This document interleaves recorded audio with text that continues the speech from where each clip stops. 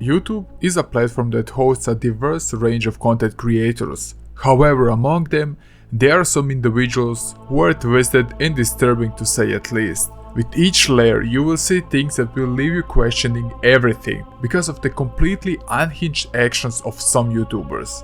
This video does feature the worst of the worst, and the intro warning wasn't just for fun, as I do tend to describe their deeds in great detail. It is important to know that these individuals may not always be easy to identify, and this video aims to shed light on their actions and how they were exposed, but not to glorify any of them.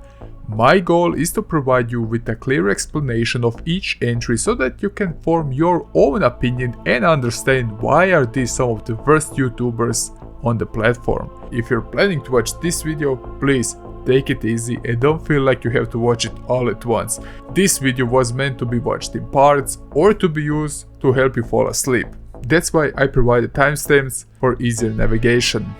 Also, I am so happy that after 5 months, this project is finally completed.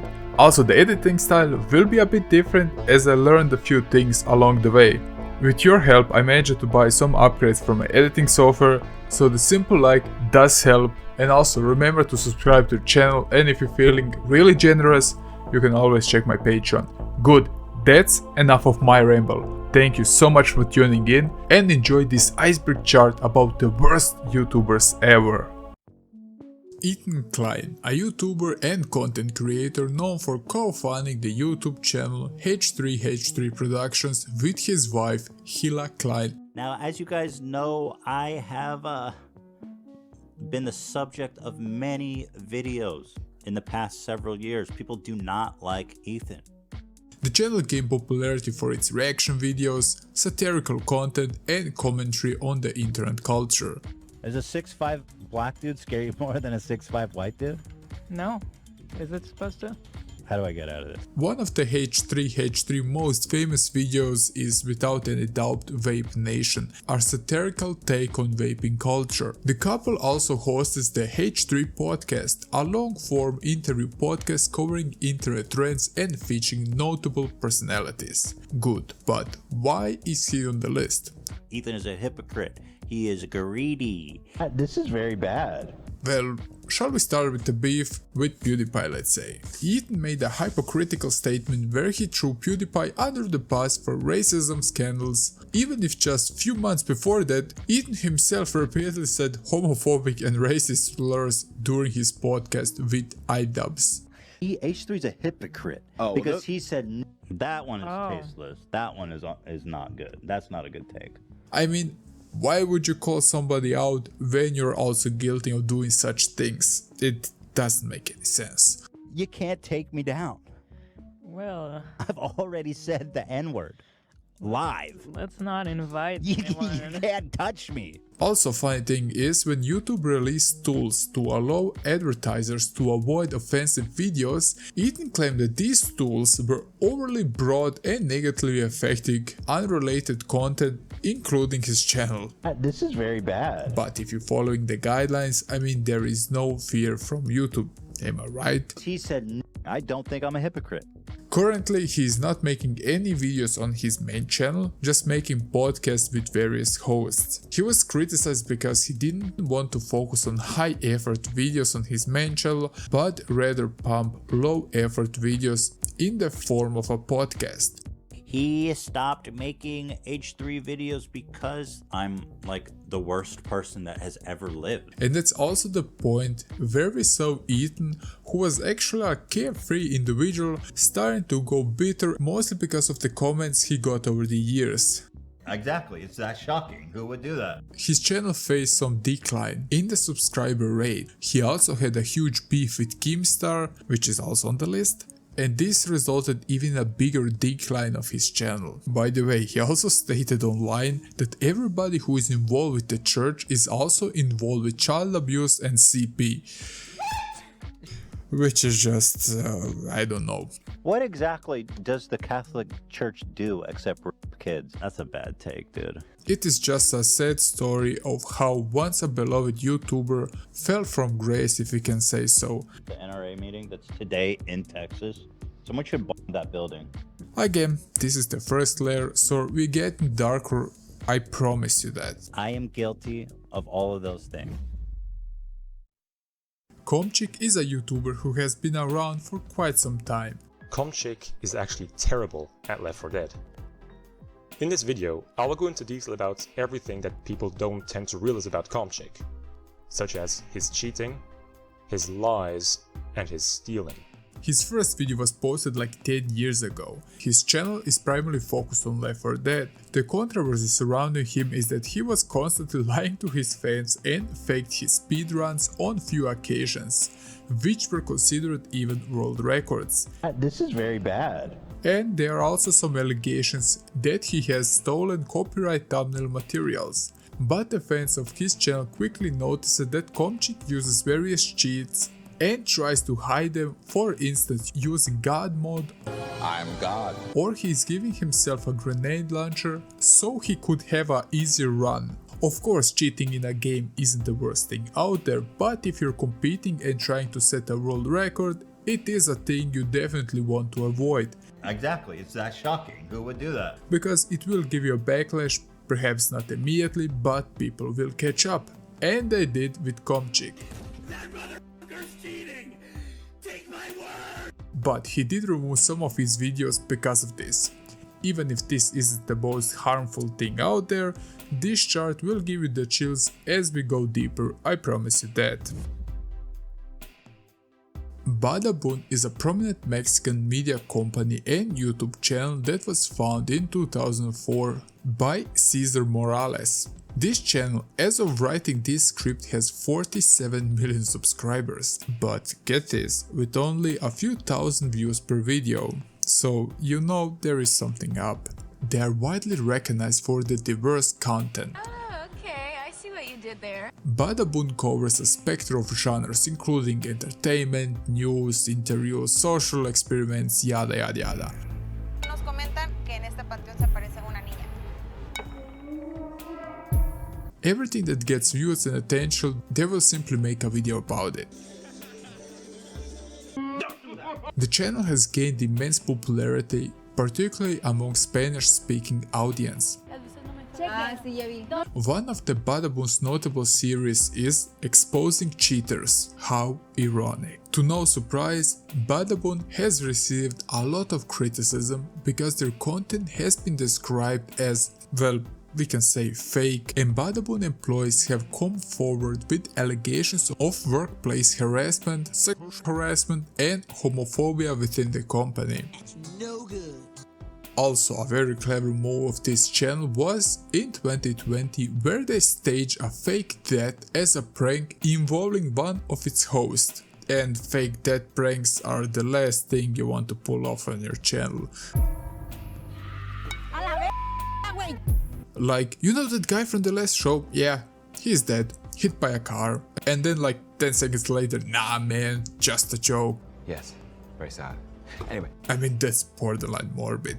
This stunt was meant to be a dramatic revelation of a fake murder. They received widespread criticism for crossing ethical boundaries. Many viewers found the prank to be in poor taste. That's a bad take, dude. And there are also a few times that Badabun was accused of plagiarism and copying content from other creators without proper credit. These allegations have fueled tensions with the YouTube community and led to dispute over originality and intellectual property. Also in 2017, Badabun posted a now very infamous video called, basically seen on the screen, which is a 5-minute Super Mario speedrun, in which they claimed they had completed Super Mario Bros. In 5 minutes, which was later obviously debunked as fake. Shotgun Raids is an English gaming YouTuber who currently makes Minecraft videos. He's mainly known for making videos of himself playing many high-pixel minigames including Skywars and Bed Wars. He's also known for trolling Twitch streamers who stream themselves as hacking. Obviously I banned him, let's see what he says. Yeah, but the admin that Shotgun Raids was also exposed for faking his most popular miniseries about him catching a player on his server hacking. Oh no.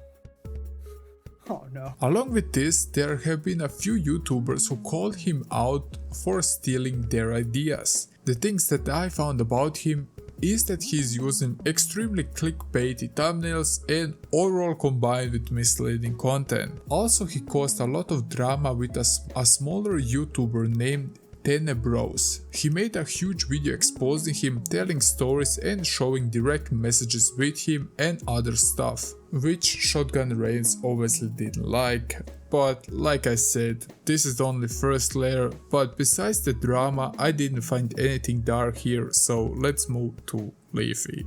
Like X-ray, that's so evil when there's like kids in Africa that are literally, you know, starving, and then he's like, yup, just go after the X-ray. Like, what? Say what?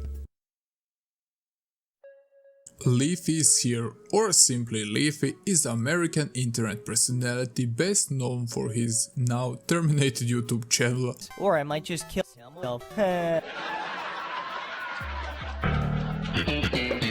You asshole. You wouldn't be laughing if you were idol. Oh my god. I never thought about it that way. Shit. I'm a goddamn asshole. Which contained reaction, drama and gaming videos with commentary. Oh my god, who is this guy? What is he f***ing handicapped? Although he started his YouTube channel in 2013, he gained popularity 3 years later when he started criticizing smaller creators for their appearance and his content went viral. One of the major reasons why fans flocked to him, nonchalant, no-hold-bars criticism of a god YouTuber named Mr. Black Darkness 666, the most metal name out there I think. But let's take an even closer look why Leafy is on the list. When you could kill yourself with a sharp object, come on. Beginning in 2016, Leafy was involved in several conflicts with other YouTubers, which led to allegations of cyberbullying. YouTube terminated his account in 2020 for repeated violations of their harassment policies. Actually showing some of this because some of this is...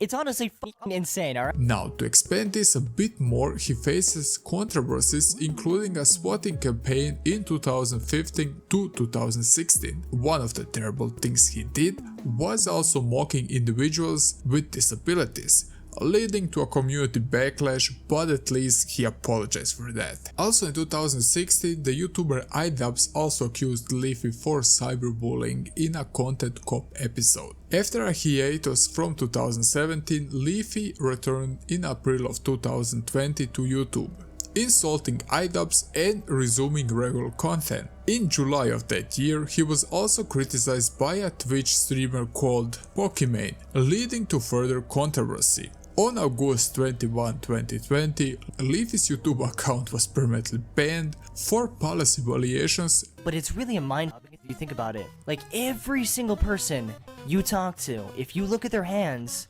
100% they have masturbated with those hands. Fuck everybody. Your mom, your dad, Uncle Melvin. And ultimately he was forced to turn to Twitch and Storyfire. But the story doesn't end here, because Twitch also banned his account on September 11, 2020, quoting Twitch, "hateful conduct and threats of violence." I mean, if you succeed to be banned by the two most popular platforms out there, that says something about you. I mean, I can make a normal video naked. I can't make a facecam video naked. What the fuck?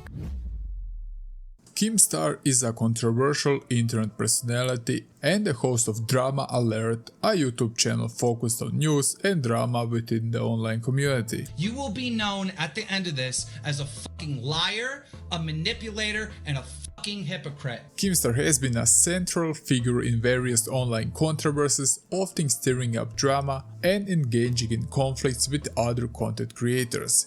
You know I only tell the truth. He's known for his outspoken and polarizing style, frequently attracting both support and criticism. Besides using racial slurs, he tweeted that he can't wait to tweet about Total Biscuit's death because he had cancer. Ugh, yeah, well. Now I want to be like, can't wait to report your death. Like, seriously, what's wrong with you, asshole? Not only that, but also body shaming, and the list continues. That's the most important thing to me. And he also falsely accused a RuneScape Twitch streamer called Tony Winchester, known as RS Glory and Gold, of being a pedophile, having confused him with John Phillips, a convicted sex offender who used to play RuneScape to attract children. And this is the point where it all starts to go a bit darker. In April of 2019, Keemstar posted a drama alert interview with a YouTuber, Ethica, who had been displaying erratic behavior before the interview. During the conversation, Ethica's main statements centered on death and his perspectives on life, including referring to himself as the Antichrist and expressing a desire to purge all life. Kim questioned whether Ethica's actions were public stunts or a general mental breakdown. Ethica stated he denied seeking any publicity and even later stated that life is like a video game and death means nothing. Kim raised some questions: if life is just a simulation, This is a straight scam! then why live? And 2 months later, Ethica posted a video resembling a suicide note titled "I'm sorry," mentioning Kim among others. Ethica's body was discovered in a river and the medical examiner determined drowning as the cause of death. Kim faced criticism, being held accountable for Ethica's death, but he argued that Ethica seemed fine privately and doctors deemed he is stable. Kim shared texts from Ethica's mother absolving him of blame and expressing love for him and his show. And also in May of 2020, YouTuber Ethan Klein of H3H3 released an exposed video of Keemstar alleging that he exploited Ethica. I don't care if the internet is picking on me. I don't care if the internet hates me. All I want the internet to do is to say my fucking name. Just please say my name. This led to G Fuel even terminating the sponsorship with Keemstar. I'm gonna burn them all to the ground. Every last one. Oh boy, where do we start? Throughout their career, the Paul brothers, both Jake and Logan, made many controversial stuffs, including videos and inappropriate stunts. Jake and Logan Paul are quite known YouTubers and internet personalities. Logan, the older brother, initially gained recognition for his Vine videos, leading to a YouTube career. Jake, inspired by Logan, also rose to prominence on Vine and transitioned to YouTube. Both become known for their controversial content, pranks and vlogs. I will give you a few examples just to get an idea if you somehow don't know about the Paul brothers. Logan Paul in 2017 made a video about the Aikogara forest, where Logan faced intense backlash for uploading a video showing a victim in the forest. That one is tasteless. That one is not good. That's not a good take. The video was obviously widely criticized and even led YouTube to temporarily suspend his ads on his channel. But in 2017 happened something quite disturbing. For whatever reason, Logan decided to use a taser on dead rats, resulting in further criticism for his inappropriate and disrespectful behavior. Good, let's take a look at his brother, Jake. Jake had a team called Jake's Team 10, a social media incubator and talent management company, which faced internal controversies including public disputes and departures of team members. Also, they got some neighbor complaints in 2017, which also resulted in some tensions with the local authorities. And let's mention the infamous FBI raid in 2020. Jake's home was raided by the FBI in a connection with an ongoing investigation. Although specific details about the investigation were not immediately disclosed, it is important to note that both brothers have been involved in numerous controversies over the years. So,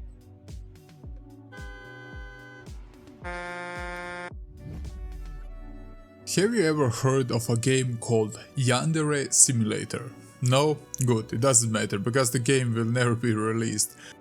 Huh? And I can add it to my Lost Game series. By the way, check the series out.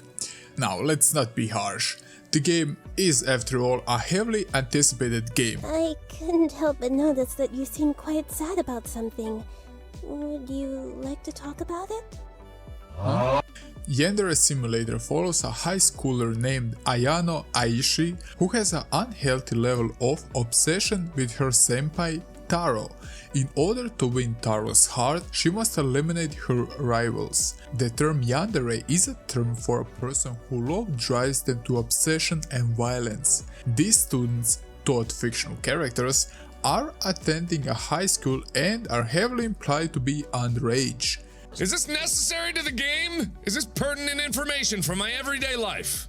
I go with pink, sure, why not? Well, the developer of this quite nice game had some allegations. On August 1st, 2023, YouTuber Pixels After Dark uploaded a video involving Yandere Dev titled How Yandere Dev Profited of His Predator Allegations. About my life at this point. I'm not questioning much, absolutely but everything. Maybe this will take your mind off of it for a moment. The Yandere developer acknowledged in a blog post that he occasionally entered what some describe, quote, flirty remarks from a fan. He playfully labeled those as foolish within the narrative, admitting to and I quote, a lapse of judgment of justifying an adult's friendship with a minor. As a symbolic gesture of remorse, he decided to make a $1,000 donation to a non-profit organization dedicated to helping victims of sexual violence. Despite those actions, he lost some support from his fans. At the end, I mean, of course he did. But besides that, he's also known for constantly slowing down his progress over his game Yandere Simulator, which also did lead to some hate.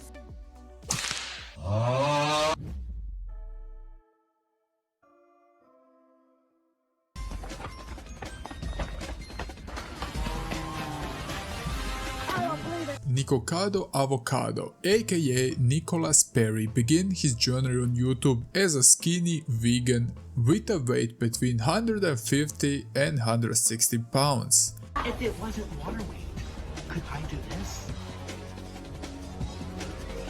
Until now, he's doubled his weight and he's almost a cyborg because of all the machinery he needs to stay alive. I'm gonna whip this hoe. Mukbang videos are videos where you would just watch an individual eat themselves until they are sick. Because of this, he has also many health issues, which is no wonder. I look like a blueberry. I look like a blueberry. He's also releasing videos on a daily basis. Until this point, Nikocado had many controversies and a lot of people despise him for unnecessary disgusting videos where he would physically and verbally abuse now his ex-husband. Ow! That hurt. It's sad to see how Nikocado is basically eating himself to death in front of our eyes and there is almost nothing we can do. Besides all the attention he's getting, he still wasn't satisfied and he loves to start a drama from time to time. For example, he faced allegations of harassment and invasion of privacy from a mukbanger Stephanie So, following their collaboration in a spicy noodle challenge video. Stephanie claimed feeling unsafe during the collaboration and accused Perry of sending harassing texts and taking photos inside of her home. The allegations led to a public dispute between the two, where both parties produced videos and evidence to support their claims.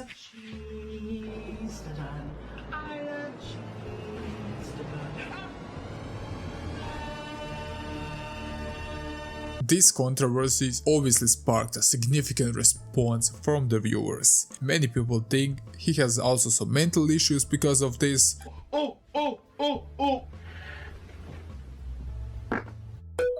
But I let you to be the judge. He's also taking advantage by uploading multiple videos with offensive thumbnails and titles such like "My new diet as a disabled person." He also claimed at one point he was Jesus and I don't know what to say. Did I mention he has an OnlyFans account? It's your boss!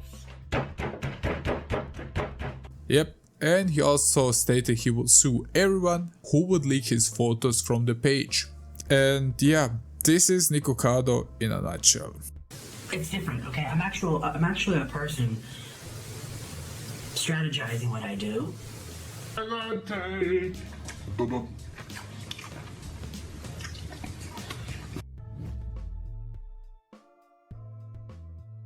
You're the fat! You're the fat! You're the fat!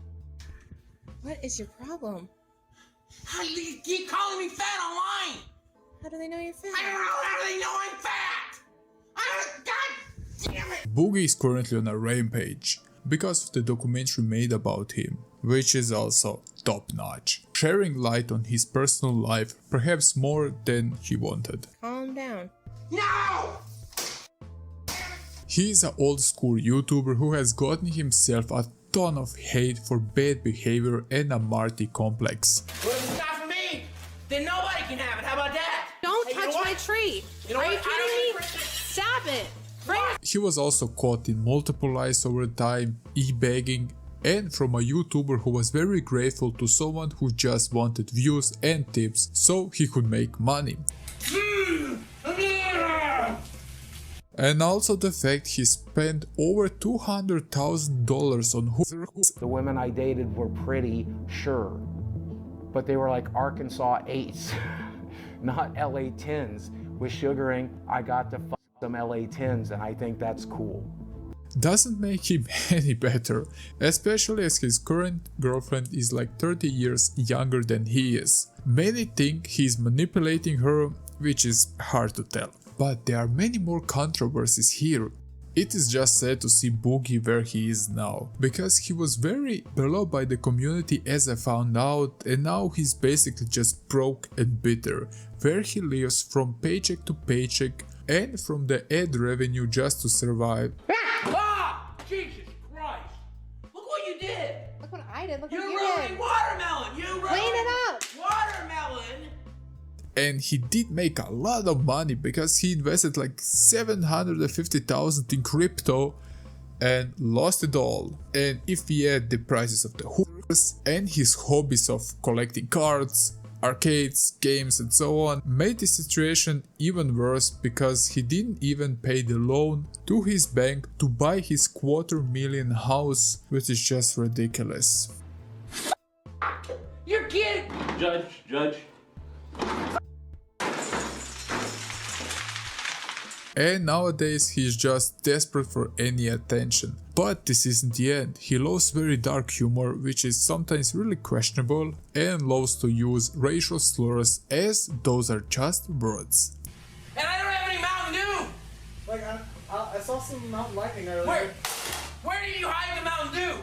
And he did make a few public statements which did left a mark on his reputation. But if you want to hear more about him, there is the documentary, or tell me down below if you're interested in a deep dive about him or any other YouTuber you saw on the list. Also, the creator of the documentary was on the podcast from Mudahar from Some Ordinary Gamers, if you want to check out some more info behind the documentary.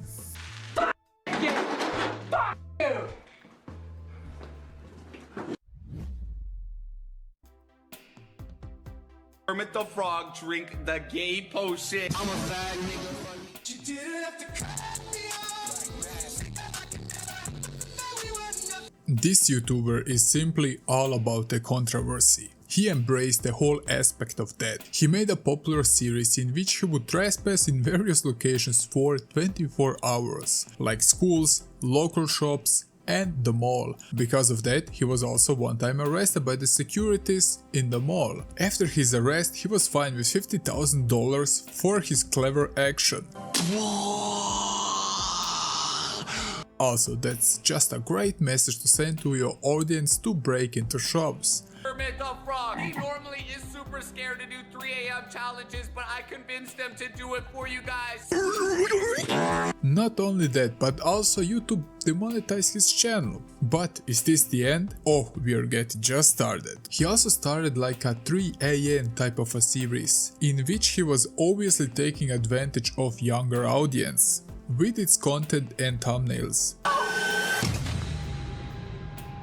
I died. What the heck, guys? This is honestly messed up. This takes even a darker turn as J-Station uses a Ouija board to communicate with the dead. The problem was that he wanted to talk to XXX which left so many people wondering why would he do that. People did criticize him that he was trying to exploit people's death for views in such bad fashion, and he did those videos with little or no emotions of the passing of the actual victims. But if you take a look at January of 2020, he made a video that is just a cherry on the top. It's where J-Station posted a video titling "Saying my last goodbye to my girlfriend Alexa, rest in paradise." This is not a sad story of his girlfriend, but it's a story where J-Station actually faked her death. We saw that he didn't have any morals in regards to getting views, but nobody did expect this. He even told in the video that his girlfriend's only wish was to reach 1 million subscribers. This is some psycho manipulation on the next level. There is just no other way to describe it. Our guy Mudahar from Some Ordinary Gamers like always found some interest in the story to investigate this, and even called the police to see if his girlfriend was actually dead. And I mean, he obviously found out that this was not the case. This led to both of his channels being demonetized because the police connected YouTube. Not even that, he even broke up with his girlfriend and YouTube even decided to terminate his channel. But let's see now the crazy story behind Hannah Sabata. I just stole a car and robbed a bank. Now I am rich, I can pay off my college financial aid, and tomorrow I am going on a shopping spree. Bite me, I love Green Day. This is the description of a video posted by Jelly Benny called the Chick Bank Robber. With this little info, can you imagine about what this entry is about?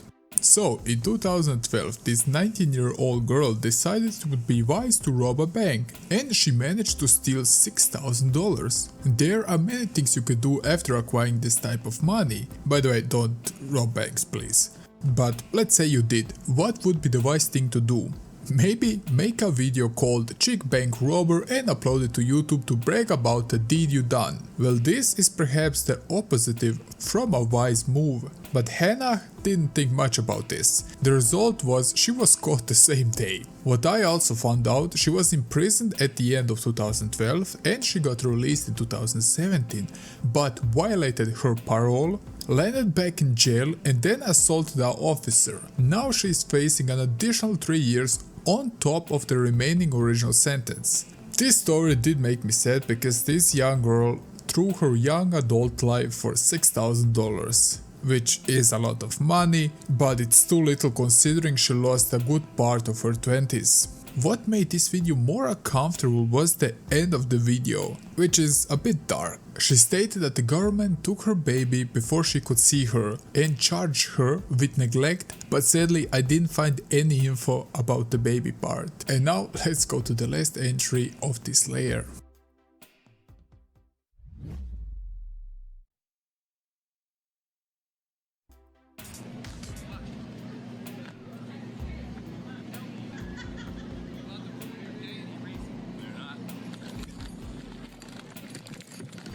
Charles Ross, known as the Ross Creations on YouTube, had made a name for himself with prank videos and gaining about 2 million followers across his channels, Vlog Creations and Ross Creations. His stunts were classic stunts you would often see involving unsuspecting people, which even led to 6 arrests in Florida.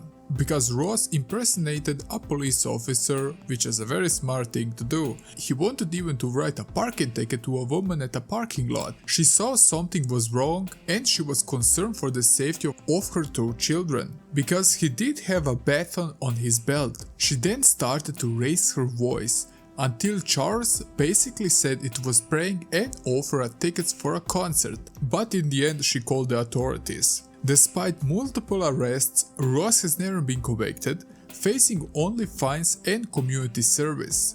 and he also filmed himself doing a backflip over two officers sitting on a park bench. They tackled him and cuffed him while the camera rolled. The competitive world of YouTuber pranks encourages creators to push boundaries. I mean, despite YouTube's attempts to regulate stuff, some creators still produce controversial content for their views. Ross is just a piece of history which reflects the challenges of holding pranksters accountable for their actions. This is another huge rabbit hole that deserves a separate video, but I will try to give you a good idea about this. Some channels abuse copyright laws and try to take down videos or channels they simply don't like. Some of them are like NS Butter and Keemstar, but there are many more, of course. People would even claim they are working on behalf of other companies. I mean, it's like in the Wild West. Some YouTubers just see a video they don't like because it's mostly about them, and then they are making a copyright claim. And if your channel is getting too many strikes, you can even get a red card and say bye bye to your channel. Daddy05 was a family channel that became the center of abuse claims after the pranks become gradually more extreme. What inspired you to do YouTube? And my kids inspired me to do YouTube. They all wanted YouTube channels, so I made a YouTube channel. They suffer great consequences because of their actions. Family05, originally known as Daddy05, was indeed a very controversial YouTube channel. There is no other way about it. The channel was focused on daily vlogging and prank videos. Bring back an old friend. Yep. Cody, wake up! The heck? Time to get up. Do that! The couple had 5 children and they always thought their life was amazing, just like a movie. Because of that, they made a YouTube channel that would show the world their life. They would usually do harmless and funny pranks. This is what I did to Curtis. Besides that, they also did a vlog type video of their everyday life, but that's not the reason why this channel landed on this list. As the channel grew, the couple noticed something quite interesting. As they were hitting 100,000 subs, they realized the more intense the reaction of the kids was, the more views they would get. Really? Really? You wanna play games, Cody? No. Wanna play games? Let's play games, Cody! Let's play games! Which led this channel on a dark path. Not only that the parents would prank their children, they would usually tell 1 or 2 of the children to prank the rest, and their parents would often tell them to do their best until the rest go mad. Yeah?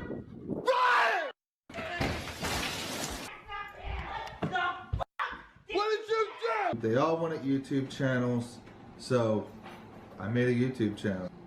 They also quickly realized that some of the children react better than the rest because they really did analyze each of the children's behavior. Because I won't tell you the name of the kids to not cause any more harm that they already went through, let's say that the child 2 was going through something. I would say it's an emotional breakdown. I am not a doctor to judge, but this is how it seems to me at first look.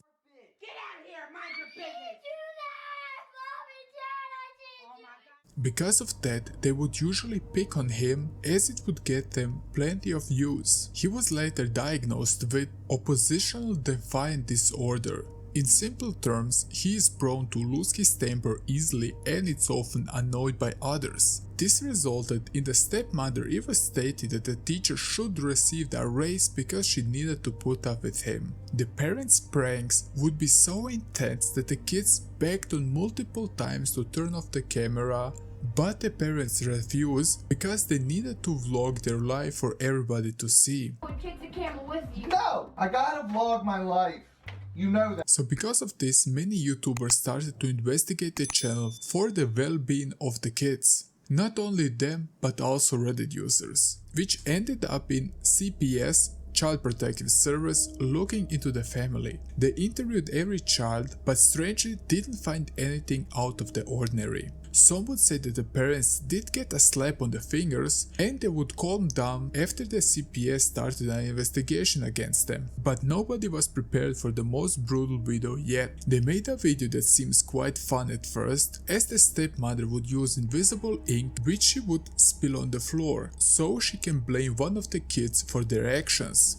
I bought this here, invisible ink, and I'm gonna squirt it all over his carpet and start flipping out. But her reaction was just too much. Seeing the children crying and the tone of the stepmother which was screaming at them, everybody saw that the parents needed to be stopped.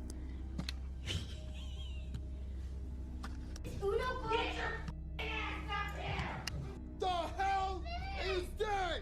What is this? Cody! Tell me! I didn't do that! You tell me what you did! I swear to God I didn't do that! I didn't call over your carpet! You both did this! We got you both. You were innocent bystander. Yeah. You just got owned. It's just a prank, bruh. This video gave them even worse reputation after Keemstar and YouTuber Philip DeFranco starting closely monitoring the situation and trying to see what was really going on.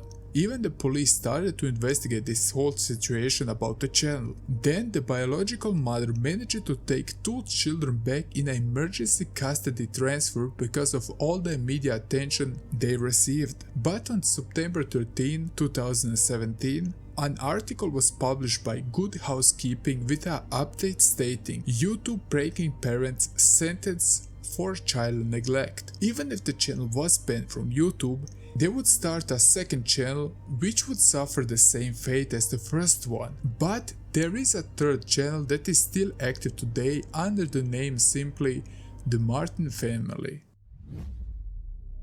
This entry is quite disturbing. CJ So Cool is an American YouTuber who used to upload reaction to popular viral videos, try not to laughs, prank videos and many other types of videos, occasionally with his brother Jinx and his girlfriend. His brother Jinx stumbled upon a goldmine as he started to make reaction videos back in 2014. With that, he also introduced his brother to the channel. They both started producing content that was called very lazy, and many popular YouTubers criticized them because of the types of the video they made. You've gotta be kidding me. Take it off, smart as the agony. So pretty brilliant how you play the entire video in your channel. It's like it's a one-stop shop. Why bother going to my channel to watch that video when you can just watch that and your reaction? But in CJ's case, he did manage to branch out in a kind of a vlog style video combined sometimes with pranks. He stated his channel was hacked and the hacker deleted all previous reaction content, and because of that he needed to start all over again. 2 fucks about the shit they deleted, because I'm about to come at you guys way stronger, better content.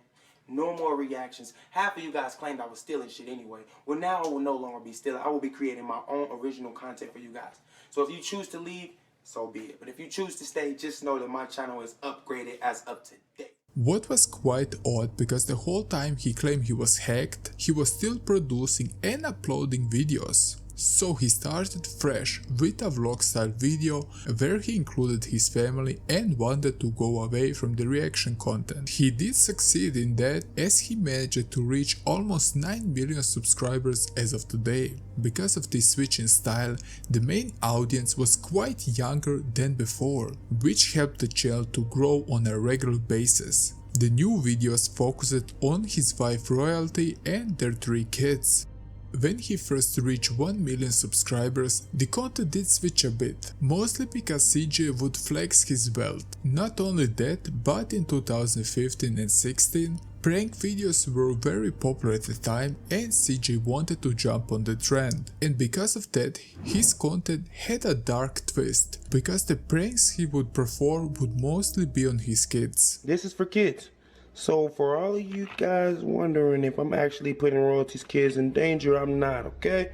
So you know how this goes from the last entry. Every prank needs to be more intense and more chaotic than the previous one to attract more attention. To give you a few examples, he would cut their hair in funny ways or use firecrackers while they were sleeping, which is just wrong on so many levels, but CJ then had a brilliant idea. And I'm of course sarcastic here. This is disturbing and wrong on so many levels. I can't even comprehend how stupid he was to do this. He started his video like many other videos, where he would flex about all the things he possessed, and then proceeded to go to the pharmacy and decided to buy laxatives.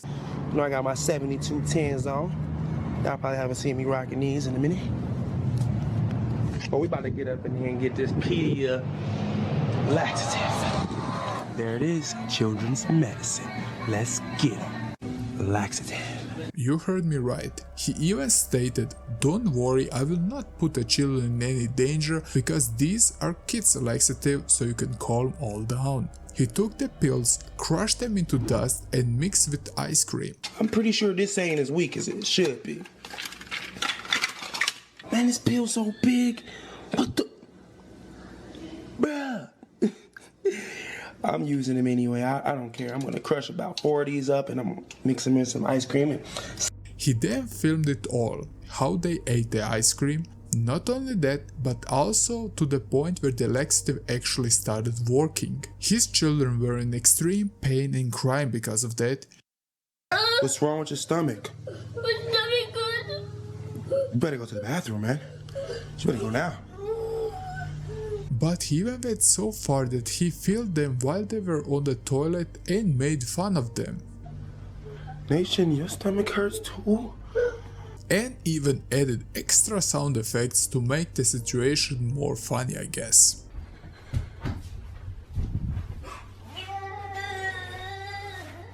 This video was banned because of obvious reasons, and the people stated that this was child abuse. CJ never went to apologize because of this, which made this situation even worse. And this is why CJ landed on this list, and it's a really fucked up situation if you ask me. And yes, he is still producing videos, just to let you know. T-Series. Does anybody know about this special channel? A channel that is tied to the mafia and a channel that is accused of using bots as subscribers. Not ringing a bell? Well, they even sued one of the most beloved YouTubers out there. Besides that, it is also an Indian music record label and a film production company that owns and operates the most viewed and the most subscribed YouTube channel. Yes, you heard me right, with over 253 million subscribers. Because of that, you would probably think they are quite popular. Well, yes and no, depending on who you're asking. One of the reasons why they're so unpopular is perhaps the beef they had with PewDiePie. So come on, T-Series, looking hungry for some drama. Here, let me serve you bitch lasagna. Bitch lasagna, bitch. The beef was about who would be the first channel to reach 100 million subscribers on YouTube.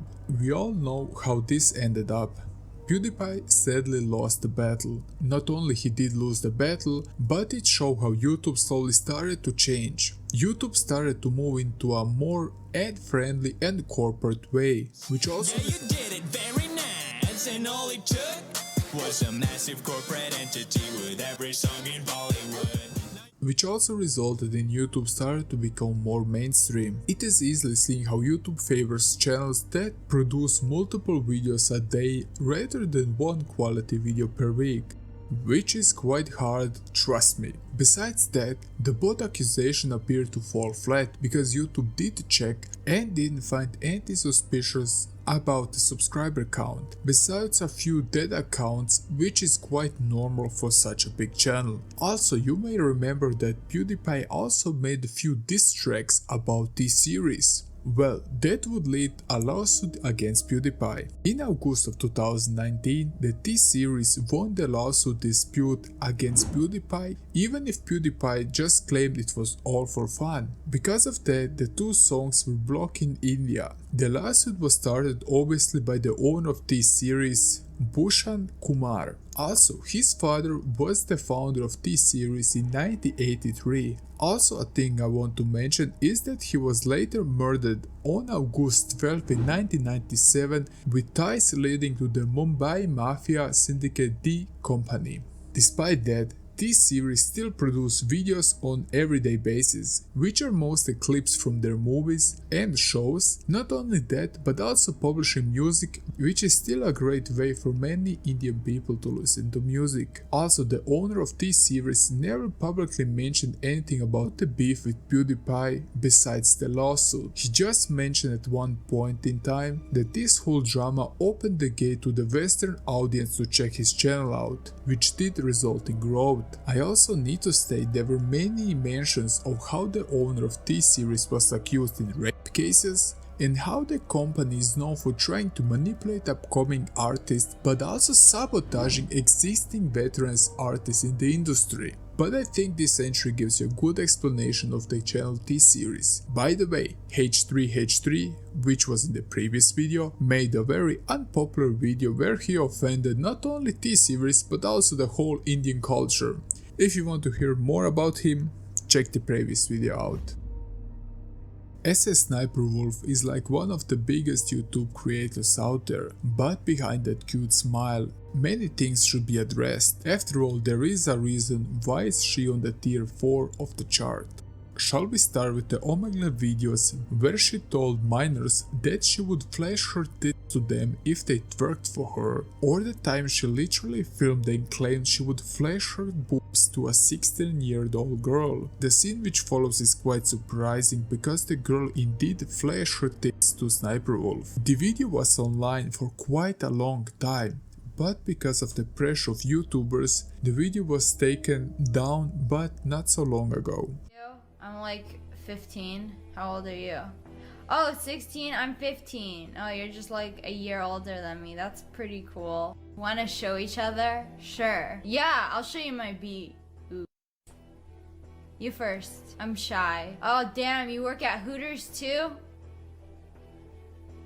Damn, you got enough money at Hooters to like get fake tickets. I didn't know they pay that good. You seem way too excited to show me. Hey girl. Sniper Wolf is now a YouTuber with decades of experience. Her YouTube started to take off when she decided to falsely accuse Girl Gone Gamer for cheating. This sparked great attention mostly because of Reddit users. So yesterday I posted a video called The Truth About Girl Gone Gamer, which actually got a lot more attention than I would have ever thought, and it seemed to cause a war between the fanboys. Some smaller channels would state that she was making false accusations. Sniper Wolf obviously tried to copyright all the smaller channels because of this. There is also a case where a 10-year-old girl who was dying of cancer had a wish to meet Sniper Wolf, which at first was all fine, but later Sniper Wolf declined because she didn't have any time. Can you get me in contact with SS Sniper Wolf? There's this girl, she's 10 years old, she's dying of cancer. Her AKA Sexy Sniper is a piece of shit. Good luck with that. Anyhow, Adam, trying to make this 10-year-old's dreams come true, gets a hold of Sexy Sniper Wolf, or SS Sniper Wolf, and she agrees to talk to the kid dying of cancer. She set it up with her mom. I got the text conversations, so they have a date to do it, right? Sniper Wolf blows it off. Completely blows it off. She's posted on Instagram that she's out to dinner, all right? She's out partying and living it up, and this 10-year-old is literally dying right now. Which is really sad. I mean, the fans of your show are the people who are granting you the life of a YouTuber, and you should be grateful for every one of them. If she could not meet her, she could at least make a video call. But of course, the controversy didn't stop there. There is even a lawsuit dig up where she was shown how the former channel Super Sexy Sniper Wolf was made with now her ex-husband, and it was all made 50-50. The majority of the work was done by her ex-husband, who was playing the games, scripting and editing. Then she would slip into the role of the quirky gamer girl and attract the masses. Her whole career was built on a lie, and it was a facade. She even tried to hide this from the public. This didn't make her situation any better. Even if she is favored by YouTube, despite uploading reaction content, She's basically stealing people's content without any proper credits. A couple years ago, he re-uploaded one of my videos, and you can't just take somebody else's content and re-upload it and monetize it. So I filed the copyright claim with YouTube trying to take it down. Not only that, but also the case where she doxed and exposed the home address of a YouTuber called JaxFilm, because he made a parody channel where he would react to the reaction of Sniper Wolf, but he also tweeted on numerous occasions why is YouTube boosting her channel and why she's being monetized because she is uploading not original content without proper credits and with little or none reaction to them. So this at the store want to be petty, right? How do you deal with a Karen? So this at the store want to be petty. Oh, he got time. But one night this went all overboard. She posted a poll on Instagram should she visit his house. She waited like 5 minutes ago before she really went to his house and started to call him out live, doxing his address to thousands or even millions of people. Even if she deleted the video just 2 hours later, the harm was already done. Alright, right in front of your house. Come out and talk to me. He has food outside, so he should be out any minute now to pick it up. It's ice cream as well. It's ice cream. I just want to talk. With this move, she violated one of the YouTube's most important policies, which is about doxing people. He's literally right outside your house. Oh my god! This is happening right now. Call the police. Actually. Wait, what? Call the police. No, there's a video. She's outside your house right now. What the? She literally on her posted a Instagram. video on her story 5 minutes ago. I'm recording. Oh my gosh, she's outside her house. Record this right now. Doxing you. Yeah, that's the. Yeah, no, this is. Oh my god, that's horrible. No, that is huge. No, it's not. Privacy. And so much else. There's so much wrong with that. No, I'm not getting out, dude. That. No, stay inside. Absolutely. Call the cops and show them the Instagram story.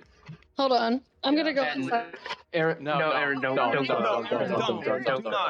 please don't. All right, hold on. Should we? I'm gonna end this. End the stream. Thank you for coming out.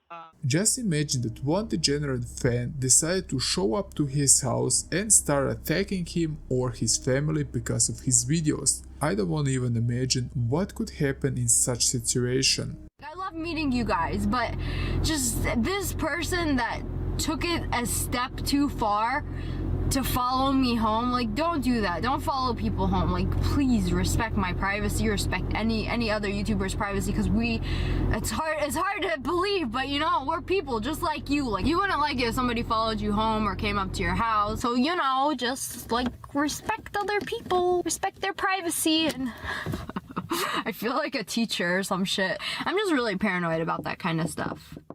This led to JaxFilm begging YouTube that they deplatform her. YouTube needs to take swift action and ban her from the platform ASAP. And the same goes for Instagram.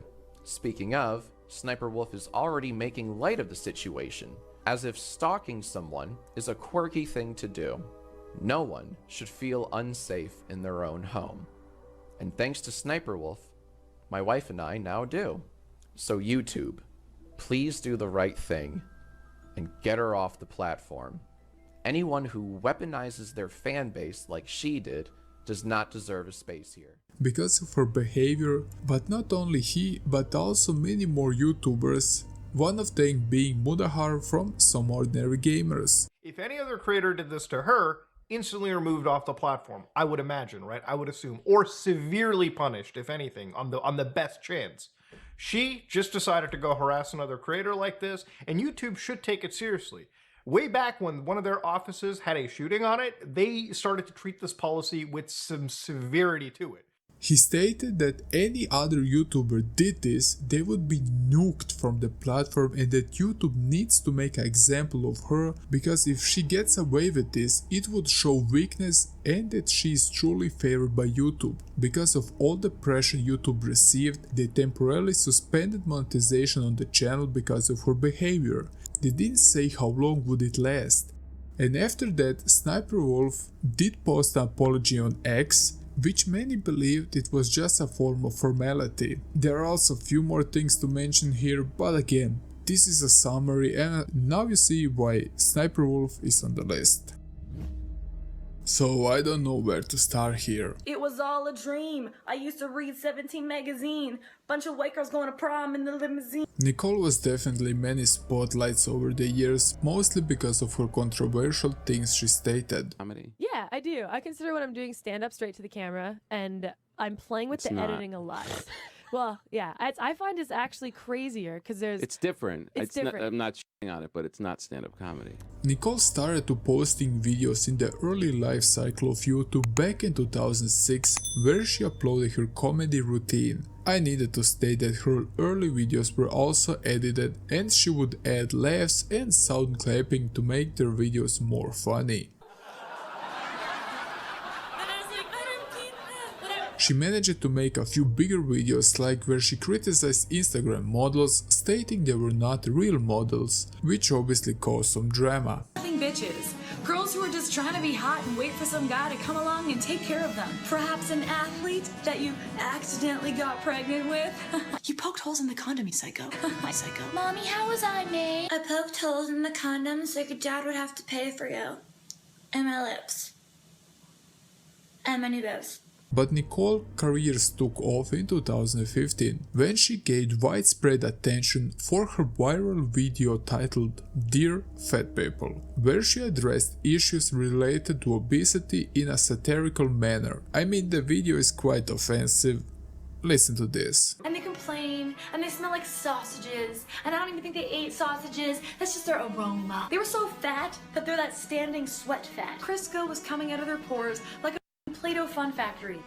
Then the video was taken down apparently for YouTube, but some speculate it was taken from her side just to gain more attention and to tweak and make drama about it. And then you sort of hide behind this, well, it's not healthy. That's bull, and you know it. You don't care about that health. Come on. The whole thing was a joke. It really was a joke. I do care about people's health, but the whole thing was a joke. And I make fun of myself all the time. Like, I know that I look like side chick Barbie. I realize this. And I make jokes about it all the time. She made more videos like this, and she was even on TV where she stated this was all a joke. But this didn't help her channel because it was getting more and more dislikes over time. I mean, you can't tell people they are looking like sausages. Even then, she was on a rampage where she called out various people like Dear Black People, Dear Feminists, Dear Sluts, and Dear Refugees.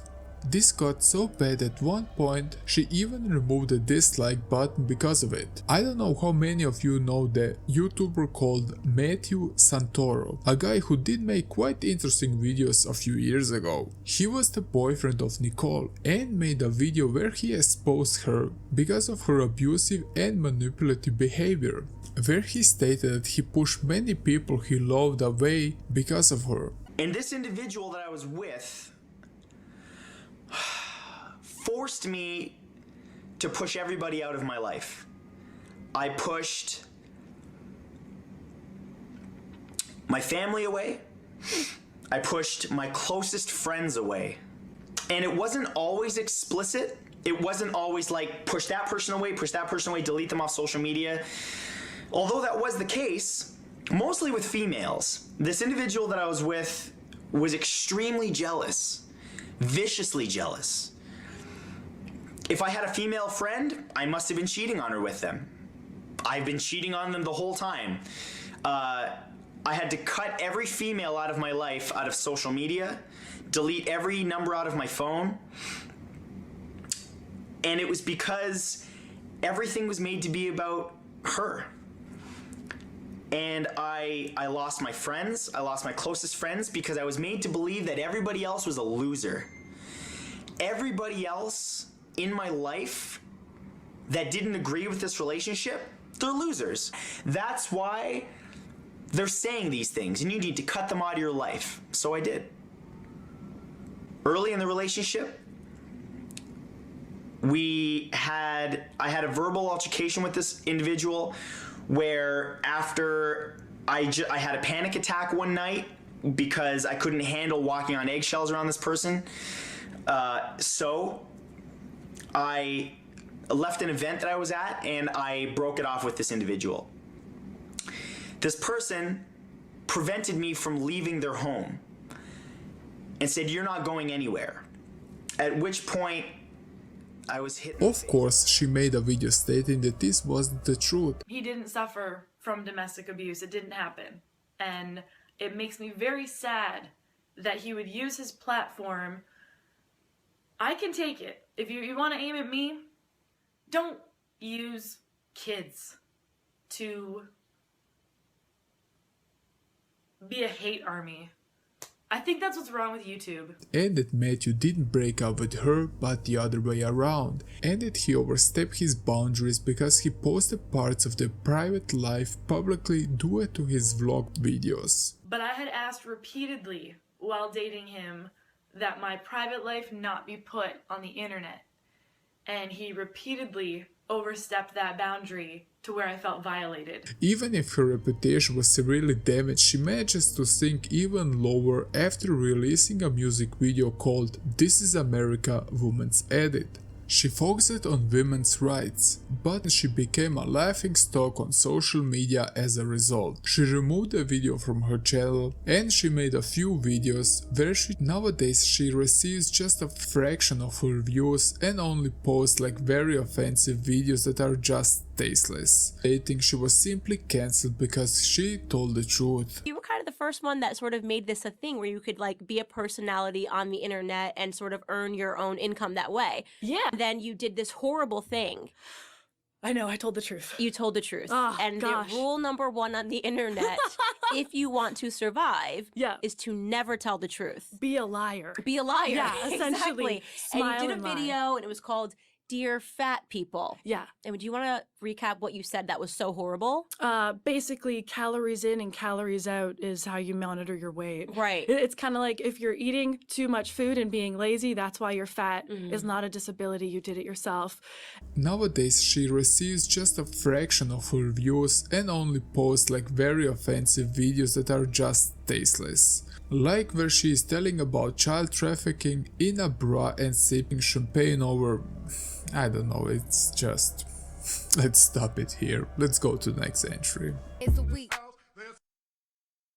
Make that pull out game weak. Now that I have your attention, human trafficking is 150 billion. Troll Station really does live up to its name. A channel that was accused for mass hysteria as their pranks went a bit too far. Troll Station is a British YouTube channel and collective known for creating pranks and social experiments. The group gained popularity for its controversial and often edgy content, which involves staging various scenarios in public places to capture people's reactions. Troll Station was founded by David Vujanic, who started the channel in 2013. While some viewers find their pranks entertaining, others have criticized Troll Station for crossing ethical boundaries and potentially causing distress to unsuspecting members of the public. The group has faced legal consequences for many of their activities, including arrests and convictions related to public order offenses. If we take a look on July 5, 2015, they staged a prank that involved pretending to stealing a painting from the National Portrait Gallery and the Tate Gallery. They were adjudged to have caused panic and distress among the visiting public. The prank was so wild that the court comprehended the prank to be a terrorist incident. Because of this, the actors even went to jail for a couple of months as a result. They are mostly disliked because their pranks are a bit too much, often with violent nature and trying to cause mayhem and panic. Also, during a UEFA Europe League match between Tottenham Hotspur and Partizan Belgrade in 2014, three men staged a pitch invasion as a publicly stunt, later named the pitch invasion prank. Nathan Thompson, the first intruder, spent about 5 minutes on the field, even taking a photo with a Tottenham player. Gomez Garcia, the second intruder, was captured more quickly, with a player pulling off his shirt. The trio was charged with pitch invasion and the Tottenham Hotspur was fined. They are still making videos, but not as many as few years ago. First, a disclaimer, this video is based on the video made by SVA GTA, because I could not find anything about this guy. because his controversial videos were deleted and any video that I found on him on Reddit was already deleted. So Joseph Martelli is just a sad individual. I don't know what else to say here. He has much hate in his life, which he reflected towards the people he gets in touch with. So get this, if I tell you that gay people deserve to die and they should be all put on an island so their species die out, would you believe me this comes from a straight person? Well, this is quite complicated in the case of Joseph Martelli because he was also at one point gay. Joseph Martelli was on a podcast called The Drunken Peasants, where he spread his points and views on life. Because of that, members of the podcast made fun of Joseph and he got pretty upset. Shortly after that, members of Drunken Peasants channel and The Amazing Atheist would have a show. And Joseph claimed he would show up to the event and it would be very wise that the police check his bags for weapons. He would also go on posting on Instagram his weapons and a Bible, and he would often start to be very offensive to people when asked if he was really going to do this. After he went to the event, he stated nobody dared to confront him, which was obviously not true. And I don't know what happened to this guy because his channel is still up and he has exactly 666 videos, with every video around 3 seconds, and the videos range from Bible quotes to random Super Mario clips. If any of you know some more information about this, share your knowledge down below, I would be grateful. I called him out on all his fake videos, like all the pranks were fake. I faked some of my videos, people already know that, but I didn't fake it because I'm a bitch. I faked it because I'm thirsty for the reaction that I want to get, but I can't get. Who is Vitaly? Well, some would say he was a great pranker back in the day, but now some would say he's an obnoxious douchebag. And they are right to some extent. Vitaly was originally known for his prank videos. Now he is living the life you all know if you have ever visited any platform. He would jump out of planes, flash money and drive fast cars. But his channel started as a humble prank channel where it was all for fun. But was it? The problem was, in one video he stated that from his 165 pranks, only 5 were fake, where in another video he claimed that obviously the pranks were all fake. A friend of him called him out because he has proof of that, but that's a drama I don't wanna address. The video you made about me, you said I do the fake pranks. You said you're the 1% that doesn't. You're the one who taught me how to do fake pranks when the first video I ever did was filming your fake. Everybody knows that we faked pranks back in the day. Yes, I faked some of my videos, but I'd rather fake pranks than fake my religion and my friendships. Even if some of the videos were fake, he did do some controversial things, which led even to arrest. Like in 2014, where he was arrested for invading the field during the 2014 FIFA World Cup match between Germany and Argentina in Brazil.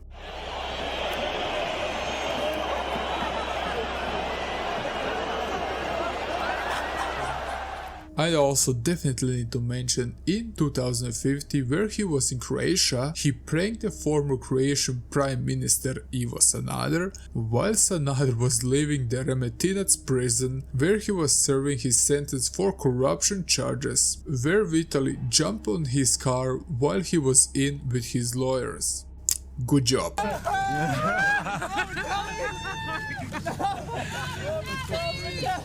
Go down, go down, go down. One also notable thing is that in January 2020 he decided that it would be wise to climb the pyramids of Giza, which resulted in him spending 5 days in prison, but he also stated this was all for a charity. He also spit on a police car and pranked people, where he would drop a suitcase and said that people had 60 seconds to run away. And yes, he was arrested for those pranks, but he didn't learn his lesson. But things went south in Vitaly's career in 2020, where he attacked a random girl who was jogging in the park. The girl was seriously injured, including a bloody and swollen eye, which led to his arrest and subsequent release on bail.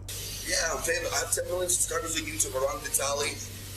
Uncensored, where I do pranks with topless girls. Okay, let me go get you. Check it out, see? I'm gonna put him in the front. You know me?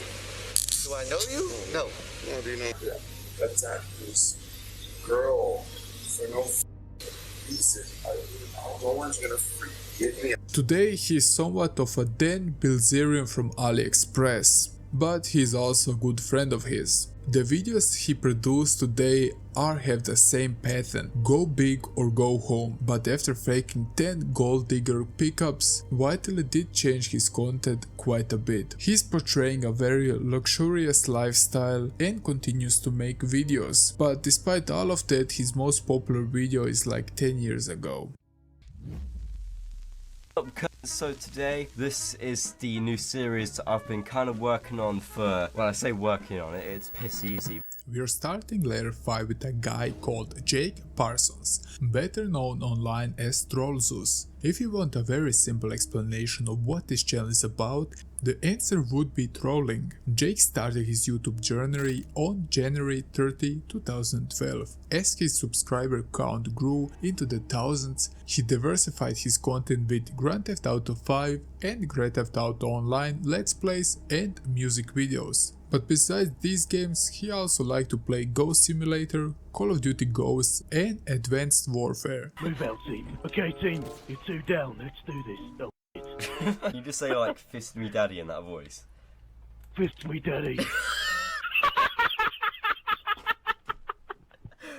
Jake even ventured into MLG videos and montage parodies, and eventually creating what could be considered the most successful series on his channel. So this is the first somewhat red flag. He created a thing known as the sex demon, where he puts a demonic voice and says overly sexualized things to see gamers' reactions.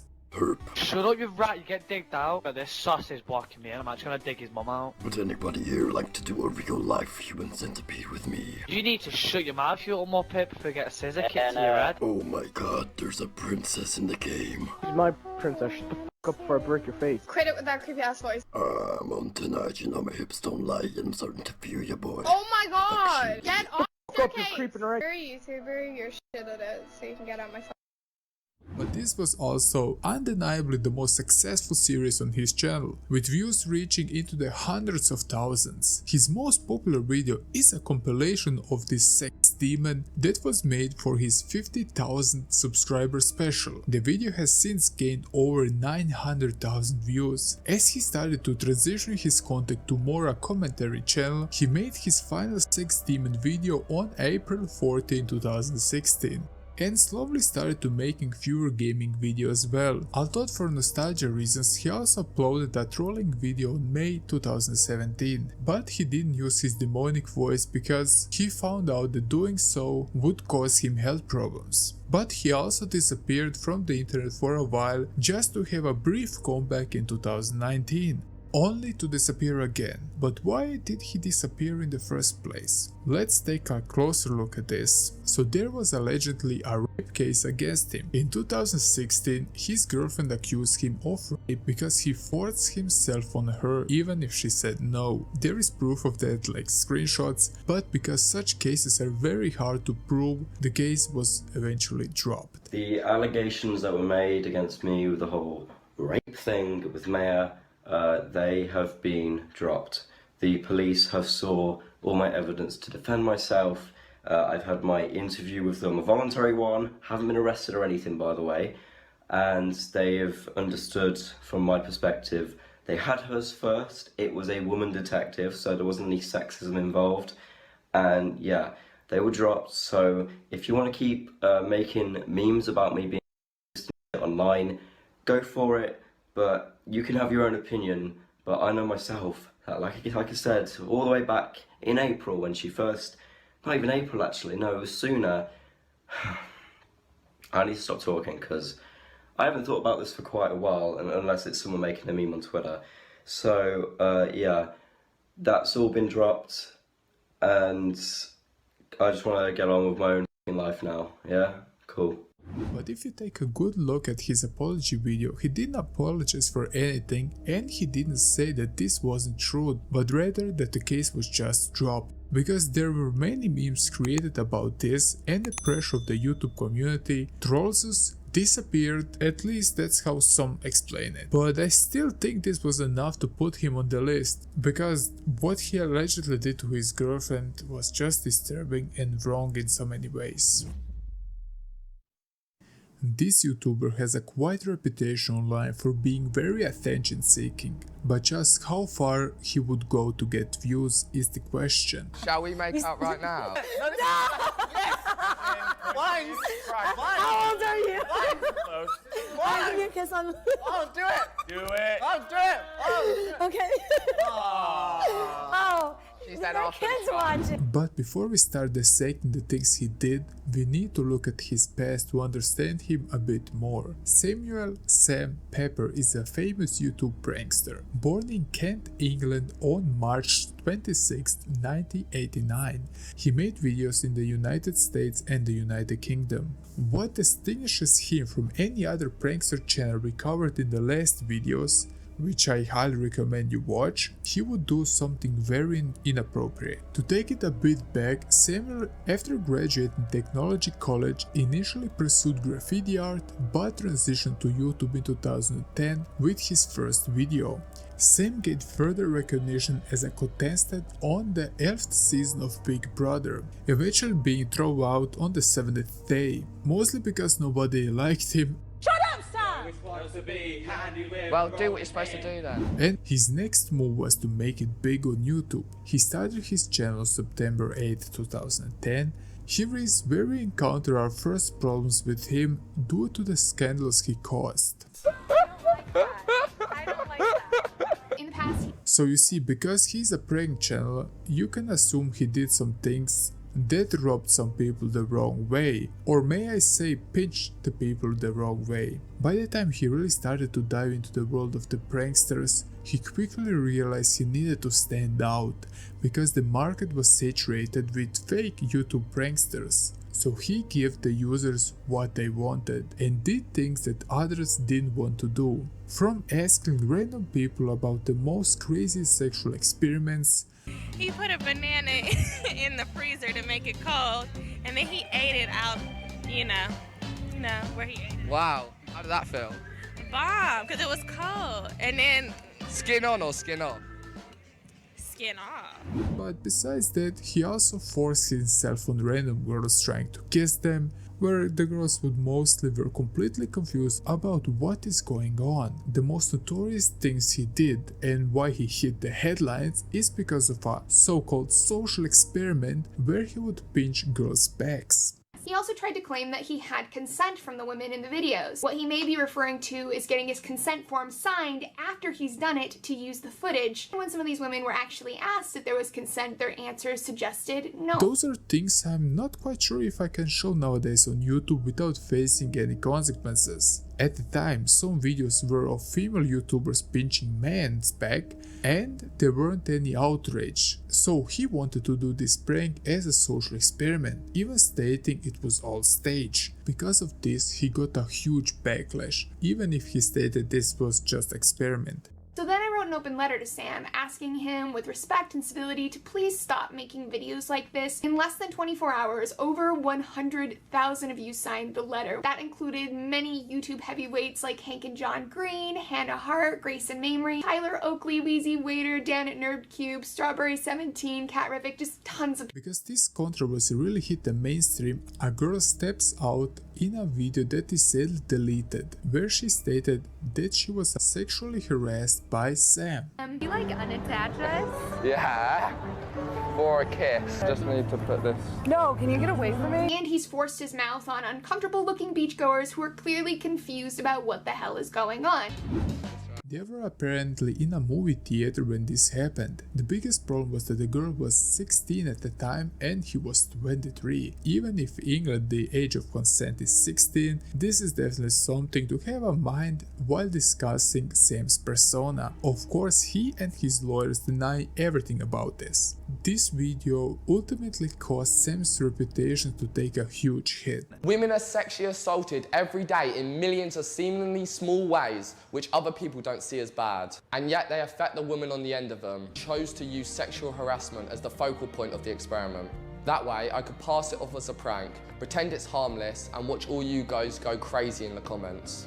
And I'm so glad you did. After this, many more girls came out with the same problem they had with Sam, because he would take advantage of them, while most of them being underage. Sam knew he could use young girls because they were his fans, so he manipulated them to send him naked pictures. Like in the previous video mentioned, it is just sad how some YouTubers treat their fan base. This is utterly insane if you ask me. So yeah, this is a man with a very shady history where he publicly harassed girls, handcuffed them, and even tied them with a rope. He's physically restrained women with rope, lassos, almost got himself beat up over it, handcuffed himself to girls and told them he won't let them go until they make out with him. But sadly, not only that, but with all the girls that came out with the sexual harassment he's done, this is not the end of him. I started to get letters from young women who were allegedly groped and harassed at music festivals, conferences, meetups. There were tons of stories. Another young woman, a fellow YouTuber, told me of a time that he invited her to crash at his place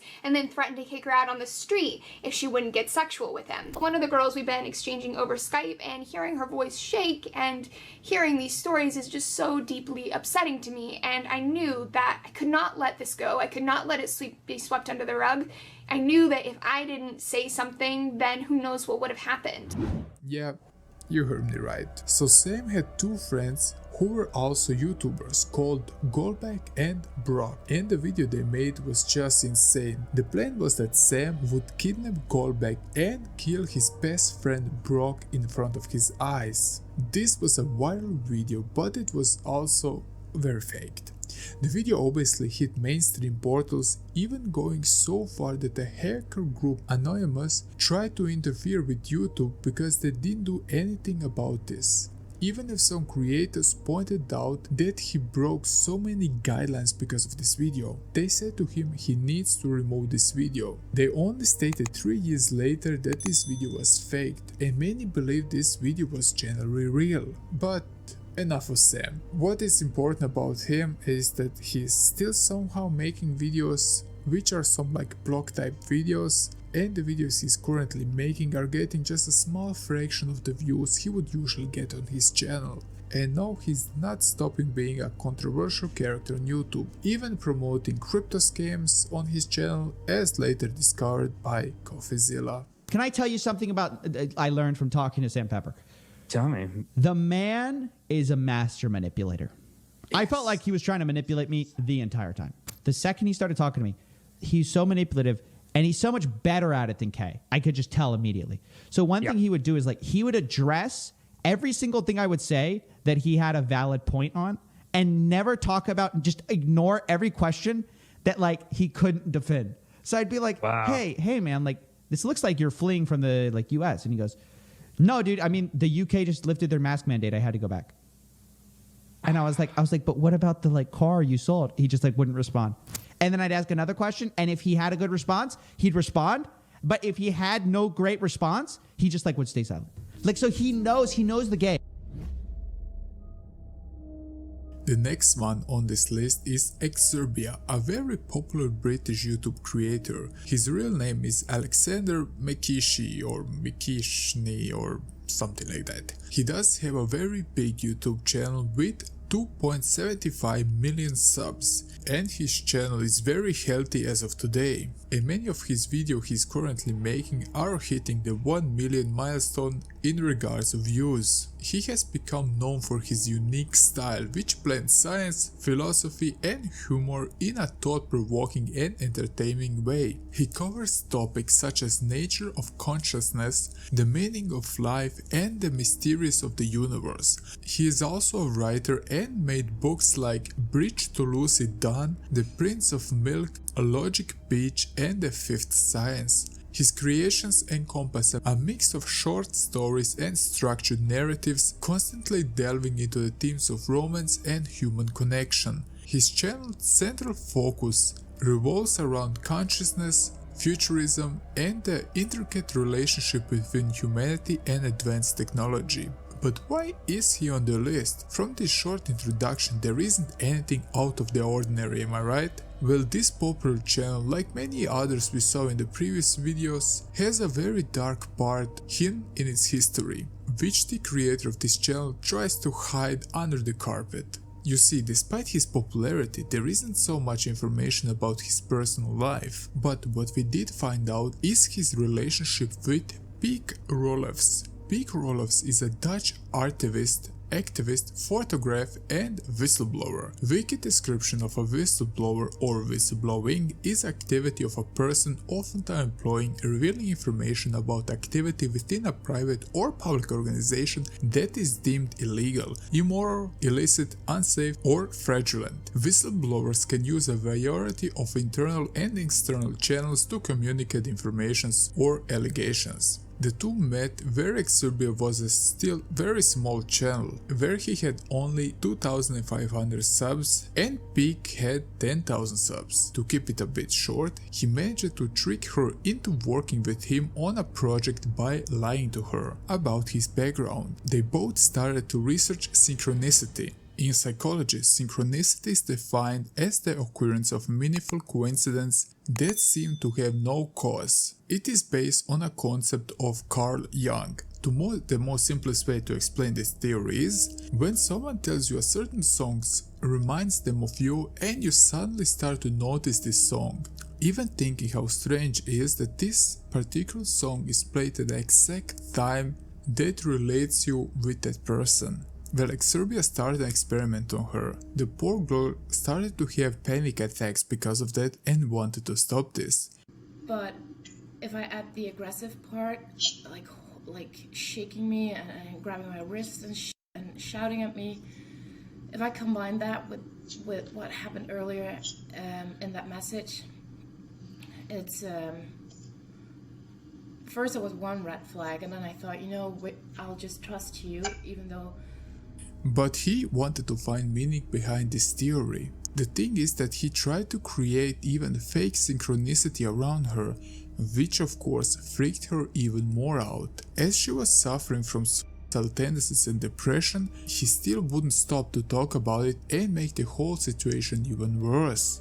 The most surreal thing about this is that he knew about her mental state and still talked about life, death and other concepts that could be very damaging to a person that is suffering from depression. Piek was hospitalized in November 2016 for acute stress disorder, post-traumatic stress disorder, depression and thoughts of suicide. During her 7-month hospitalization, she started to talk about how he started to threaten her between November and December of 2016, basically blackmailing her to leave the hospital to talk to him while she was drugged with prescribed medication. When she finally met him, Iceberg allegedly raped her while she was unable to fight him because of the medications, one of them being Xanax, a well-known date rape drug according to Wiki. When Piek was discharged from the hospital, she gave up her career as an international photographer to focus on her recovery. Sadly, the police did not do much about this. AD's reconstruction, however, was a whistleblowing article on Dutch police failure, a 1-year investigation. The day before they published it, they wrote front page about the low conviction statistics in sexual abuse cases and how many remain on the shelves for years before they are investigated. As she stated, he basically received a jail-free card because of that, which must be such a spit in the face of the justice system, but sadly she is not the only victim to such fate. AD researched these shelved cases because I provided them with a secretly recorded call with the police, where the police told me just in Limburg alone, where I live, over 130 cases had been shelved. Due to this, AD realized the number of shelved cases the government said we had in our country, around 350, had to be wrong. So AD investigated this and found out that the Netherlands actually had 945 cases on the shelves, 19 even longer for 2 years. So this was the plan. First come with the statistics, and the day after give an example of a police investigation where everything that could have gone wrong went wrong. And that was the Iceberg case. The biggest problem was that she was at the time hospitalized when she tried to sue him. Oh, definitely due to it, the police recognized some mistakes to AD and that they initially refused my criminal complaint. Questions in the Dutch House of Representatives were asked following the article, and I've also been told it's been discussed at the university here to teach students about police failure, and that's a good thing, that my testimony has helped to open up a conversation. In March of 2021, following the Serbia criminal case, Code Media and Rappel reported to Pike, where she received death threats even accompanied with images of deceased individuals. Well, that article was about companies like YouTube who rarely take action when people are targeted on their platform. Coda investigated Exerbia for 12 months, saw the evidence and how he allowed fans to smear and dox me on his platform. It was in the public interest to warn people.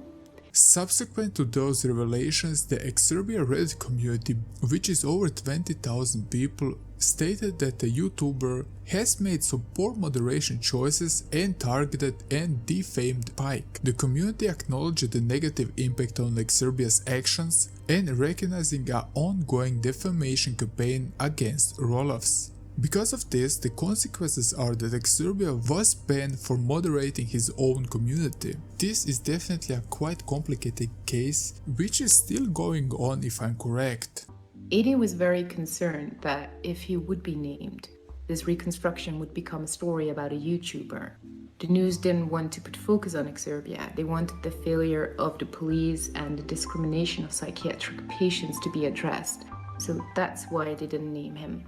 If you want to take a deeper look into these investigations, I would recommend you visit the channel called Bullet Barry on YouTube, but definitely Exerbia is a guy who deserves to be on the list for the worst YouTubers, because the experiments he did on the poor girl and even the alleged rape is something definitely that nobody deserves. Sadly, Exerbia is still making videos and didn't make any apology videos because of this.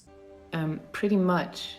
Sexual abuse has essentially been decriminalized, and the only way we have been able to prove this is because people have come forward and allowed the media to investigate their cases. They were mocked and targeted for speaking out, silenced even, but survivors speaking out is what's needed to address this. This is why I came forward too, to help expose the system. I knew how much evidence there was and is in my case, and they just refused to investigate.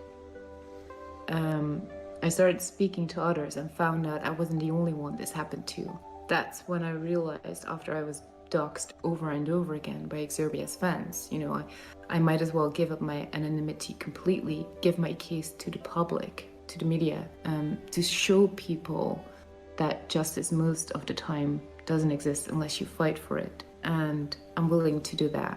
All I need is help.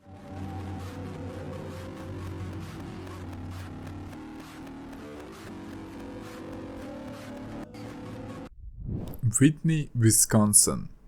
Whitney's channel was deleted for obvious reasons. And I wasn't able to truly show who I was. And now that I am able to do that, I don't care what people think of me.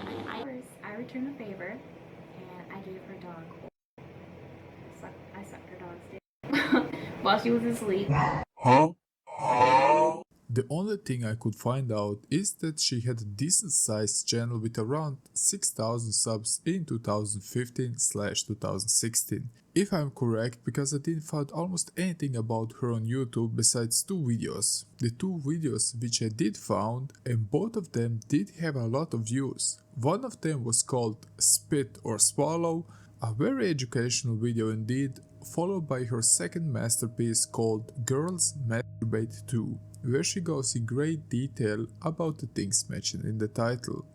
But yeah, it's really good for you.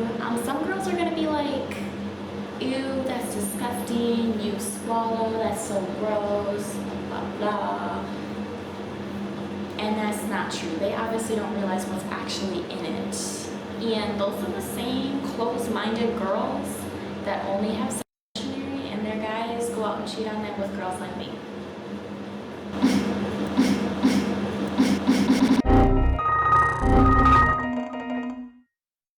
But But Whitney made a cult classic video that shook up the whole internet called A Completely Normal Hobby. So a lot of you have written me with questions, and this video is going to be to answer them, but I am also going to show you the sexual uses of dogs according to their breeds, while recommending it to other women. The title was 10 Reasons Why Girls Should Have Sex with Their Dogs, where she posted a 3-minute and 6-second video about the reasons why it is totally okay and acceptable. So, are you ready? And yes, I'm going through the whole list. So, let's go. Women in history have practiced it for pleasure, documented from ancient Greece to Rome. Number 2. Dog tongues can reach places that are hard to reach otherwise. Number 3. Nobody can get pregnant. Number 4. You cannot get STD. Number 5. It has been around since the beginning of time. Since 2000 before Christ, there have been even cave paintings about it. Number 6. Legal in some countries and states. Because of that, no reason to worry. Number 7. Some people find it a turn on. Number 8. Convenience. You don't need to go out and find somebody. Number 9. Your companion doesn't nag or complain. They're silent companions. And number 10. You can easily train them for unwanted humping in front of people and family. I spilled my coffee while hearing this, and I wasn't prepared to hear such stuff on YouTube. I mean, there are so many things wrong with this. First of all, yes, you can get STDs. Secondly, because it's freaking legal doesn't mean you should do it. And then compare it with ancient Rome and Greece is just a pinnacle. Like they stoned people to death there and even watch gladiators fight with freaking animals for fun. That doesn't mean we should do that now. And like the last point, they don't nag or complain. This is just absurd. Things also to mention that she was arrested for indecent exposure because she was making adult movies in public places. Some people think this was all just a public stunt to draw attention, but there are videos with her and dogs included on the internet. But this was the point where I kinda drew the line for my research. The most bizarre thing is that she even made a follow-up video on November 13, 2016. She released more reasons to justify her hobby. I don't know what to tell you guys. This is just sick. But there is something more here. Remember Leafy from the first year? Leafy stumbled upon her after wanting to making another troll video, and they somehow fell in love, sort of. And now I'm a bit angry I didn't talk about this in the first layer, so let this be my apology to you. But to make this a bit shorter, Leafy trolled Whitney apparently. At least this is what I could find out because various videos were deleted. Keemstar, a guest of the Iceberg, also made a video on 5th April 2016 called Leafy and the Dog Lover, just to add gasoline to the fire. This was like a huge drama a few years ago, and this isn't sadly the end of Whitney's story. I also found out that she apparently killed a 3-day-old puppy because she force-fed him with hot dogs instead of milk to apparently make the dog stronger, and then the poor puppy suffocated because of this. Then she tried to sue the hot dog company, which is just ridiculous and it doesn't make any sense, but yeah. And this is just a sad story of a poor puppy. But is this the end?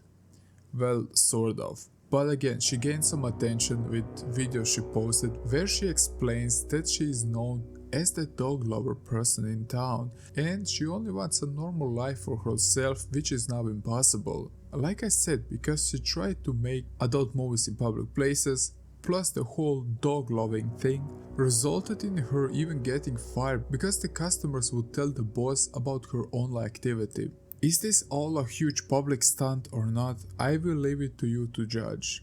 Well, enough of Whitney. She's definitely worthy to have a place on this list. This Whitney Wisconsin thing has to be one of the worst decisions of my life. But I mean, I was 18. I thought that if I was just myself, people would accept me. But they don't. and I must have been moaning pretty loud because Molly ended up coming out and catching me and her dog in the act, having sex in her living room. Kara the Wolf.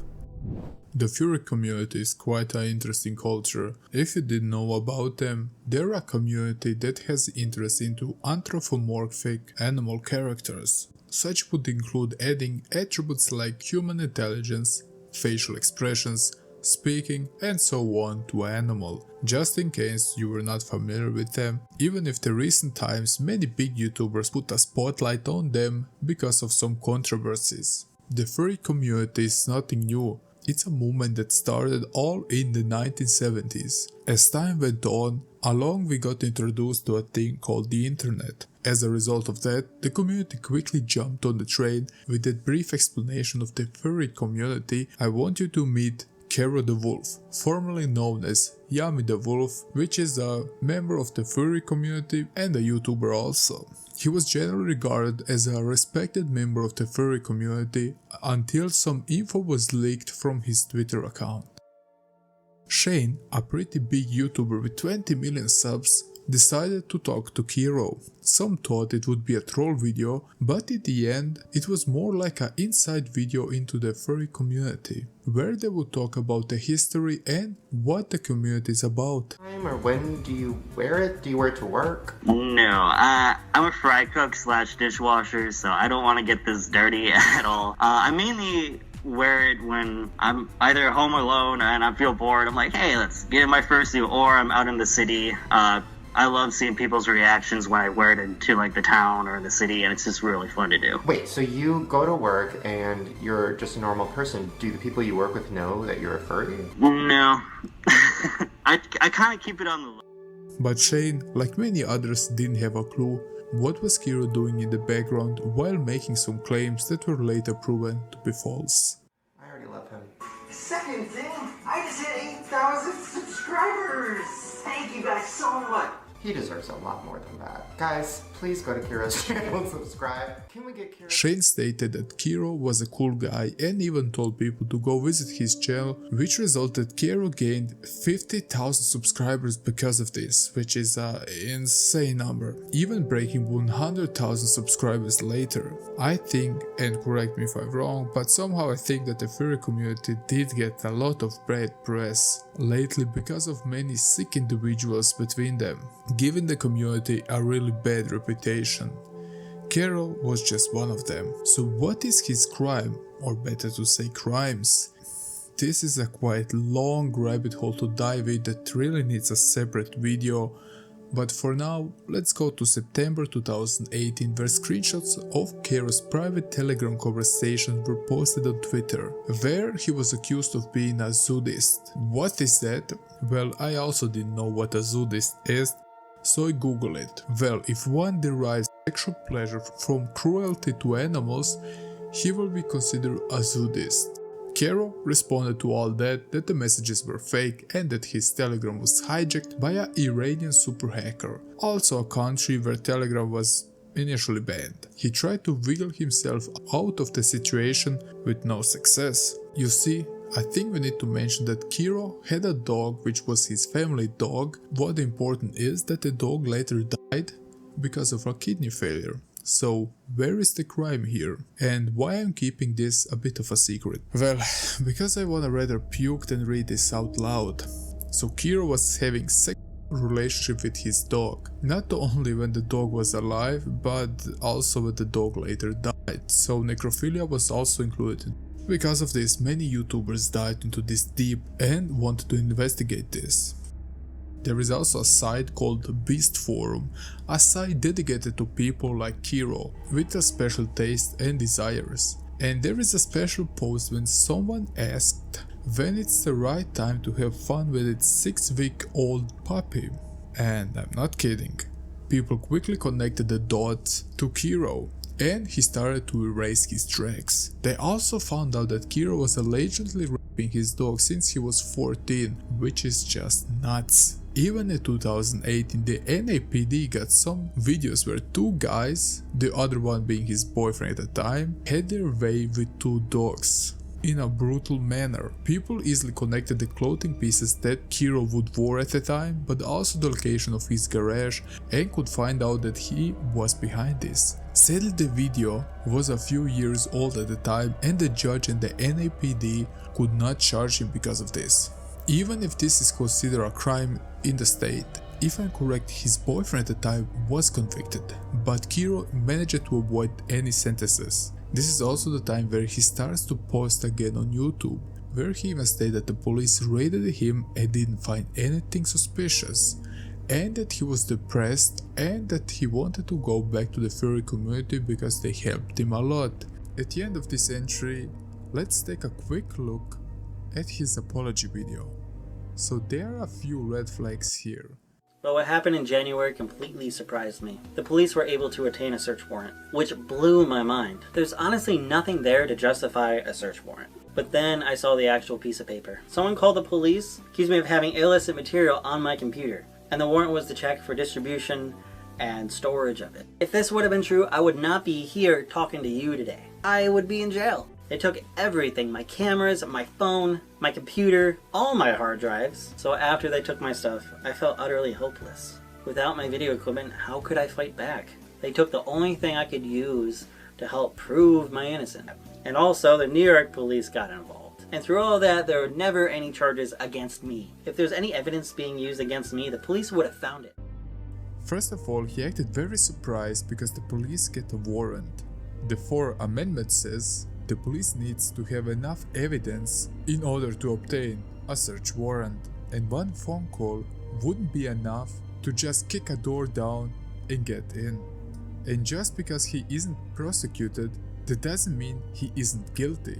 That means that he can still be under investigation until proven guilty. But like I said, this is a very huge rabbit hole that deserves a separate video. And this iceberg entry is here just to give you a general idea about the entry and the person we are talking about. And I hope this will satisfy your curiosity. If not, I can even make a deep dive on Kira the Wolf if you want to. So let's go to the next entry. Pelucci Entertainment.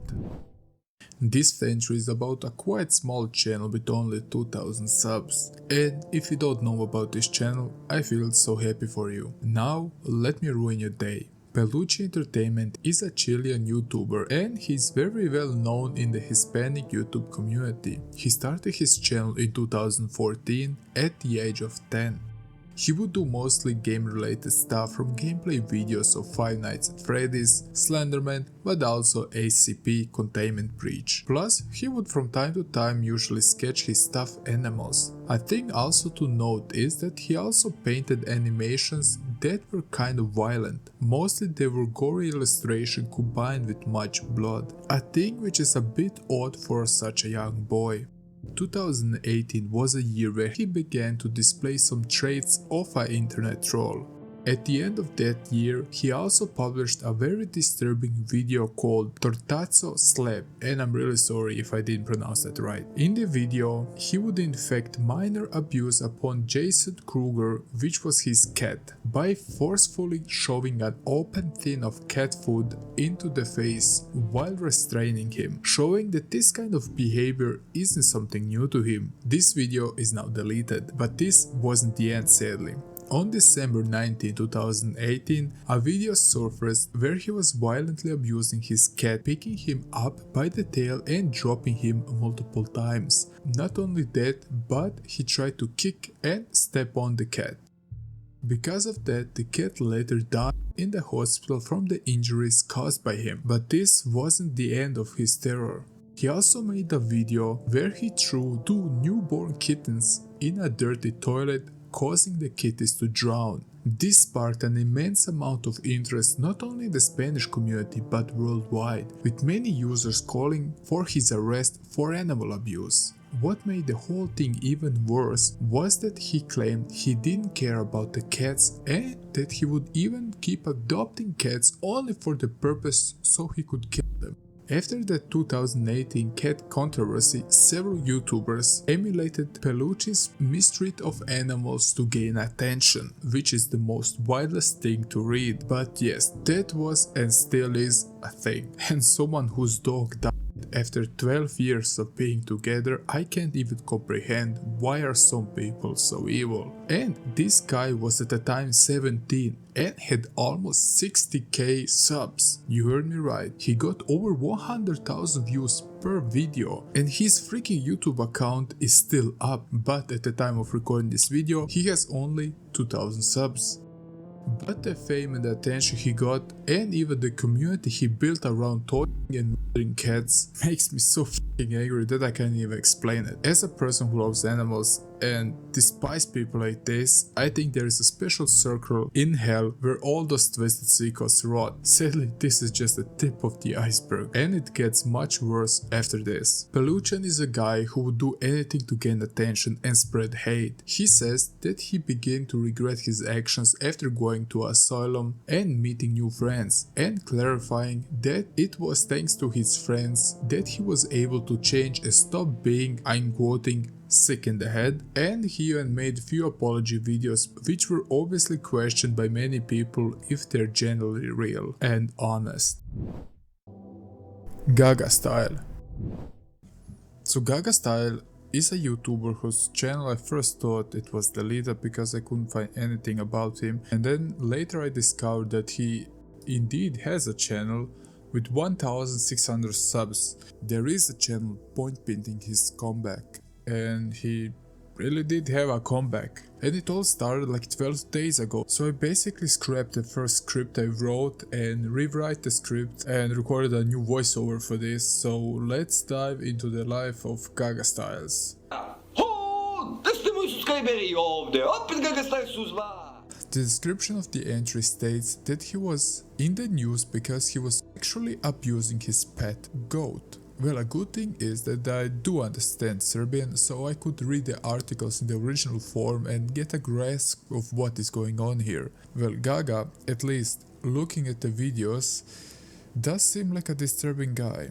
The videos he was producing were just, I don't know, where he would goof around. Apparently kids watch it because it was funny, I guess. He would scream, swear, and also talk about a very infamous German guy with an odd mustache and the size of his...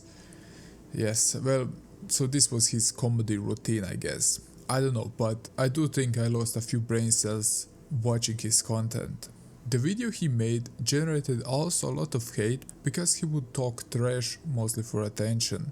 Also apparently the news article stated that he had around 15,000 followers on his social platforms, which is quite a decent number. Now let's talk about his pet goat. There were allegations that he was having his way with the goat, and even worse, he was actually working in a kindergarten where he would perform for kids dressed up as a Spider-Man. The thing is, he made fun of his goat, like he made a face count and changed his relationship status so that he was married with a goat. And then he would use swear words that are very common in the Balkan states because he stated that to his pet and pushed himself onto the goat. People started to speculate, but even the news article called Courier.rs stated that those were just allegations and there isn't any proper video of him doing the deed.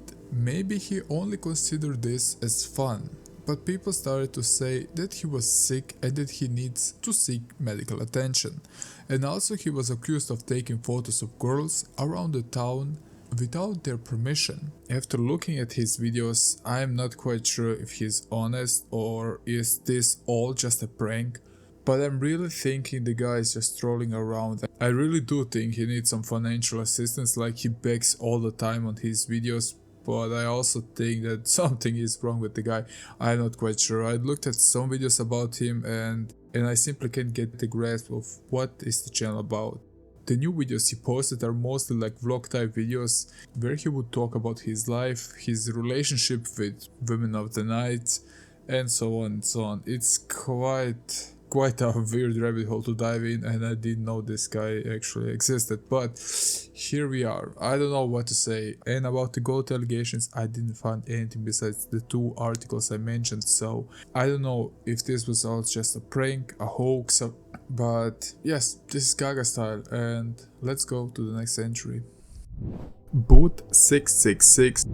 Besides a Reddit post and 2 articles, there wasn't much info about this, but I still think I will give you a good idea of what is this channel about. So let's talk about Boot666 and its companion channel Boots Made for Crushing. As the name implies, it has something to do with crushing. At first glance, the channel was about crushing random things you will find around the house, but it gets far more sinister. Well, the front of the channel was quite simple, but it can lead you into a dark rabbit hole if you decide to go to its secret Tumblr page. Well, some say that Boot666 and Boots Made for Crushing are the same person, so the videos he made on the private side were all about crushing small and very alive animals. Why would somebody even do this and go so far to even post it? Well, some say he was doing it for a sexual gratification, at least that's a speculation, and also because apparently many people have crush fetishes. As you can guess, this is against YouTube guidelines, and not only that, but against the law. Doing things like this and making videos about it is punishable by up to 7 years in prison in the USA. YouTube started to slowly strike down his videos, but Boot666 still proceed to crush small animals like frogs, snails and insects. There are many examples on this iceberg how bigger YouTubers went under the radar because of their crazy experiments and other things. And they managed to be alive and well for quite some time. This is even considered somewhat of lost media because every trace of him crushing the small animals is lost. And maybe it's better this way. And I really hope that this man is somewhere locked up because of the deeds he has committed. Or at least that he stopped doing this. Brooke Houts. Let's take a look at a former American YouTuber called Brooke Houts. Her channel was something very familiar to everyone on YouTube. It was all about her life, sharing her unique experiences throughout her life. Her videos were about vlogs, lifestyles and combined with fitness. She started to gain attention of the masses in October 2016, where she acquired a few thousand subscribers in one day. From that point, her channel started to slowly grow. At this time, she resided in Los Angeles, California, and in December of 2018, she adopted a pet Doberman called Sphinx. Brooke loved her dog so much that she even went so far to create a second account dedicated to her dog. At the time, she was doing many different stuff on her channel, including prank videos, which included Sphinx. On August 6, 2019, Brooke uploaded a very controversial video which ultimately led to her downfall of her whole channel. She went to upload a prank video, and if I'm correct, the problem was that the Doberman Sphinx was very playful and jumped the whole time around. Brooke didn't like that one bit, and how she reacted to it was on another level. She started to choke the dog, then started to spit, hit and even kick her Doberman pet. That day, the unedited footage that got leaked onto my channel, I accidentally uploaded the unedited footage of that video that I was going to upload that day onto my own channel. It went horribly wrong. And I'll be the first person to tell you that what I did in that video, the way that I acted in that video, was completely wrong. No one should ever treat an animal that way, much less their own pet. No one should ever act so much so out of anger and frustration, which is exactly what I did, which is not an excuse for what happened. No matter how angry or how frustrated someone is, they shouldn't treat an animal that way. They shouldn't treat anyone that way. And I want to make that really clear to you guys. And I want to say that I am so sorry for the way that I treated my dog in that video. I want to apologize for my actions, and I want you to know that I take full accountability and full responsibility for what I did. It was completely wrong. It should have never happened in the first place.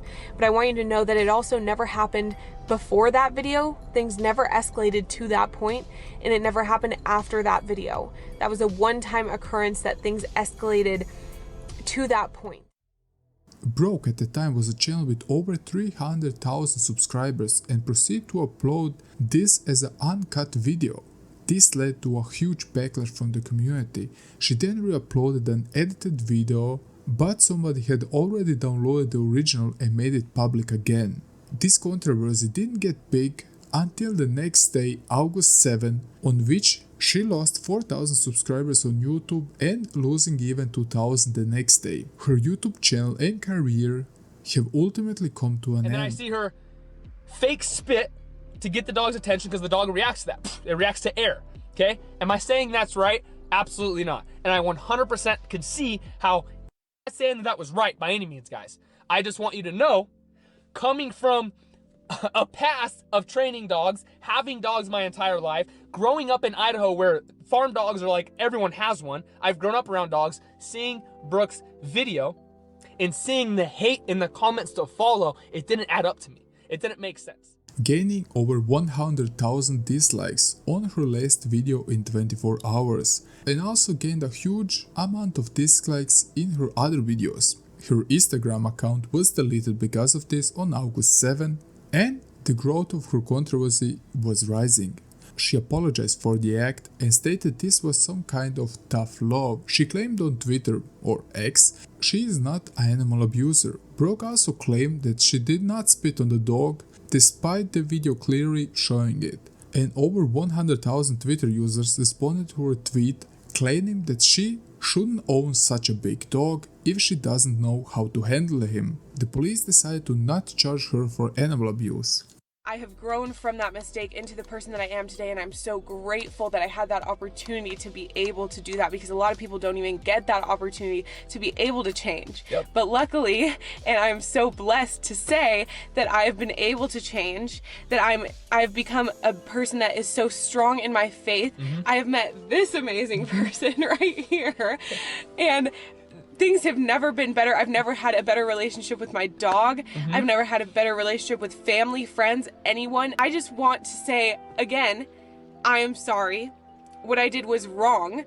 And I am so grateful to have learned from that mistake, to be able to have gone through what I've gone through, because it made me exactly who I am today. And I'm so proud of who I am today, right now. I just want to make that extremely clear for anyone who might still be confused on what happened 8 months ago, on the situation with my dog. I just want to make that extremely, extremely clear.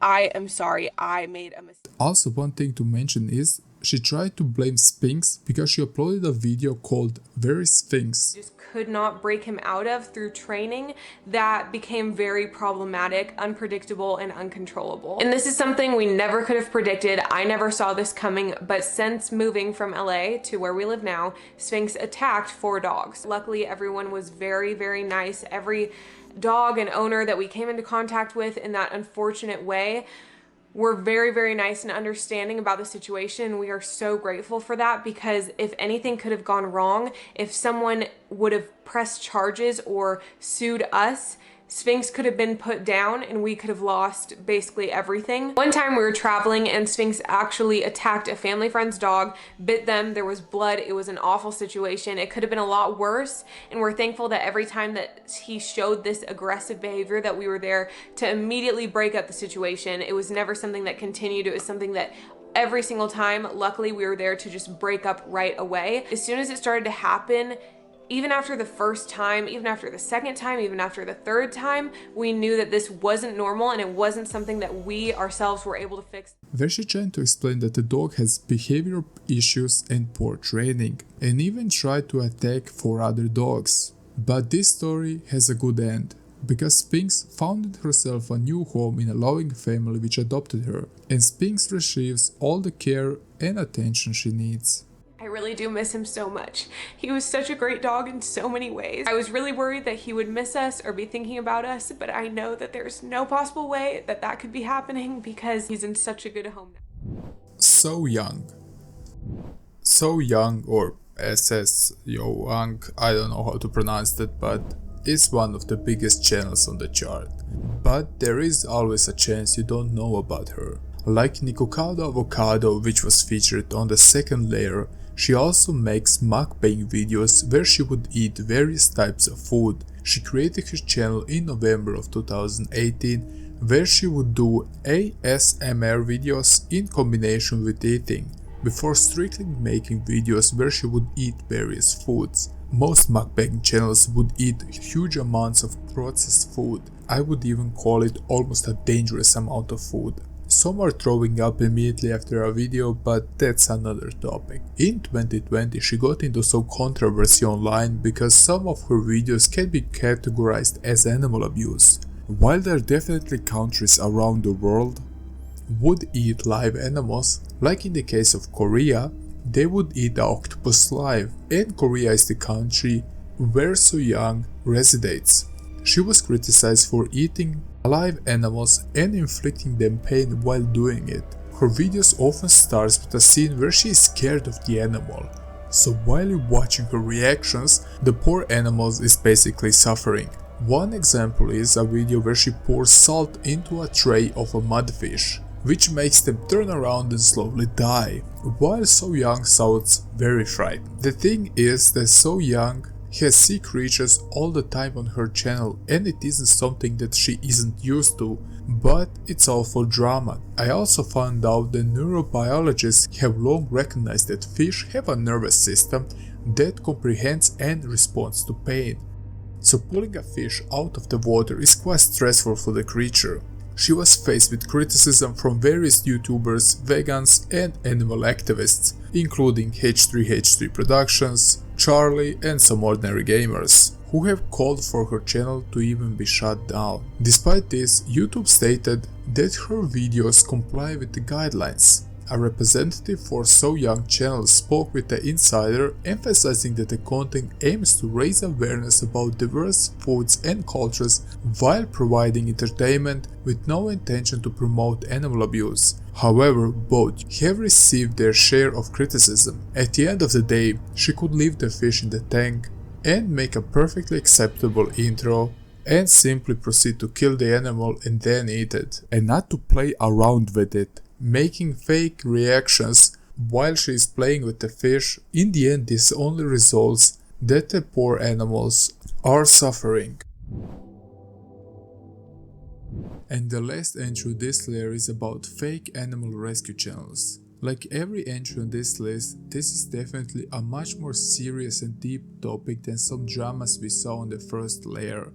This layer already started strong, with entries like Pelucha's internet movement about promoting animals. Fake animal rescue channels is an entry about some channels that have normal fronts with not so much controversy. One of them is called Animal Source, a channel with 25 subscribers that has a video called Boy Rescues Baby Puppy Was Bitten by a Baby Dog. The title of the video suggests this is a pretty good video because the poor puppy was rescued, but it is clearly visible that the wound isn't from a dog but rather a sharp object, because it definitely looks like a slice wound. And yes, this video has 14,000 views. The comment sections share the same opinion, but there are also some in the comment sections that suggest much more morbid stuff. There are so many of these channels popping around YouTube. It is just sad to see that there are some individuals around the world who do anything they can so they could get a few views. Most of the rescue channels are from third world countries, which begs the question of the people behind those channels ever been put to justice. I did cover much dark stuff on my channel, and I definitely went from a happy retro gamer channel to slowly reviewing more dark and more obscure games, and now we are talking about the worst people on YouTube. Where the first layer was quite fun, mostly because it was all drama, this video really got the best of me. The research on this video was pretty intense, and I left some things even out, where one of the Kiro's friends, which we mentioned in the beginning, actually fought his puppy until he broke him apart, which is the most disturbing thing I read in quite... 911, where's your emergency? I don't know if somebody around has just started shooting for no reason. The thing about my family is I would protect them with my life, but can't really go to my brother and my dad and be like, yeah, I just killed our mom. Mr. Anime comes from an era of YouTube where influencers were still in their infancy, and YouTube was a place where you would share your passion just because you enjoy certain things in your life. Mr. Anime, otherwise known as Trey Cecil, was at first glance a simple guy from Texas, US. As a kid, he was described as a quiet boy, with people commenting that something felt a bit off with him, like the case when Trey was 13 years old and he called the police while he was hiding in the woods near his house armed with a bat. According to the police, Trey started to seeing shadowy figures who would follow him around. This mysterious creature made him scared, and that's why he called the cops. After interviewing the young boy, the police also revealed to the public that he wanted to visit his best friend and shoot him for no reason. Thanks to God, this didn't work out as the young Trey planned. This case would lead to Trey being evaluated by a psychiatrist who said that everything was just alright with him. Sadly, the psychiatrist was wrong about this. I mean, there is a reason behind why is he featured on this list. My brother's lying there in this big pile of blood. It's terrible. It's just a bad sight. And I was like, okay. Jumping to 2006, where Trey started his channel under the name Mr. Anime, where he would, like his name says, talk about anime. He would review different series and also make comedic skits on the side. He was on a path to make it big, as in 2011 he made a video that reached 1 million views, which was definitely huge for the time. YouTube was a place where he could talk about the things he enjoyed the most and interacting with like-minded people. Not so much like in real life, where he wasn't amongst the popular crowd in the school. People who knew him commented that he had only few friends, but everyone who approached him says he was quite a nice guy. Trey wasn't a guy who was much into school. He wanted to pursue his passion with YouTube and find a simple workplace. Because of this, he decided to leave the college he attended, and this resulted that his relationship with his father started to deteriorate. This went so far that Trey said he would kill him in front of his friends, who didn't take him too seriously at the time.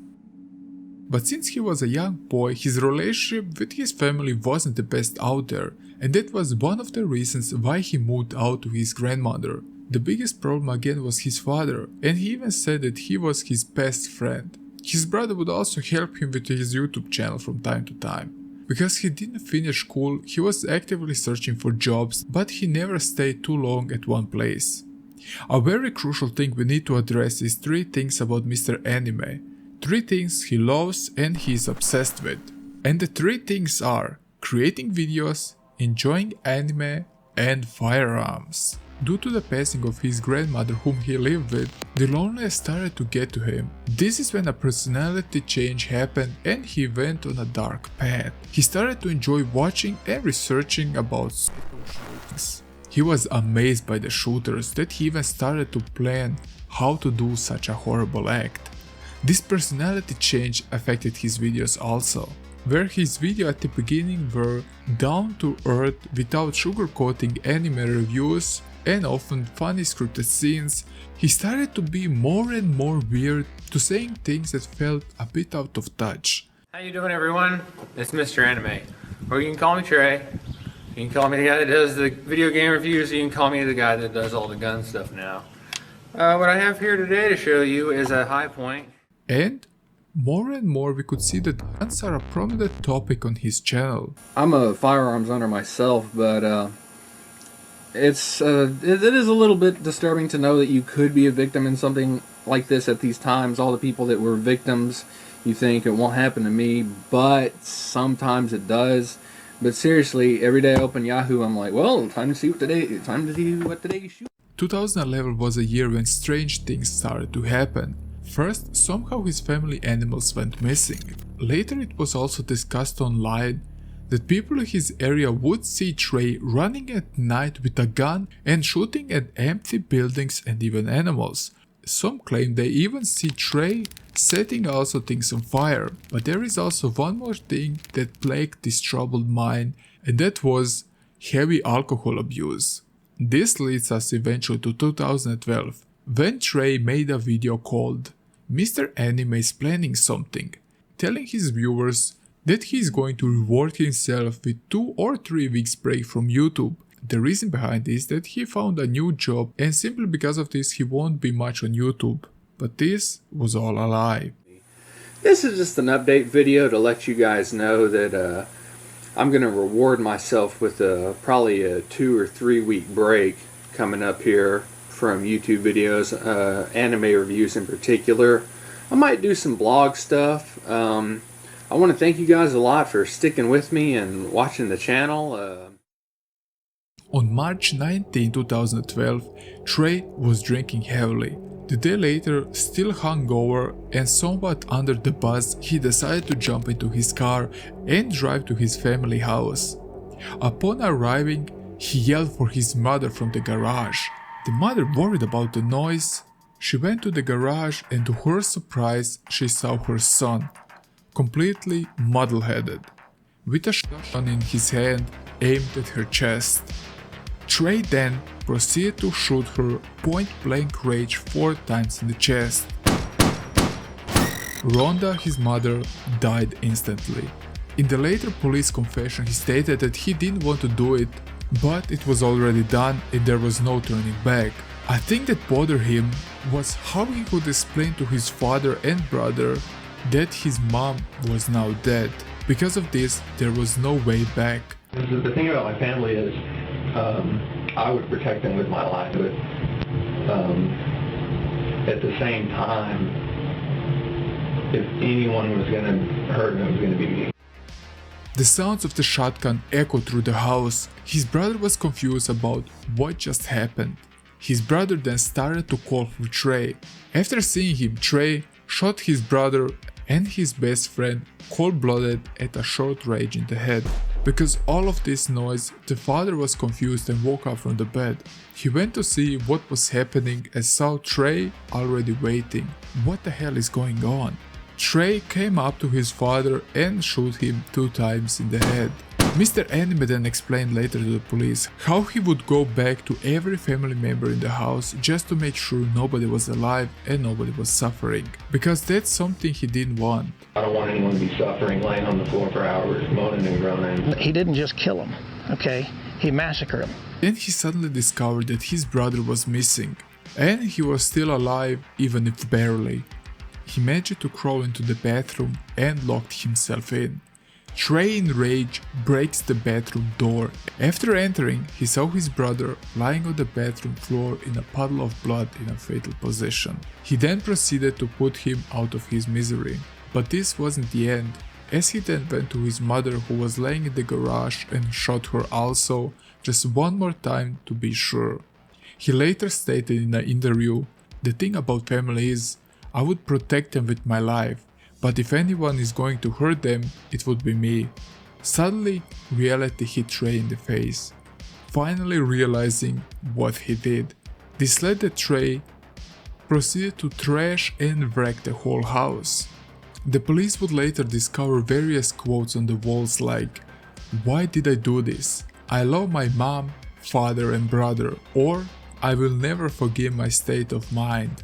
In his rage, he also killed the remaining pets that were found around the house. He then jumped into his 2010 black Mustang, taking his rifle with him. Because of the noise, the neighbors called the police to check out of what is happening. And upon arriving, the police had a terrible scene to witness. They were first greeted with a quote on the front door, "I will never forgive myself. I don't know why I did this. God forgive me." The police would then describe the house as looking like a war zone. The police then quickly jumped into the cars to find this man, and they managed to find Trey located at his friend's house just 24 hours later. He was charged with 3 murders and was sentenced to life in prison. But the question is, why this 22-year-old would do such a horrible act? And they then found his real plan. Trey, after the horrible deed, drove his Mustang to his old school, Walner Junior High, where he was parked for quite some time, looking at the Walner's high school homecoming game.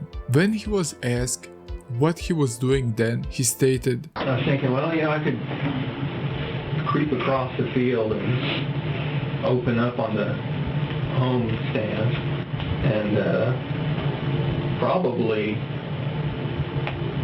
cause more mayhem with people trying to get away. And listen to Sussler's response when the Texas Rangers asked him how often he thought about it. I don't think a period of 2 or 3 days ever went by that I didn't think about some sort of violence. He then confessed he wanted to commit a mass shooting because he was planning this for quite some time, and he wanted to set the highest body count for such an event ever. He wanted to be remembered like the Columbine school shooter. The plan was to murder at least 70 people. Then he even addressed the rumors online, and he was for a fact going out at night doing target practice just to be prepared to invade the school at the game time so he could take as much as life as possible until he was caught or shot by the police. But some of you now think, but why did Trey kill his family in the first place? Trey answered this with a simple answer. He didn't want that his family feel the shame for his actions, so in mercy he killed them all so that they don't feel ashamed. But then a change of heart happened after he realized that his sick and twisted fantasies were real, and he could not bear the reality that he had taken a human life. To make it even worse, those were the lives of the people he loved the most. In August of 2012, Trey Sessler pled guilty to the murders of his parents and brother. He was automatically handed a sentence of life in prison. After the sentencing, his defensive attorney, Franklin Blazek, commented, "This is a great tragedy, and there was no good outcome." So Trey felt comfortable with the sentence, and the survivors of the victims can have now closure. This community will be protected. That seemed like the best outcome. After the police searched his place, they found some disturbing details about his life. Remember how his YouTube channel was based on writing critics in the most real way possible? He did the same things with serial killers because he was literally obsessed with them, researching every tiny detail about them and even rating them, and he would take great inspiration from them, mostly because he would use their tactics to perfect his own. His YouTube channel was ultimately terminated in September of 2020. This is a very sad story of an individual who was rejected from being different. As rejection and despair grew, the internet offered comfort he needed. But the struggles with mental health, family issues, and addiction became overwhelming. It ended in a tragedy that will be remembered for quite some time. The only positive outcome of this is that he had a change of heart and faced reality. He felt some remorse and guilt and didn't follow the footsteps of the infamous Columbine shooter. It is a little bit disturbing to know that you could be a victim in something like this at these times. All the people that were victims, you think it won't happen to me, but sometimes it does. But seriously, every day I open Yahoo, I'm like, well, time to see what today shoot. Are liars? No. No. I see you, motherfucker. Minecraft is a popular game nowadays, but if we can go back a few years, around 2012, it was the biggest and the most trendy game on the whole internet. Notch's creation took over the world like a storm. The reasons are the addicting gameplay the game has, but also the somewhat simple art style. But also I think we need to address that many of the people who are playing Minecraft are kids. It didn't take too long for older people to start to play and stream Minecraft, which was a huge trend at the time. Because of that, many people acquired big fan bases due to playing and talking about Minecraft. A problem we often see on YouTube and overall in the internet is when adults acquire underage audiences. Because of the boom of the commentary videos in Minecraft, it would lead that some really sick and twisted individuals slipped through the cracks and started to exploit their young fan base. Let me tell you now the story of a depraved YouTuber who managed to gain an audience of 800,000 subscribers. Marcos Wilton is a Brazilian-Swiss former Minecraft YouTuber, born on July 7th, 1988, better known as Lion Maker, starting his channel in 2012. Something he was known for is his cheerful personality, but also how he played hide and seek on Minecraft servers. He really managed to connect the audience in such a way they really felt like they were playing the game with him. No! Oh no, my goodness! No! Run, Balls! Run! He used to collaborate with many popular YouTubers at the time, like Stampy Longhead and LD Shadow Lady. This resulted that he managed to acquire a big and healthy fanbase. His career was bright on YouTube, gaining and growing as the time passes. Sadly, this story has a dark twist to it. Remember Keemstar? We can't get rid of this guy. Like, he crossed the whole Iceberg Chart.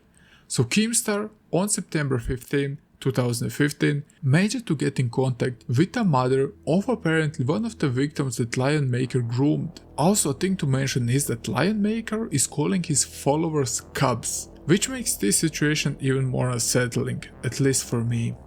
He made a video called Angry Mother. Lion Maker asks Minecraft kids for nudes. The mother says how the girl started following Lion Maker and she was a big fan. At one point, Lion Maker apparently wanted to move her conversation from Twitter or X to Skype. The girl frantically started to jumping in her living room and asks her mother if she is allowed to go on Skype with him. Then he asked her to send nudes. What is your reaction at that? I mean, it's a 27-year-old man asking your 13-year-old daughter for nudes. Well, at this point in time, I didn't know he was 27 or 26 or whatever age he's supposed to be.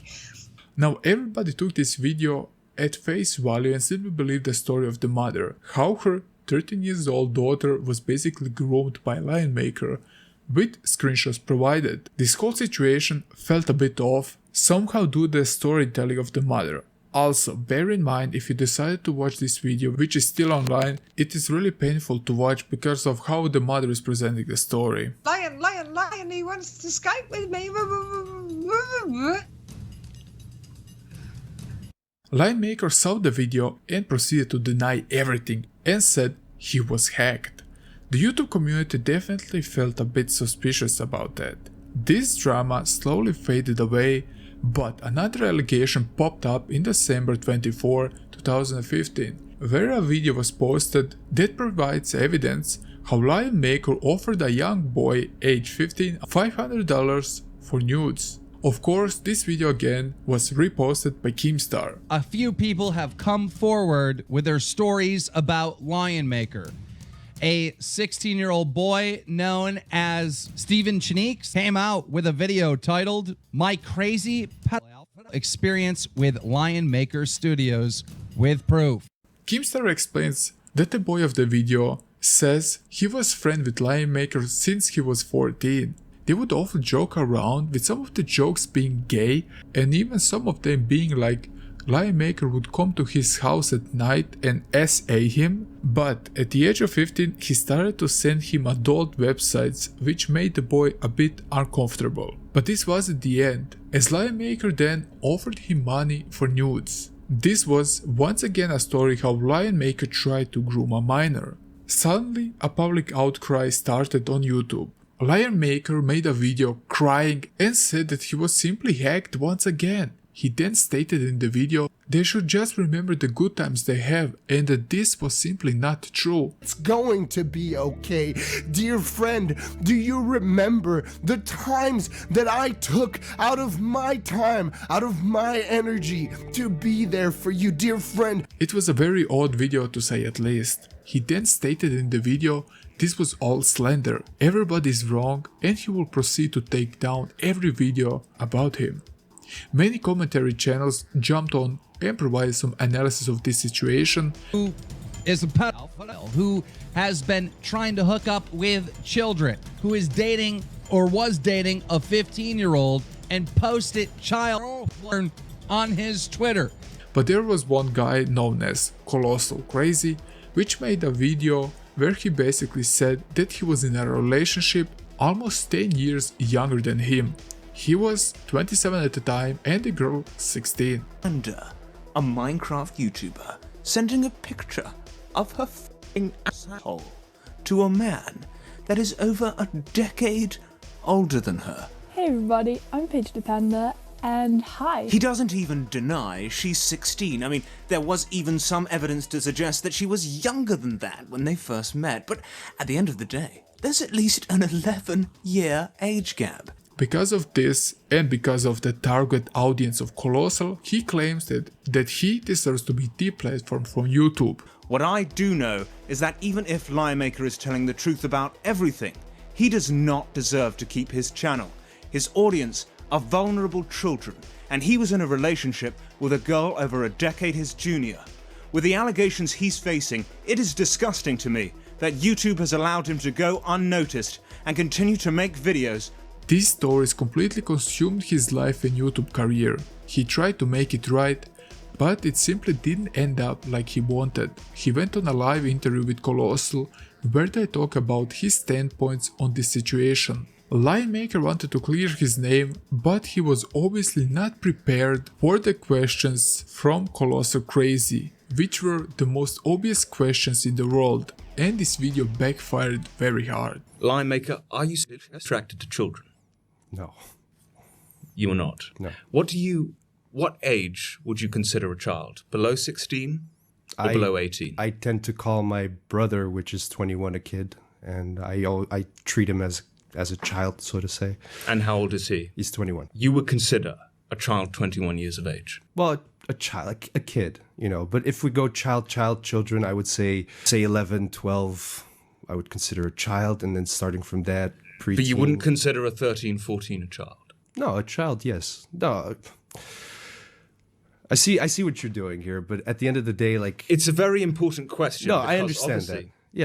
The Lion-Maker channel was deleted at the beginning of 2018, but there were just a few people who really cared about this. Then his ex would sue him for being abusive and even stated that he was in jail, even for a brief time. But just 1 year later, Lion-Maker wanted to go back to YouTube to clean his name and show everybody was wrong, and he even started to react into every video which was about him. But this second channel was also deleted. He then went on a podcast with Wacky TV, basically blaming everything on his mental state, but most of his audience didn't care anymore. Sadly, there are many people like him that plague the Minecraft community. The problem is often the predators are only discovered when it's too late.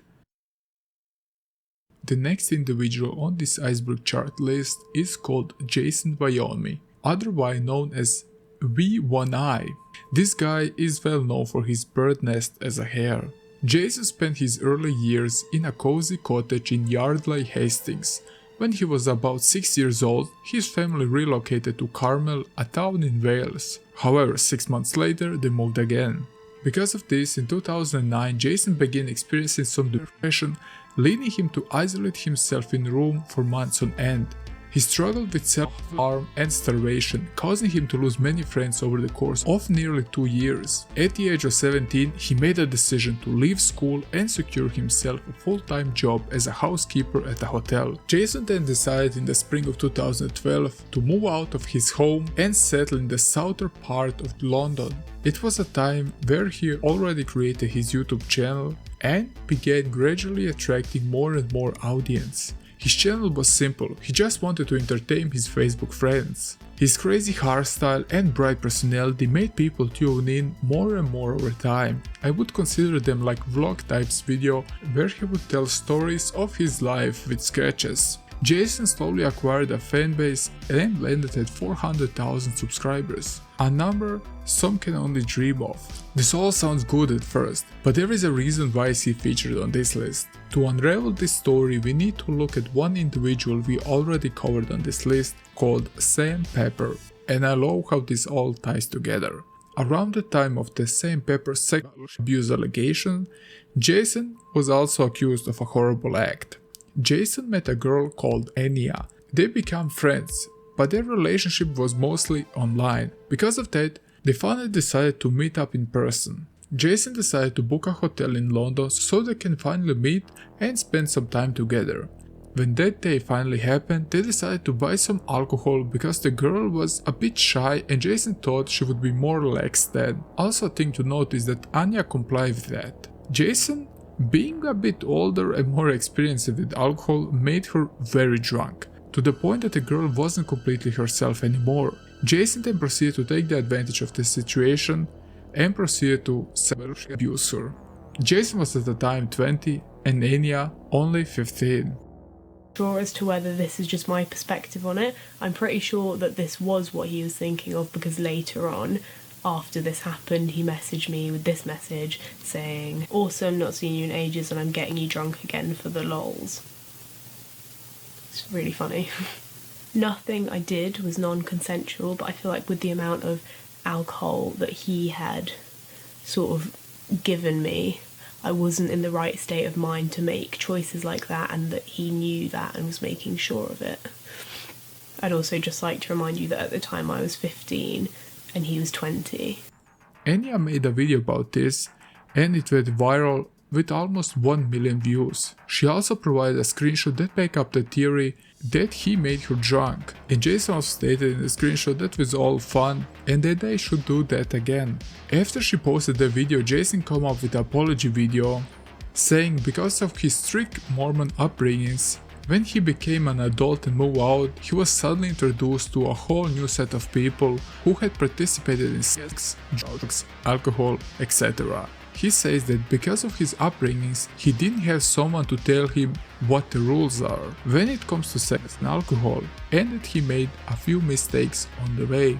But he didn't break some arbitrary rule. In this case, he raped an underage girl that is literally breaking the law, not some random codex or some made up rules. The apology goes on and on. But this was sadly not the end of this chapter. At the time, one more girl wanted to come out and wanted to share her story. The girl's name was Jody and she was 16 at the time. In the video she told when she was 15, she met Jason on a concert, where Jason pursued her into sexting and wanting nudes.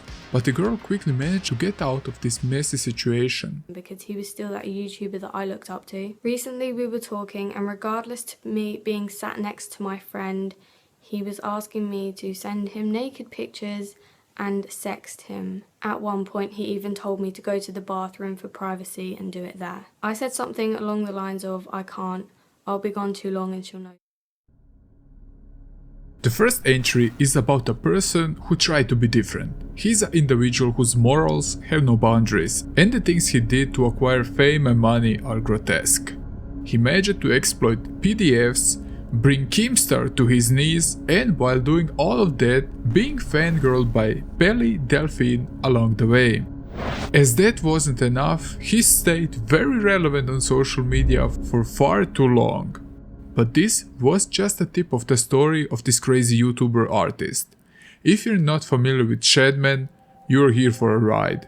To completely understand Shadman, we need to look at his past. Shadman's personal life is somewhat of a mystery. He's like an enigma who didn't want to go public. The reasons are obvious, as you will see as we go down the rabbit hole. Shadman was born as Shaddai Prijan on September 9, 1990.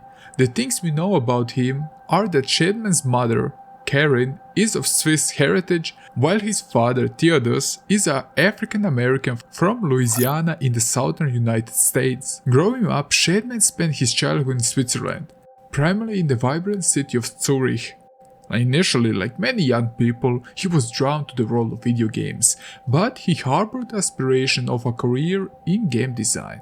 To pursue his passion, he enrolled in an art school, so he can learn more about art and how to become a professional artist in his field. But this didn't work out like planned, simply due to the fact, according to Sleepycast Podcast 27, the school got hold of his portfolio containing drawings that were considered highly illegal, and the authorities claimed he was allegedly a menace to society. Why is that? Maybe because he drew pornographic art of his mother, but that's just maybe. One of them was criminal psychology, one of them was in the Justice Department. Oh my Then God. They broke the bomb and said, we found some stuff on your website which is highly illegal and we cannot allow you back on the campus. Oh wow. Because you're a menace to society.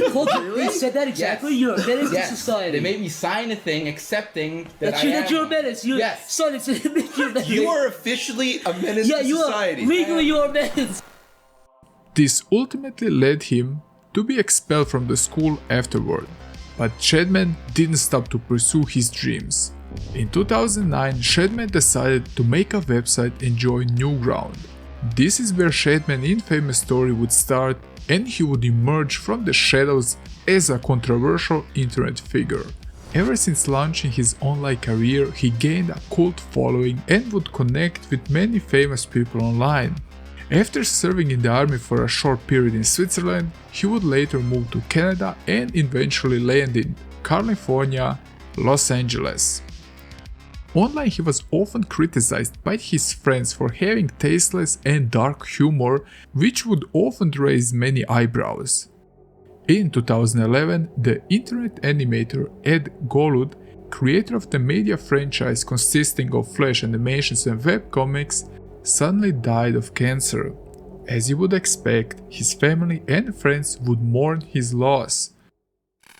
But not Shadman. He thought it would be funny to draw Ed how he was raped by the Grim Reaper.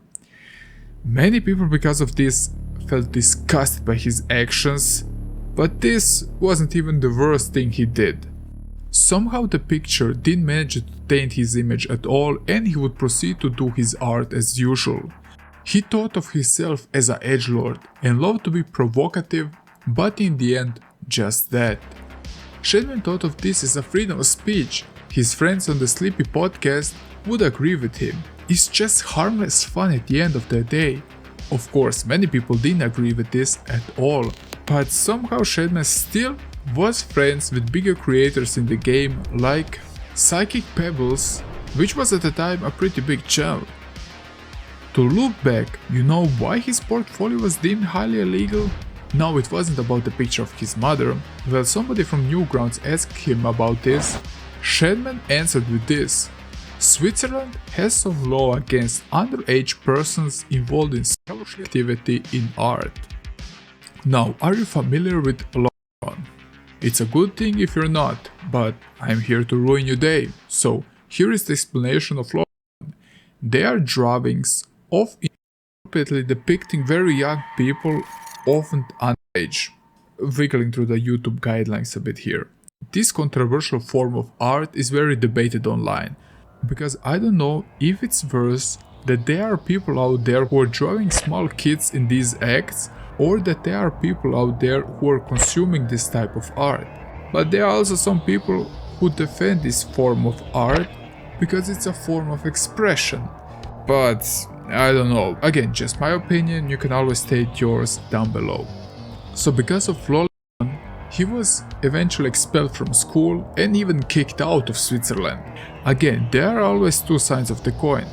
Some people defend Shadman and his right to express himself. But Straight them like telling me that proof that they're nothing but an agents of treachery themselves. Right. By like denying my right to express myself in my own free time, completely independent, disconnected from what I do in school. And others were accusing him of being a PDF file. Two very different opinions to have, and rightfully so. This is also where Shadman managed to create a loophole and sort of an exploitation tactic. And Shadman managed to gain their interest by creating such explicit art. This was all somewhat under control until Trump came along.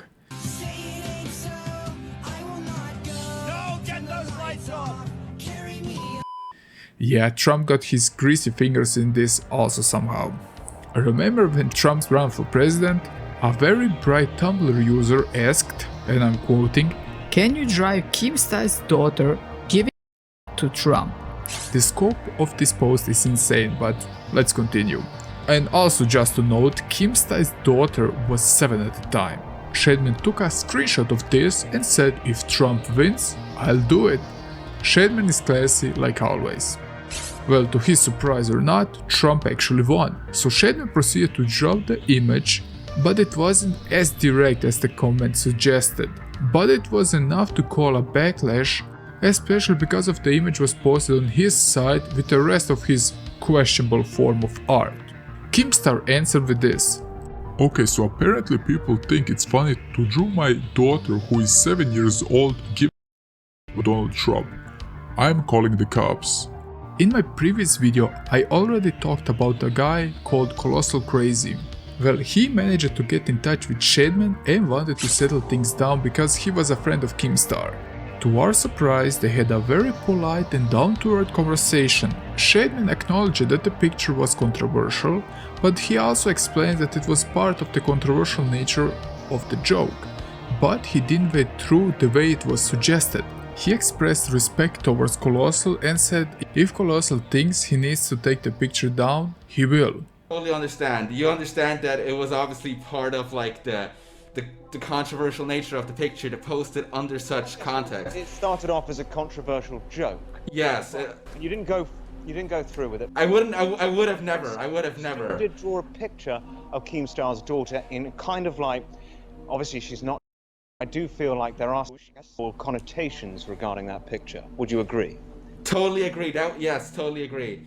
Colossal, I respect you like a hell of a lot, and just like man to man, if you think it would be better for me to take it down, I would take it down just out of respect to you. If you could do that, I think that would be wonderful. You know, I'm gonna go do that right now. I'm gonna take it down out of respect to fucking Colossal. I appreciate you doing that. I'm gonna go do it, and obviously it's gonna be all over. The picture is already out there, yeah. So I understand.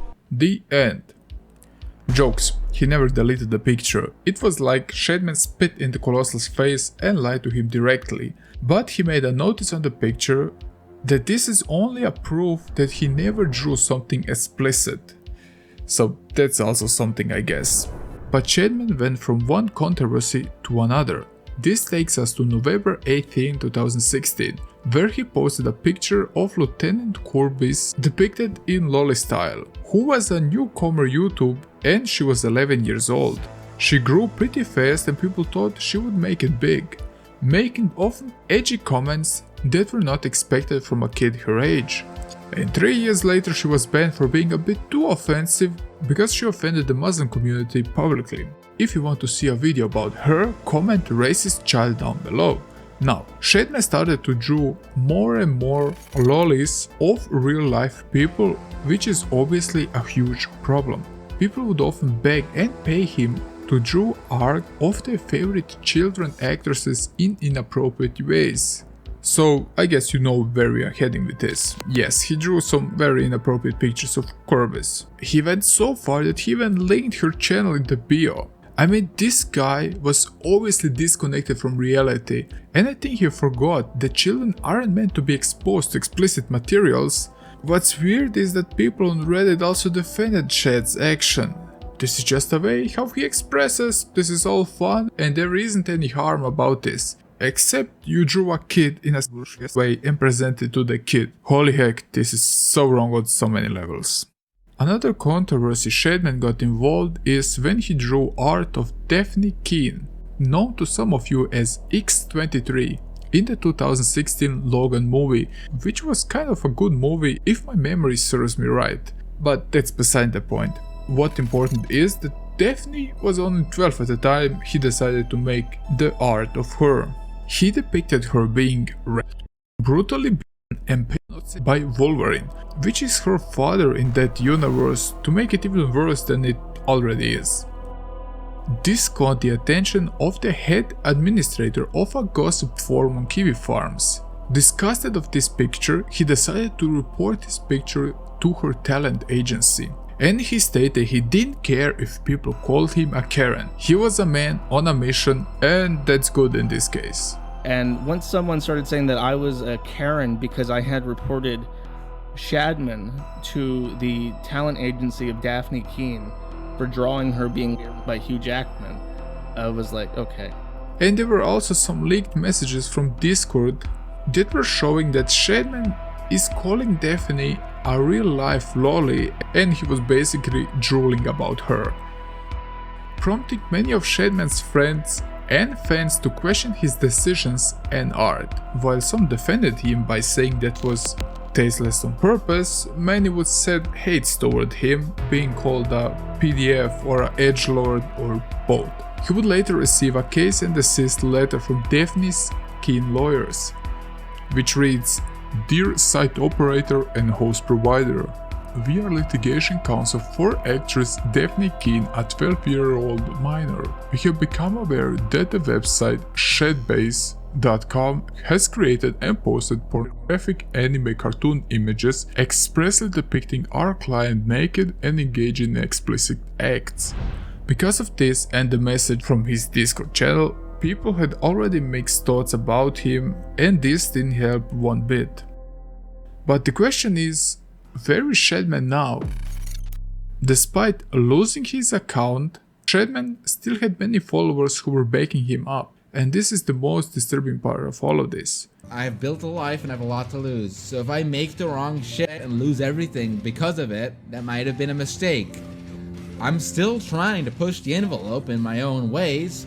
But Shedman told the public how he would eventually drop the lolly drawings and go to make freelancer work because he built a good life of profiting from people who enjoyed his art. You can interpret this how you want. Also, a thing to notice that his face got leaked online, with many people making fun of his face and appearance because he didn't look at all like he portrayed himself, like a menacing kid drawing lieutenant he is. But the best part of this is he was arrested. For again picturing underage girls? No, not because of that. He was arrested in LA for assault with a deadly weapon. Yeah, you would think he would be arrested for many other things, but not yet. So where is Shedman nowadays? Well, he is mostly gone, his art dried up. Something because of the arrest and his mental state, he landed in a mental institution until he was better, but I like to think he ventured into the dark abyss from which he crawled out of. 7 awesome kids. As we dive into this Iceberg series, we looked at many different family channels. We saw that many things can go wrong, and I really don't want to remember all the things we went through until this part. But sadly, we are not at the end. 7 Awesome Kids is a channel with a family-friendly facade that wants us to believe that there is nothing wrong going on. But we often saw that cute and nice fronts often hide dark secrets. And this is perhaps one of the darkest family entries yet. 7 Awesome Kids channel is a YouTube channel that, like the title says, include 7 awesome kids. But the part that wasn't so awesome is the owner of the page, a creepy old guy. The 7 Awesome Kids were part of a whole network of channels under one brand, like the channels 7 Supergirls, 7 Perfect Angels and 7 Gymnastic Girls. The channel we are looking at, and which landed on this list, had around 2.6 million subs until it was shut down. So this wasn't some little channel that was hidden away from the public eye. They were the largest all-girl partner collaboration channel on YouTube, combined receiving over 9.5 million subscribers and 5.6 billion views. 7 Awesome Kids was a vlog type of a channel. Well, you know what to expect from such kid channels. Their members on the channel were between 8 and 18 at the time, and there were 18 of them to be exact. The owner of the page is known as Ian Rylett. He was the big boss behind the scenes and also the big problem. I'm going to be starting from the beginning of when this all kind of happened, before he harassed me and did all this stuff. I'm going to go before that to when I guess he got the idea of it and I just couldn't tell, I guess. And that was at the meet and greet in 2017, I think. As I already mentioned, the channel was shut down. But why? Well, one of the girls came out and stated that there was exploitation behind the scenes. She stated that Ian once called her in and wanted to tape her breasts and look smaller to appear younger. So before this trip, the manager told me that my approval photos for a few of the outfits weren't approved and that we needed to somehow make myself look flatter up top for the outfits. And basically he talked about how we needed to bandage down. As the channel was based on kids and not directly teens, according to him, Ian often said that the girls needed to look more younger than they actually were. Perhaps he knew something that we don't, and perhaps the audience that did watch these channels weren't kids after all. Or I'm getting the wrong idea here. The girls also commented how he would act very strange around them, and he would often tell the girls to wear tighter clothes, including swimsuits. which only confirms that he is a creep. The good news is that the owner of the channel, Ian Rilt, was arrested on August 17, 2018 on charges of exploitation.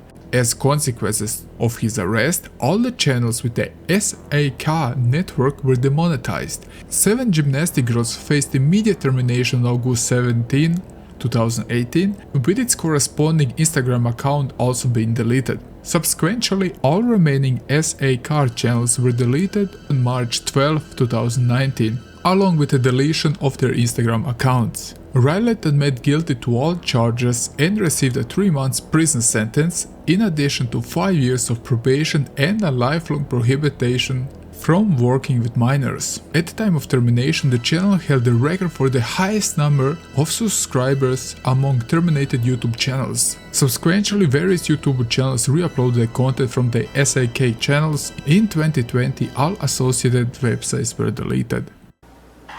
So then he had me put on the next outfit, and this outfit was the one where he said I needed to be bound for. So he turned me around and removed my shirt, and I was braless as well, and he bound me in the bandaging. And not only did he bound me, but once he got all the bandaging on, he looked at me and he says, "Now that wasn't so bad." And then he took his hands and he went like this and brushed against them, and then he lifted them up.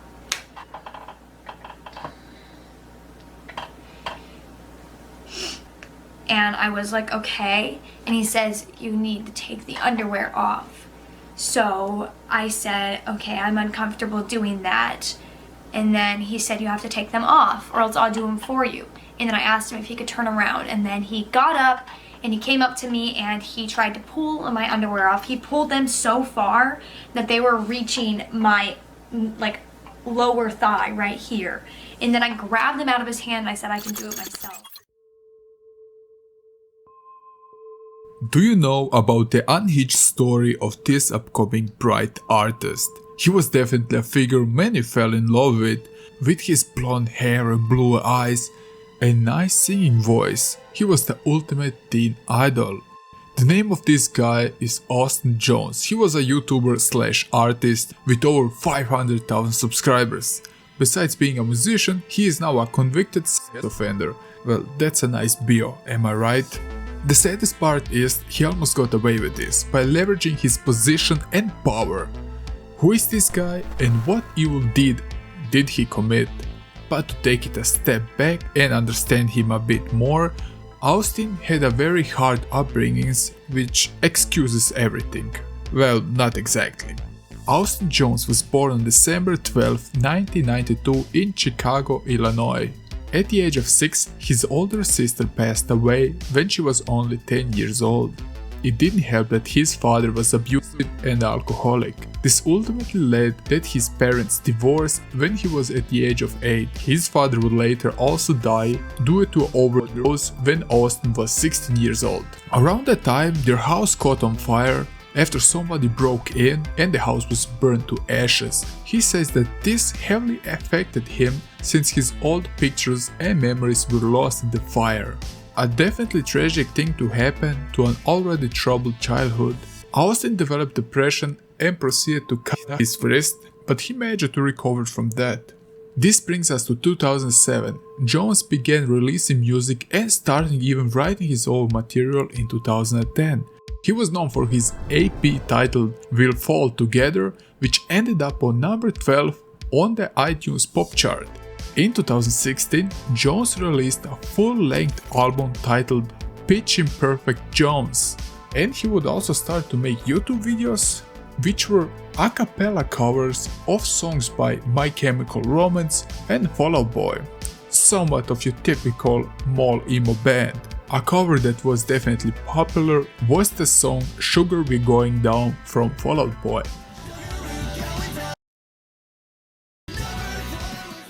And this is also a thing where I discovered a comment I needed to include.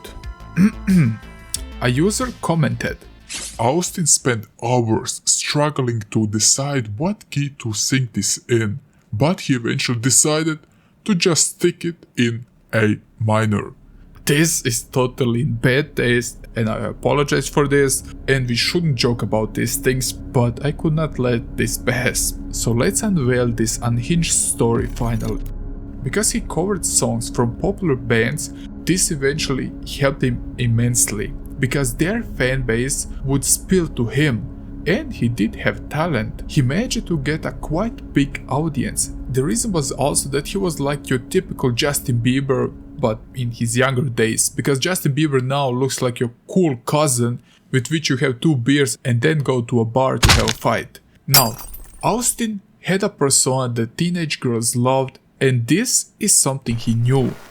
I don't want to break down every screenshot here, there are too many things to discuss it all here. My icebergs are not your typical iceberg charts as you see, they are more like mini documentaries for few entries. But I also want to draw the line somewhere so that this video doesn't end up like 2 hours. So Austin pressed his underage fangirls for nudes. He would also DM girls and beg them for twerking videos. On May 10, 2015, the website PopFresh reported Austin Jones was accused of sexting with his underage female fans. Austin then decided to cancel his tour with the Advanced Warp Tour, and he released a video called Setting the Record Right on June 28, 2015. In this video, Austin admitted that he had talked with some minors about twerking, and he does feel regret. However, he denies that it was to the extent of grooming or sending nudes. I know a lot of you probably have some really harsh and negative opinions towards me right now. And if by the end of the video you still have the same opinion, then so be it. I've recently come under some fire on social media for mistakes I've made in the past. I used to ask fans for twerking videos. Yes, twerking, the dance move. It's not something that I'm proud of. It's not something that I think is right. And I shouldn't have done it. This really blew up online when a YouTuber and someone that's very popular on social media somehow found this out and decided to blast it out there. I'm not going to say any names because I've come under attack on social media for my name being spread around, and I don't want to put that on anyone else. But first, what I want to do is set the record straight. Since this started online, there are a lot of rumors and a lot of lies. They're just not true. Nothing ever went further than twerking videos. There were never any nudes, never any physical contact. It never happened. He's stating that twerking is just a way of dancing, and his reign was not at the end. This is the time where he started to do the covers of the mentioned bands, and the YouTube algorithm just pushed his videos in front everybody.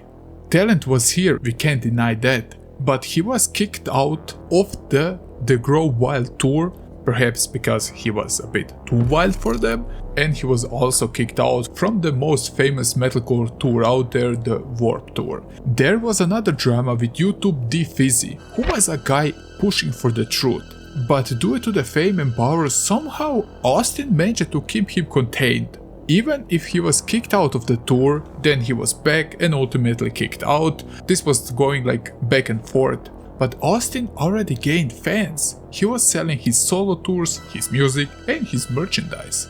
The year is now 2016 and he was at his peak, but also in a dark place, as we previously discovered in his apology video.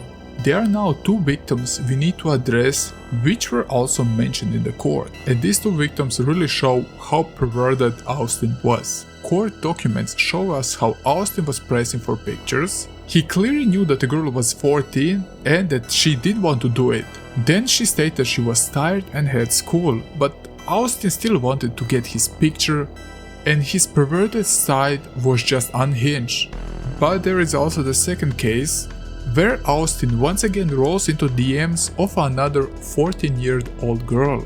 The girl thought she was obviously lucky because Austin DM'd her, but she didn't know his attentions. As Austin stated, she needs to prove to him that she is one of his biggest fans. If not, he will find another one.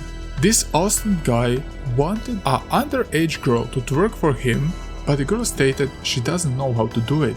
But this guy was full into it. He even told the girl he would find someone else to fulfill his dreams. Do I need to explain why is this sick and wrong? He would also tell the girl to twerk without underwear and to spread her... Yeah, that's too much, I think. I don't want that the YouTube algorithm hates me that much. But you know where I'm getting at. But like I said, the girl didn't know how to twerk. Then Austin decided to make a video that will haunt me until the rest of time. Because I watched this video, you will also. Look at this. Hey cutie, so this is like the first basic twerk move. So this is what you do. You stand with your legs apart, you bend your legs, and then you arch your back, and you arch it. You do it faster, so it's like this.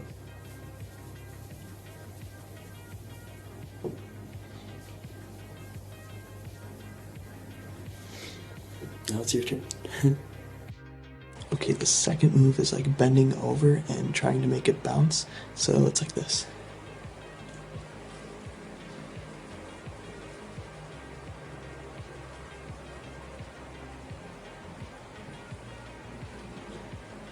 Like that.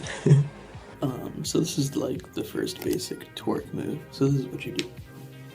You stand with your legs apart, you bend your legs, and then you arch your back, and you arch it. You do it faster, so it's like popping it. So it's like...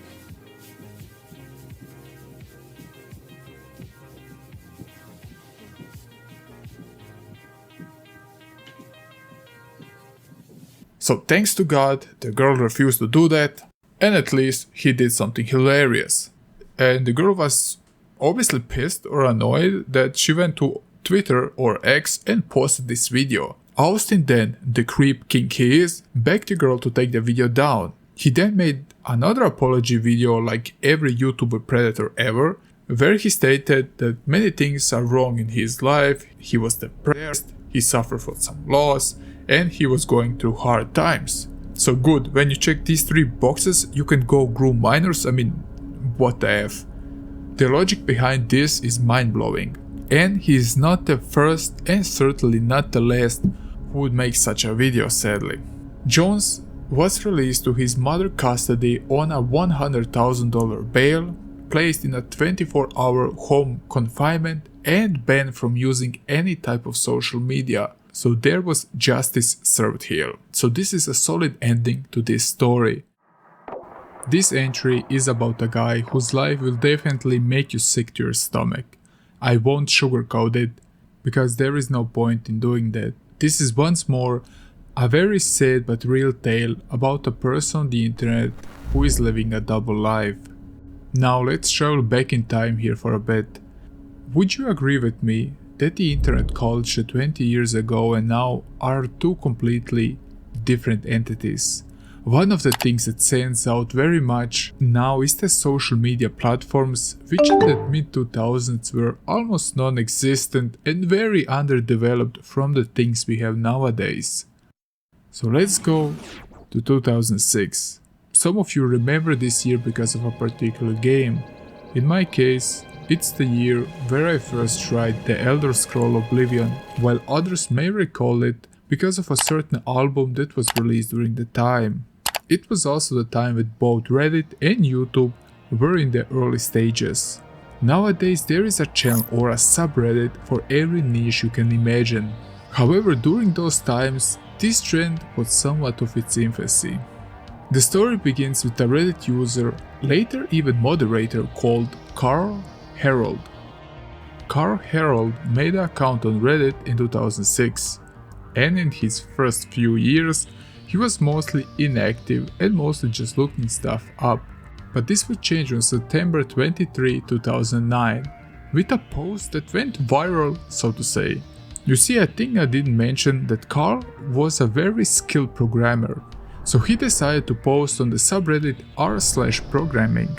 Is anyone here not a programmer, but you want to learn? The post was basically stating how Carl has 15 years of experience in the field of programming, and how he would like to help beginners to learn, and he would offer these services completely free of charge. This was definitely a generous thing to do, and it's no wonder that people started to reach out to Carl to be under his wing. because the demand was too high, Carl could not keep up to have many students at once. The numbers were very limited. A user by the name of Mosky suggested that Carl should create his own subreddit.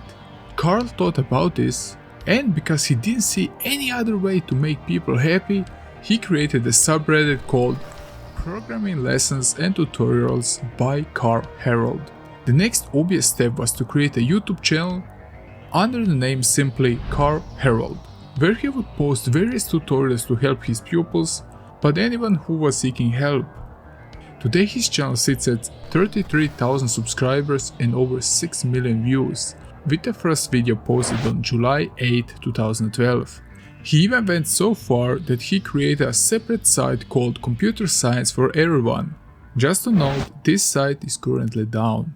Carl was very respected by the programming community and a good teacher. And why should Carl not be respected by the community? He was taking time from his life to help thousands of people online to get into programming for free. It's definitely noble, but there was a quite odd post, where he was seeking help from Reddit. Reddit, can you help me? For 5 years I have lived with this and I do not know what to do. The post was about how Mark was ripped off by a guy who was an internet marketer, or he thought so. The guy was simply a con artist and basically he demanded compensation for his work, which he didn't deserve at all, and demanded a lot of money. Carl even stated, In 2005 I started to losing clients. Sales become impossible to make. He threatened that if I don't pay him, he would ruin my reputation. The guy went so far that he posted a false rip-off report where he claimed that Carl stole from his checking account. The guy was hurting his reputation and his livelihood. And this rip-off report would be the first thing you would see when you look up his name. Redditors did what they do best. They managed to help Carl by pushing this article so far away that it landed on the 5th page of Google, and it was further with every day. But that was the least the community could do for Carl. Another interesting thing to point out, that Carl was even named the Redditor of the Day on July 26, 2012. People commented how Carl was very nice and approachable. So after presenting his online persona to you, what would you think about him?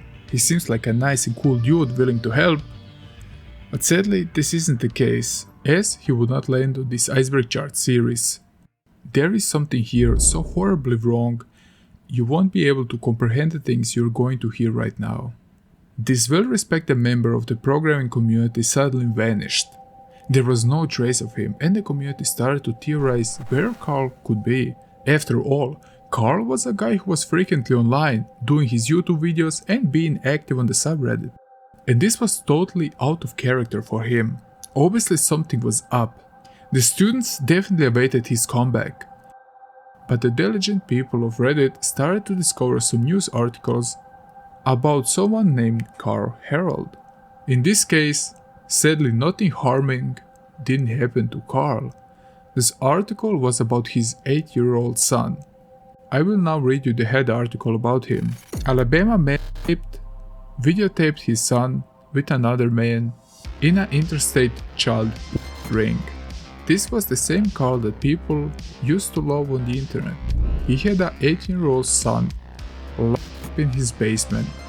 He prevented his son from going to school or outside in general, making even threats. If he would ever tell somebody about this, he would kill him. New information tonight in the case of a man charged with producing and distributing child pornography. WHNT News 19's Daniela Paralon joins us now live in Huntsville with those details. Daniela. Police Carl Philip Harold was arrested on several charges of child pornography related charges just last month. Initially, law enforcement officials were tight-lipped about what those charges entailed, but tonight court documents are showing what led to those charges. 3 charges equally disturbing. Carl Philip Harold has been charged with production of pornography with a minor, production and display of child pornography, and permitting a child to engage pornography. Court documents show Harold is accused of knowingly producing, recording, and photographing images of a 9-year-old boy. According to documents, the video recorded the child as he was being sexualized and sexually tortured. Further charges accuse Harold of publicly sharing the videos and images of the sexual abuse. This was going on for 2 whole years. Just to paint you a picture of how grotesque this was, the police were so disgusted by the evidence they found, they could hardly bear to look at the videos and the photos to identify the boy. Carl wasn't alone in this, as his partner by the name Charles Donovan was in the same basket. The police managed to seize over 100 images, including videos with Carl, his partner and his son, which were then illegally spread and sold over the internet. YouTube and Reddit users felt surprised and couldn't believe that this was the same Carl who was such a simple and helping individual. A guy who would even go for free on Skype with you just to make sure everything is clear about his lessons. Some speculate his IT background helped him a lot by running this ring of distributions, as he would know how to avoid the traps from the police. But in the end, Carl Harold managed to avoid the sentence, and he would never face any of the consequences for his disturbing actions. He denied obviously everything in court, but this didn't help a lot. He and Donovan bails were set to $1 million. His partner, Charles Donovan, was sentenced to 36 years in prison for his part of the abuse in November 2015, and additional 20 years the following December. On January 12, 2019, Carl Harold was found hanging in the Alabama jail. He definitely took the easy way out to avoid facing the charges and a lifetime in jail. But did he? Well, there is a post on his subreddit where someone posted, "Hey, it's me from heaven." The account claimed that Carl faked his death and was living in Russia. But I don't wanna go here in crazy conspiracy theories, even if I would like to research such topics for you. If you're a fan of conspiracy theories, I mean. There are many interesting theories we could explore together. Just drop a comment down below if you want to see me cover such topics. Now I want to end this entry with something that is crucial to remember. Not everything is as it seems. We are living in an age where everyone can create their online persona with just a few clicks. It is easy to fall prey to deception and manipulation. Behind the polished facades are carefully crafted images, and behind them sometimes lies a sick and twisted monster you would never imagine to find. The only thing I hope is that his son, wherever he currently is, has found peace and good life. Carl's Reddit and YouTube channel are still up, becoming a chilling part of the internet history, and he definitely left quite a disturbing footprint on the internet. Atheists calling creation is ignorant. Is there an intelligent atheist? Is there an atheist that wants to be civil? Is there an atheist that can see the truth for what it is? No, there isn't. The next is a downward spiral of an individual who had extremely religious beliefs. He was fueled with aggression and anger. Even if he was a religious person, he would often stand up to everyone who didn't was like-minded. His name will forever linger through the hallways of the Henry Ford Community College like no other before. Anthony Tony Powell was born in 1980, and he was described as a good child. In his younger years of school, Tony was not amongst the popular crowd, probably because he was described as a shy child. An important thing to mention is that Tony has battled some demons since a young age. Depression was a thing that haunted this young individual, and would be his ultimate demise. His parents would also tell the public that Tony would often refuse to take any medications he was prescribed. My child, I know, had challenges, but we tried for years to give him the help he needed, and it just wasn't out there. There was no way they could help my son.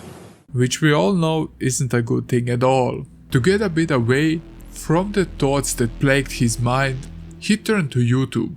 Tony made his first upload in 2007, so he can share his beliefs with the people willing to hear him out. Well, first, to get it out of the way, Tony had few channels under his name. The one you see listed on the screen. Also, I think to notice that this entry is considered somewhat of lost media because most of his videos are lost to time. Just some of them were archived and uploaded online. The reason he had so many channels is because of his fair share of controversy due to making videos about hating black women and especially atheists. During the years he was active, he was a racist, to put it lightly. Tony was not your typical Christian content creator, but his father and mother raised him in a Christian household and Tony took religion very seriously. Tony's views were extremely controversial and he would often have public rants, but mostly about atheists. They were the spawns of devil, they were evil, calling them non-human. Are the fallen angels of the devil. You can call them that, you can call them demons, they're tools of the devil that have been deceived. And since these atheists have been deceived by the devil, then they are not, I don't even want to consider them to be human, but we can't not call them human, right? They're disgusting, they're filthy animals, they hate Christians. And comparing them to animals. As mentioned before, he also hated women. He explains how they need to be obedient and submissive to their husbands. And they should not ask any questions. Her man, and is obedient to her husband, submissive to her husband. This thing would spiral down calling out black women. He would post a video called "Black Women Doesn't Deserve Respect." The point of the video was that black women nowadays kill thousands of babies because they have abortions. There were many more controversial opinions like this. Some people agreed with his views, but many did not. Tony was a very aggressive and often tried to push his agenda on everybody who stood in front of him, often posting video response on YouTube. Because of that, he also acquired many haters and trolls along the way. But Tony's religion spreading nature would not end on just posting videos. No, Tony would also troll and attack people who are atheists or people he considered his enemies. This is where our story leads us to a girl named Asia McGowan, a 20-year-old girl. She had a cheerful personality, she loved to dance and also attended theater classes. But among all those things, Asia was also an atheist and her opinions on religion and women's rights were on a completely opposite spectrum than Tony's views. They both have attended the Henry Ford Community College, but they didn't were aware of this. Tony, in one of his many sleepless nights, found the channel of Asia and became completely obsessed with her. Tony even started stalking her and sending a post towards Asia online. Asia could not post something without being attacked by Tony's various fake channels he created. Asia, because of all the hate towards her, made a video addressing her hater. But Tony wasn't a guy with whom you can reason with. Many people saw that his mental health wasn't the best. He felt very disconnected from reality. People would even reach out to the police so they can do a checkup on Tony, but this sadly didn't happen. A thing that also concerned many people was that Tony was rambling about suicide thoughts, and here we will find out for a fact that he possesses a weapon. There's absolutely nothing for me to do in this life. I don't have no purpose. There's no point. There's no point in me living anymore. I really am thinking about so, and I'm pretty much gonna do it. And I'm so scared. I don't have my computers anymore. The only thing that I have are my and that's not gonna be pretty, man. A pump action gun, to be more exact. If you combine everything that I said now, you can only end up in a disaster and tragedy. April 10, 2009. It was a sunny Friday at the Henry Ford Community College. Asia McGowan was attending class in the later hours of the morning. She was the only one in the class and packing her things up after the class ended. Little did she know that her troll was entering the school. Anthony entered the Mackenzie Fine Arts Center and made his way towards a classroom. The classroom was F111. There he found no other than Asia, who was packing her stuff and was just about to leave. She, as we previously discussed, was also a fellow YouTuber who was bullied by him. Asia looked at Tony and immediately recognized him as the troll who was stalking her online. But then she saw that Tony was armed and Asia's blood ran cold. She tried to run away towards the exit and started to scream. Tony then aimed and shot Asia in the back. but she was still alive. Tony then dragged her back to the classroom, where he landed one more hit to finish the job. Christian Plonka, a 12-year-old boy, at the time was doing a radio commercial in the school. He heard a gunshot and wanted to investigate what happened. Then he saw Asia walking wounded with a bloody back. Before Tony appeared, grabbed her and dragged back to the classroom. And suddenly, one more shot was heard. Christian and the other students in the program ran into the parking lot at the campus, where they waited until the police allowed them to leave. I don't know if we can consider Christian a brave or a fool, but the good thing is that he managed to get out without being spotted by Tony. By the time the police arrived, Christian and the other students heard one more shot that echoed through the school. It was the third and last shot they would hear that day. Tony, for reasons unknown, decided to unalive himself with a shotgun used on Asia. Most probably because this was his intention all along. He previously stated in his video that he is awaiting this day and that he was scared. Tony accomplished the goal he was thinking about. As a result of this, his channel and the troll channels he made were suspended and terminated by an unknown user after the shooting. Also, the Indianapolis Recorder made a post about him titled "It commits murder, suicide in classroom." This isn't something you would often hear from news articles. Also, a thing to note that the police in that article stated they found a shotgun, not a classic pump action, just as a little note. The question is, could this tragedy be avoided? Is there here someone to blame? The parents stated they couldn't believe he was gone and they felt very sorry for the girl and her family, but they didn't know about his only activity. He's dead. He's gone. There's nothing we can do. We didn't know anything about him doing anything like that. And I offer my condolences to that family of that dead child. Could his family force him to take his medication? Could the people who knew Tony and reported him helped him in another way? Or would it all be in vain? These are all questions that are not important now. The life of a young girl was cut short, so was Tony's by his own hand. Tony did what he did and definitely left a mark on Asia's family, his own and the whole campus, which was not the same anymore. A history of mental illness and extremely religious views led Tony on a dark path.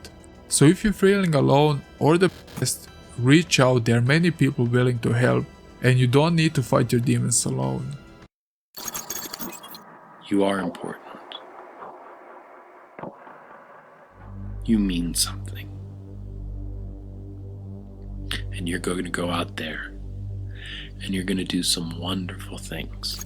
To still be in the community without telling others that this sort of person was around, that to me is borderline sickening, if not sickening in of itself. That Jew Wario was a And if nobody else ever tells you this, I will tell you this. I care about you. Let's end this video with a very odd case about a nice guy who managed to deceive everybody around him, even his own wife. At least it's a story about how the truth will always prevail, no matter how gross and disturbing it is. This entry is about a guy called Jew Wario, otherwise known as Justin Carmichael. Like the previous two entries, this is also about a YouTuber who started very early. Jew Wario joined YouTube on December 28, 2006. And looking at his videos, at least those pre-2010, felt somewhat nostalgic. Gaming videos back then were a bit different and more innocent somehow, I think. But innocence isn't a word I would use to describe Jew Wario, sadly. His channel wasn't popular until 2008 when he posted a video "You Can Play This, Quest of Kai" on December 19, 2008. He was best known for his series "Can You Play It?" He would import games from Japan and, like the title suggests, he would see if you can play the game even if you don't know Japanese. This is definitely an interesting idea, especially for the time. He would not only review the games he imported, but also give the audience hints on how to play successfully. He would definitely fill a quite a specific niche with the videos he made and would often do collaborations with other creators. His channel managed to get a little over 30,000 subscribers. That's the time he caught the eyes of Channel Awesome and became their sidekick on April 24, 2009. Because of his upbeat funny character, he was very beloved. But in 2013, he announced he would not be producing and helping Channel Awesome anymore. Many felt very surprised by this. But then, on January 23, 2014, at the age of 42, Wario did something even more unexpected. Justin's wife announced on Facebook that he has taken his life by shooting himself with a shotgun. She wrote that he had locked himself in the bathroom and he said goodbye to his wife and fans and unalived himself just inches from the person he loved. The life of this YouTuber ended in a terrible way and many felt sad. He reignited a discussion of suicide among YouTubers. His fellow YouTube friends came out to speak about Wario and how he was a nice person and nobody did expect something like this to happen. Now this is not where the story ends. Even if he sparked numerous questions from his friends and creators, there is here a bit more to the story. After all, Wario would not be on this list. His wife said that he was in a bad mental state and that they did have some financial struggles. Of respect, people online would often put his signature yellow hat on their profile pictures. Many people have fond memories of this small upbeat YouTuber. But just a few years later, some revelations would emerge and the public would be shocked. Wario, like I said, was the part of the Channel Awesome group and there were like 40 creators in this group, if I'm correct. In 2018, the Channel Awesome received a heavy blow. The producers under the channel created and leaked a document titled Not So Awesome. A 70-page long document detailing a decade of things that happened in the company. As you would assume from the name of the document, there were some things happening that weren't so good. Or to say, not so awesome. In this document they would detail their abuse as well as neglect, misconduct and manipulation at the hands of the CEOs, including poor management and favoritism. But if you turn the document on the page 66, it's a testimony of a victim referring to herself as Jane Doe. Listen to this. The following story is from an anonymous contributor we call Jane Doe, recounting the story of a former producer who had sexually abused her, and claiming that the management was aware of the site's producer deviancy for a year and did nothing. This goes further with Jane Doe. Anyway, you all know me back then. Physically, I was 18, but I had a mind of a 16-year-old. At best, he crushed me, convinced me to take off my clothes for him, told me he wanted to teach me how to kiss, fuck, etc.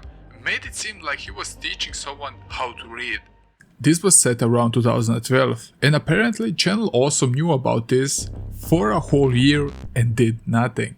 Because of this, Channel Awesome didn't take any proper action. They made a sort of apology coming out, but it was written off by the fans, and they started to lose thousands of subscribers per day. The creator of Channel Awesome wanted to get rid of this one member who was accused of sexual abuse, but they didn't state any name. Due to some screenshot analysis, people would figure out the channel is planning to fire the deviant, but again, not stating names.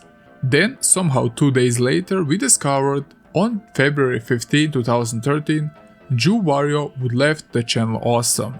But on April 12, 2018, a Reddit user shared a post on Channel Awesome's Reddit site in the comments. She revealed that she was not Jane Doe, but she was also allegedly raped by Wario after making several attempts to convince him to leave her alone. And he would not stop. Then the girl stated she would fall asleep just to be awoken by Wario, who was on top and itself. She also then stated she wanted to come out for quite some time, but due to Wario's nice personality online, it wasn't an easy task. The fanbase thought of her as a troll and said that what she said was the equivalent of accusing of a puppy of a murder. Later legitimacy of this post has been confirmed by the former TGVTG forum admin Holly Christine Brown and the former producer Yesu Otako. A possible victim can feel like they can be gaslit if they come out with saying their story, or feel like no one's going to believe me. Right. Which I think one of the potential victims or alleged victims said that. It's like, I feel like, oh, this guy's treated like a pillar of the community, a beacon. What if I say something? I'm going to be automatically deemed a liar. His former YouTube friends started to come out and also stated how Jew Wario would behave very weirdly around his fans at conventions. There were things I saw that left me uncomfortable. Nothing I saw that was illegal, by the way, but just things that I thought were a little over the line. You know, I saw him give fans like shoulder and back rubs. Like they were willing participants, but the fact that he was doing that like in hallways outside of panels at MagFest, I thought was kind of inappropriate to do that. You don't want to put yourself in a situation where you can get a reputation for being like that. So nobody questioned why Jew Wario would give back rubs to young girls. Now the fact that his wife was on the other side of the bathroom begging him to stop is a bit sad. She allegedly didn't know anything about this.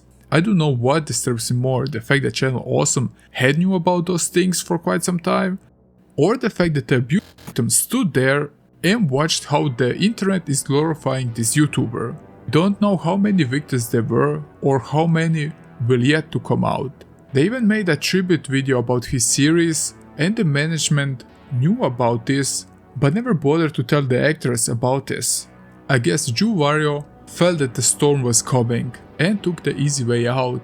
To be declared as a victim of depression or stress in society, I don't know, but obviously not because of the deeds he has committed. Basically, he would be declared as a martyr. This is a way to make his life look stainless. Until some years later, the allegations started to drop, and one by one they have been confirmed to be true. Because of that, Jew Wario's fans went from being sad about his loss to completely furious. Jew Wario was a master manipulator and managed to craft a persona of a nice and approachable guy, but as we saw, he was a wolf in sheep's clothing, and manipulating girls. And I hope they are at least okay now.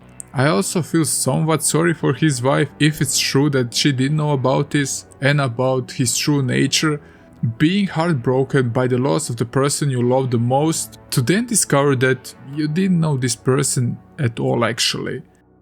His YouTube channel is still up if you want to explore this rabbit hole. This video will start with yet another musician.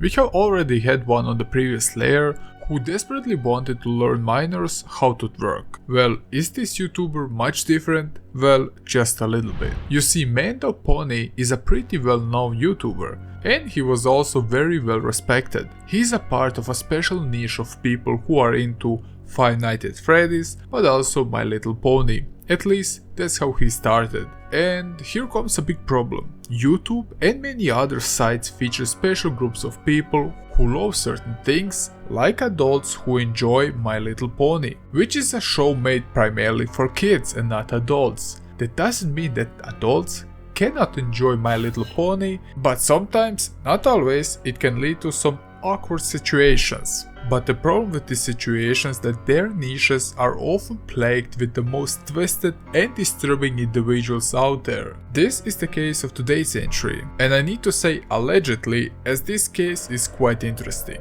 Mando Pony is known for making cover songs of Five Nights at Freddy's and My Little Pony, but also doing let's play gaming commentary as well. He also got a very dedicated fanbase that couldn't believe what was Mando Pony capable of. In real life, Mando Pony is known as Daniel Andrew Stein. He joined YouTube on October 11, 2011. On the same day, Mando Pony uploaded his first video, a chiptune cover of the main theme from My Little Pony, Friendship is Magic. Also, a thing I need to address is that Mando Pony gets his name from the fact that he is a brony, a male member of the My Little Pony fandom. He would continue to make videos about covering theme songs, but also creating original songs about My Little Pony with great success amongst this niche community. His most successful video was probably posted on January 24, 2012, where he made a collab song with Acoustic Brownie called Loyalty. This video managed to get over 2 million views.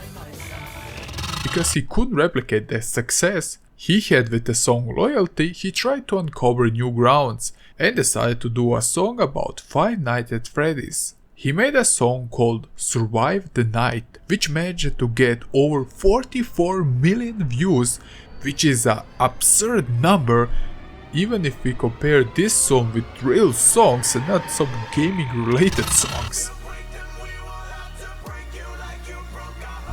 He would produce more songs like this, which were quite a success. After this, he started to do all sorts of gaming cover songs and of course some originals, to gain an even bigger audience. At the time he got engaged with Sabrina Alberghetti, I hope I pronounced that right, who was actually a storyboard artist for My Little Pony Friendship is Magic. Quite an interesting coincidence, am I right? Well, My Little Pony is really uniting people all over the globe. At least it seems so. Mando also managed to unite forces with a YouTuber and musician called Nate Wants to Battle. They even started to tour together. They had live concerts together and Mando's life was getting better with each day passing. I stated many times on this video series, this Iceberg Chart is about the worst YouTubers out there. So let's go back what we briefly touched upon in the beginning about mixing young and old fan bases, because it can lead to inappropriate situations. Mando managed to get a quite big following in his 10-year-old career, around 600,000 subscribers. But the year 2020 brought many things to light. Mando made a strange tweet on June 15, 2020. After speaking to my therapist, psychiatrist and more, I am stepping away from social media and any spotlight. I am not well. I'm seeking help. My family and friends are supporting me. Until I'm healthy, I wish you all peace and joy. Thank you. Even if this was a bit strange, the comments were very supportive, but nobody knew the true reasons behind this odd post. Mando Pony then disappeared for over 9 months.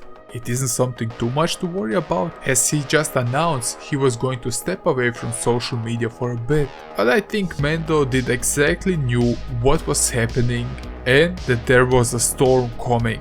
I need to state again that Mando is really trying to shut down everyone who is speaking about the situation, so a like and comment will help this video to be seen and heard. There were many people, or better to say minors, that were preyed upon by Mando. I simply cannot cover all of them, because this isn't a deep dive about him, but rather just an iceberg type of entry about him. So I will keep it compact here. I will just focus on one case to show you some of the things that happened, so you can see his true colors and the aftermath of his situation. The most documented case was Kaylee Young, who was 17 at the time. She provided over 100 screenshots as evidence. In 2020, a weird Twitter account appeared with an interesting name called Exposing Andy Stein, which was shut down many times since its inception. In June 2020, they started to post various screenshots and archives. In these screenshots, we can clearly see that Andy would use Instagram and Snapchat to find and groom minors. I won't go through all the screenshots, but they are available on this Twitter account. But people started to ask if these screenshots are real or fake.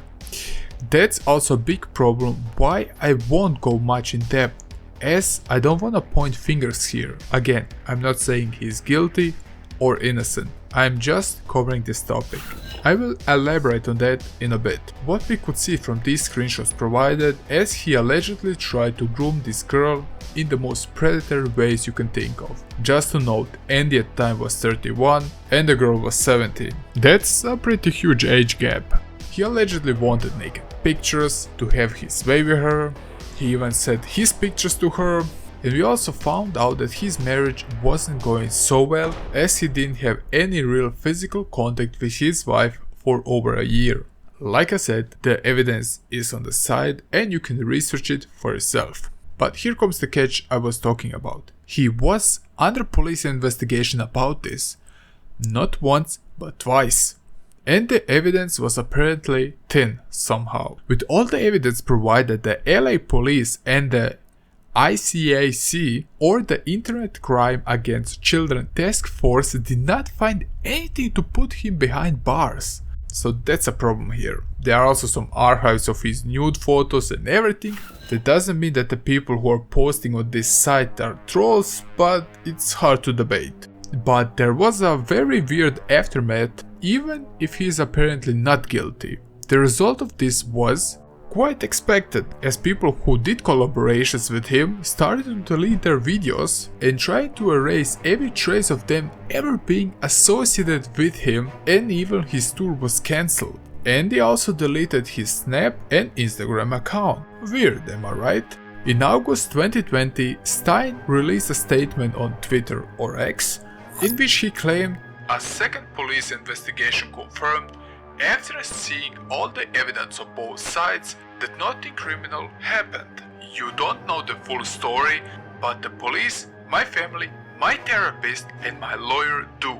Andy managed to get away with the alleged crimes. He even managed to keep his wife, and he even tried to make new videos. But his new videos are not even close to the old ones. He even re-released his cover song from 2017 called Witch Hunt, which is definitely also a bit weird if you ask me. But yeah, the Twitter site Mando Exposed was taken down multiple times, and many of the things archived there were lost, as Andy is really trying hard to bury the evidence. So yeah, I hope this video doesn't end up taken down. And before we go to the next entry, tell me your thoughts about this case, because I'm really curious. Now, let's move on. You will finally see that I am, in truth, the superior one. The true alpha male.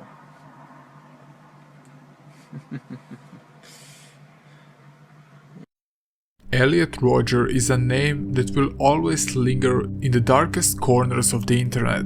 This is a guy who is very well documented on the web. There have been numerous videos covering his unhinged personality, and with a reason. He left a mark on society and the internet culture like no other. Elliot definitely earned his place to be on the bottom of this list. So let's dive into the delusional world of Elliot Rodger, otherwise known as the Virgin Killer. You are animals. The guy responsible for the infamous Vista Isles massacre.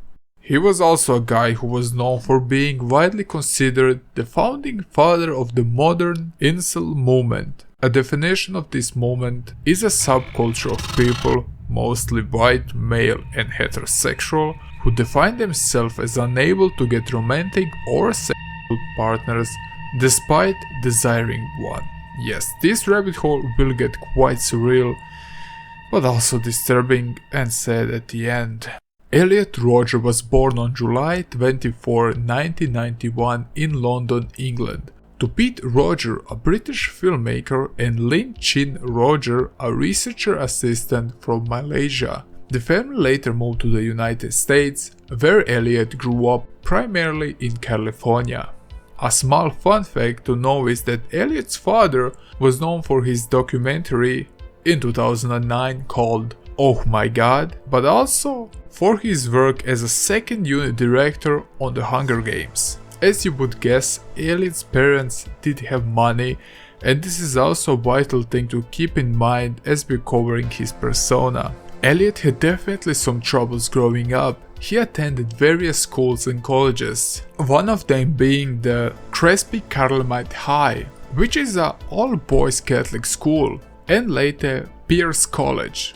He would often feel like an outsider and found it very difficult to make any friends, especially girlfriends. Hey, maybe the boys' Catholic school wasn't the best choice for this guy. So it's no wonder that throughout life, Rodger struggled with social anxiety, loneliness, and a sense of rejection. This situation would escalate in his late teen years. Rodger started to develop a hatred towards females. Why? Well, because he couldn't score any. That was the biggest problem. Roger then became obsessed with his lack of success with women, which he believed was the true cause of his unhappiness and loneliness. Not only did he hate women, but also he hated men who would fall in love with the girls he was attracted to. Completely unhinged, I know. Also, we need to add one more factor, and that is that Elliot had a very high opinion of himself. It doesn't make sense. I do everything I can to appear attractive to you. I dress nice. I'm sophisticated. I'm magnificent. I have a nice car, a BMW. Well, it's nicer than 90% of the people at my college. You know, I'm polite. I'm the ultimate gentleman. And yet, you girls, you never give me a chance. I don't know why. Now, this Iceberg Chart is about the worst YouTubers out there, so it's no wonder that Elliot decided to make a channel called Valtorian and later just Elliot Roger. The first one was hacked and everything is deleted besides one video from the hacker. The second one is banished from YouTube for obvious reasons we are going to talk about in a brief moment. He posted a series of videos on YouTube titled Elliot's Roger Retribution, in which he ranted about his frustrations with women and expressed his desire for revenge. He always wanted to be the cool kid, but this wasn't the case. This really started to mess with his head, and the fact that his new stepmother was around didn't help one bit. His parents knew he had some mental issues. He also visited a therapist from time to time, but this didn't help much. Also, his videos were quite something. He was rambling about how rich his family was, and only the fact he was rich that all the girls should levitate to him. He desperately wanted to be liked and to be cool, so to say, often flexing with his car, clothes and other material things, but he mostly went unnoticed. He waited and expected people to come to him because of the nice things he possessed. Put a lot of effort into dressing nice. These sunglasses here were $300, Giorgio Armani, so I'll put them on. See? He started to become more upset at the world. Elliot would even spill hot coffee on couples kissing or holding hands. And the most important thing, he also desperately wanted to lose his virginity. I'm just sitting in my car right now, enjoying the view of the beach. And my view has been ruined by this sight right here. In front of me, sitting right there on that bench, is a young couple, I presume about my age. I was enjoying such a nice view until they came and sat down and started kissing. This is the reason why life isn't fair. Why does that guy get to have such a beautiful girlfriend while I'm all alone? It was his life goal.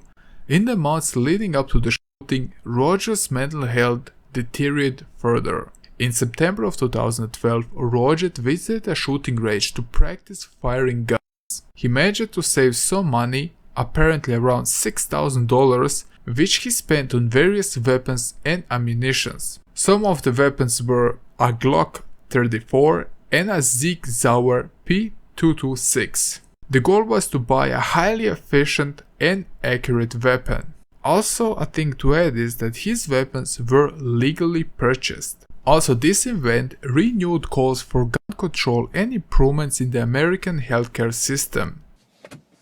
The girls are not sexually attracted to me. There's a major problem with that. A major problem. That's a problem that I intend to rectify. I, in all my magnificence and power, I will not let this fly. It's an injustice that needs to be dealt with. The story leads us to May 23, 2014 in Isla Vista, California, where the massacre started. The current state of aliens' mind was that humans are just animals, and if you can't control them, then you simply need to destroy them. So on this day, Roger carried out his plan for the mass shooting. The attack started in his apartment on the Seville Road, where he killed 3 men, Waihan Wang, then Chen Hong, then George Chen, by stabbing them to death. Note that the last victim, George Chen, was stabbed whopping 94 times. Because the hallway was covered in blood and the police found bloody bath towels, it suggested Elliot wanted to cover his tracks, but also the men's position suggested that each of them was killed separately as they entered. 2 of the victims were confirmed to be Roger's roommates according to the apartment lease. Because Roger felt a bit exhausted, he decided to calmly grab a coffee from the local coffee shop until continuing his path. At around 8:30 PM, he was spotted working something on his laptop in his car in the parking lot of his apartment building. Elliot proceeded then upload his retribution video and mailed his manifesto at 9:18. After receiving a copy of the manifesto, Roger's therapist immediately phoned his mother, who also found the retribution video on Roger's YouTube channel. After 3 hours later, he drove to a sorority house, and after failing to get inside, somehow he managed to shoot 3 women outside, 2 of whom died. He next drove past a nearby deli and shot a male student inside to death. He then began to drive through the Isla Vista, shooting and wounding several pedestrians from his car and striking several others with his car, including a skateboarder and 2 cyclists. The police tried to hunt him down and they exchanged gunfire twice. In the second fight, the police managed to hit and injure Elliot with a shot in the hip. At 9:35, police found Roger dead inside his car from a self-inflicted gunshot wound to his head. In the car they found 3 pistols, knives, 6 empty 10 rounds magazine, and 548 rounds of unspent ammunition. Roger's attack shocked the nation and sparked debate about gun control, mental health awareness, and the influence of online communities that promote violence and hate. His manifesto provided insight into his troubled mindset and the factors that contributed to his violent actions. The manifesto is titled My Twisted World, the story of Elliot Rodger, in which he detailed his life experience, grievances, and the plans for the mass shooting. Just one quote from his manifesto. If women had the freedom to choose which man to mate with, like they do today, they would breed with stupid, degenerate men which would produce only stupid, degenerate offspring.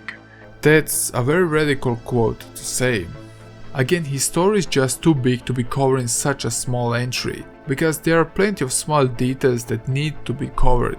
But I tried to make a video about covering one individual, but you seem to enjoy more videos like this, so yeah, that's the compact story of Elliot Rodger. Elliot Rodger's life was a tragic case that was marked by feelings of isolation, rejection, and hatred. In the end, people lost lives and were injured. His story serves as a reminder of devastating consequences of untreated mental illness and the dangers of toxic ideologies that promote violence and hatred. Again, if you want to see cover this event in more depth and to dive into his manifesto, just leave a comment Virgin Killer in the comment section. And if there will be enough interest, maybe I will consider this as a future video. All those popular kids who live such lives of hedonistic pleasure while I've had to rot in loneliness for all these years. They've all looked down upon me every time I tried to go out and join them. They've all treated me like a mouse. Well, now I will be a god compared to you.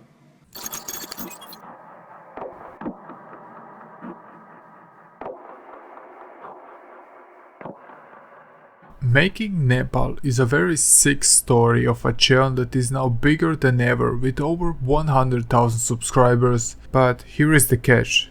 The channel is now owned by as we assume, friends of a guy named Arjun Shivakatoki? I don't care. What important is, he was arrested in 2020 and at the time he was around 30 years old. Because I can't understand the language Nepali, I hit a wall with the research here, but thanks to God I did found a few articles like the one from the Himalayan Times which covered this case, so I will be able to cover this entry for you. If anyone knows a bit more about this, please comment down below. But here goes the story. His videos were quite something. I found them very surreal as I could not get a grasp of what the channel was supposed to be, at least not in the beginning. They had some musical videos, some of them were just about goofing around, others were like blog type videos, but there were also some reviews of products. Well, it was a complete mess, and my language barrier didn't help me at all. The videos published today seem to be covering people, and also they seem to be very political. But again, take this with a grain of salt and please look it up for yourself. What I could find out is that the creator of the Making Nepal channel, Arjun, was living alone with two girls, which isn't a bad thing until you discover that one of them was 14 and the other one was 12. They were also apparently featured in his videos. One day, the family of those two young girls appeared on a Nepal television show called Yana Chanakacha, and I'm so sorry for butchering this. Now the family shares some incidents that happened behind this channel's front. The girls were also featured in the show, and they say how they live in the same house as the tenant who would frequently rape them. Arjun would proceed them to threaten the girls to kill them if they decide to talk to somebody, and even said he would compel their parents to commit suicide if they decide to tell their parents about his acts. The girls were also instructed to call this man their uncle for reasons unknown. The girls remained silent for months due to the fear, and his hideous acts would increasing over time. It's also no wonder that the girls developed some health complications because of that. At first the parents didn't know about the things happening, and they would took the girls to various hospitals, but the doctors could not diagnose their problems. I mean, they were living through mental trauma for months on end, and the physical abuse. When they finally did have enough, they gathered enough courage to share their pain with her mother. Because Arjun figured out that the girls talked to their families, he decided to present himself as a journalist who would discredit their story because it was apparently just a lie and he has some connections in the police. So there is no point that the family is sharing their story. Well, thanks to God, the parents immediately went to the police and filed a case against him. Chief of the Metropolitan Police Crime Division, Kathmandu, said that the accused has been taken into police custody. Further investigation in this case was underway, said the police. This article was published on July 6, 2020. Now the problem is, I don't know what happened to him. I really hoping he's rotting somewhere in some prison. The girls went through basically hell with this guy, and I hope they found the help they need. Maybe some of you are locals and know the language and you know more about this story. Please leave a comment and share your knowledge with us. This tale begins in the fascinating country of Iran, located in southwestern Asia, a land with rich history, culture and a prominent geopolitical influence within the Middle East region. But I wanna focus on a specific city called Urmia, which is also the 10th largest city in Iran, and it's where our story begins. On April 5th, 1979, Nasim Najafi Akdam was born. There isn't much about her past, besides the things we could find throughout her videos. She mostly had a normal and happy childhood, with nothing out of the ordinary. A thing that we need to mention is that she and her family were registered members of the Baha'i faith. To understand her a bit more, we need to take a short look at the Baha'i religion. It is a relatively new religion established in the early 19th century in the Middle East. This religion is all about unity amongst people. Baha'i advocate for elimination of racism, sexism, nationalism, and promoting instead of a vision of global harmony and prosperity for all. And if I'm correct, vegetarianism and veganism does align with their beliefs, but it's not something you need to be the part of the religion.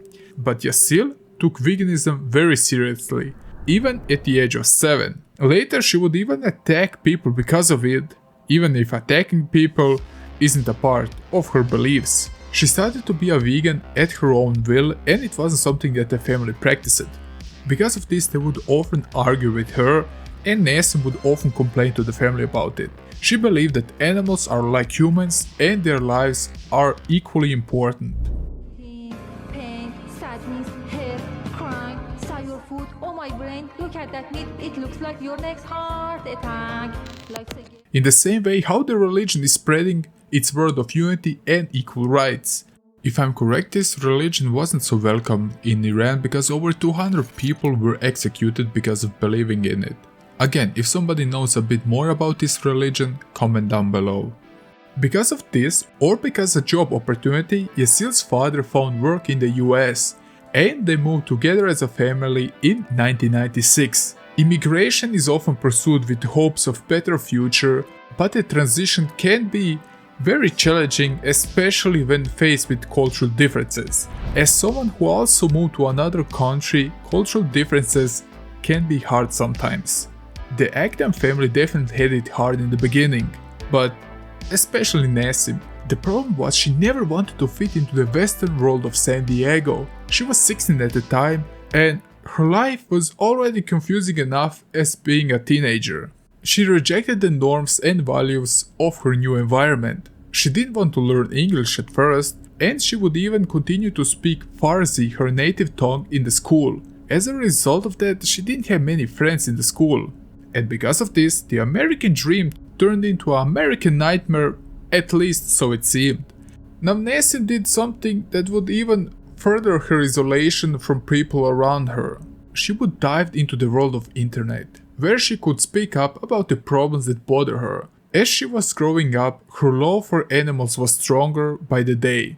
She also became more obsessed with animal rights, joining the ranks of the PETA activists, leading her to participate even in protests and demonstrations against meat eaters, as she called them.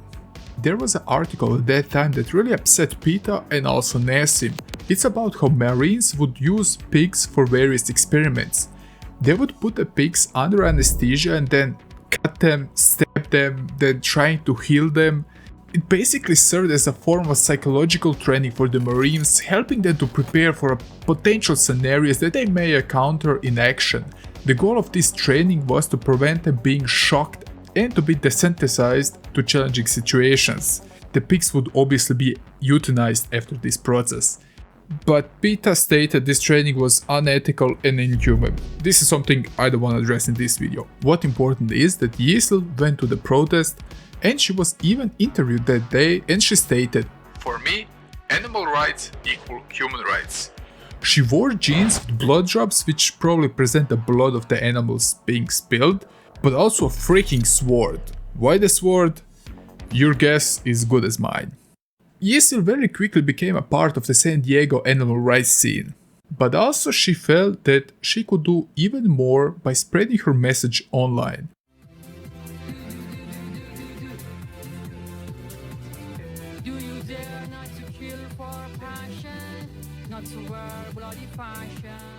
She slowly started to disappear from the gatherings and focus more on her online activity. Her mother even stated that Yasil was completely disconnected from the real world and that she would often choose to be alone online than anything else. Even neighbors would tell how they don't see Yasil so often around, mostly because she was working on her projects indoors.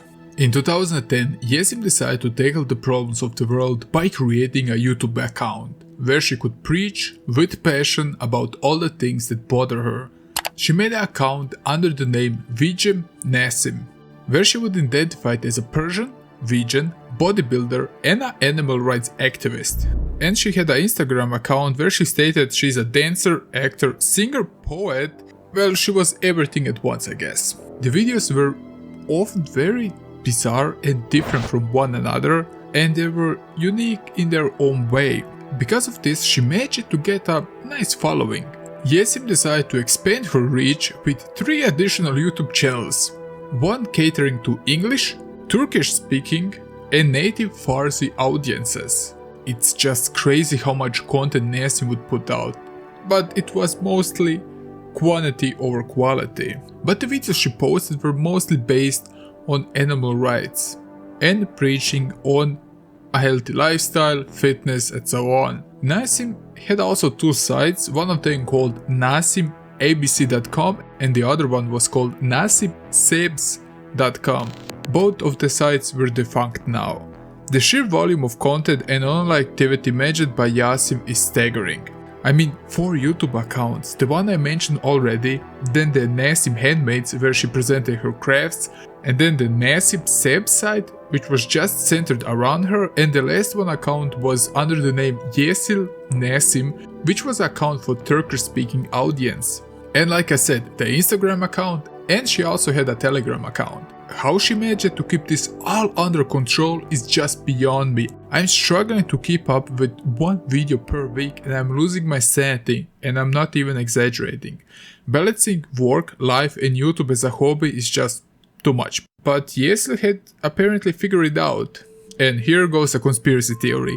After researching her videos, honestly she looks like an NPC, and one from Oblivion at that.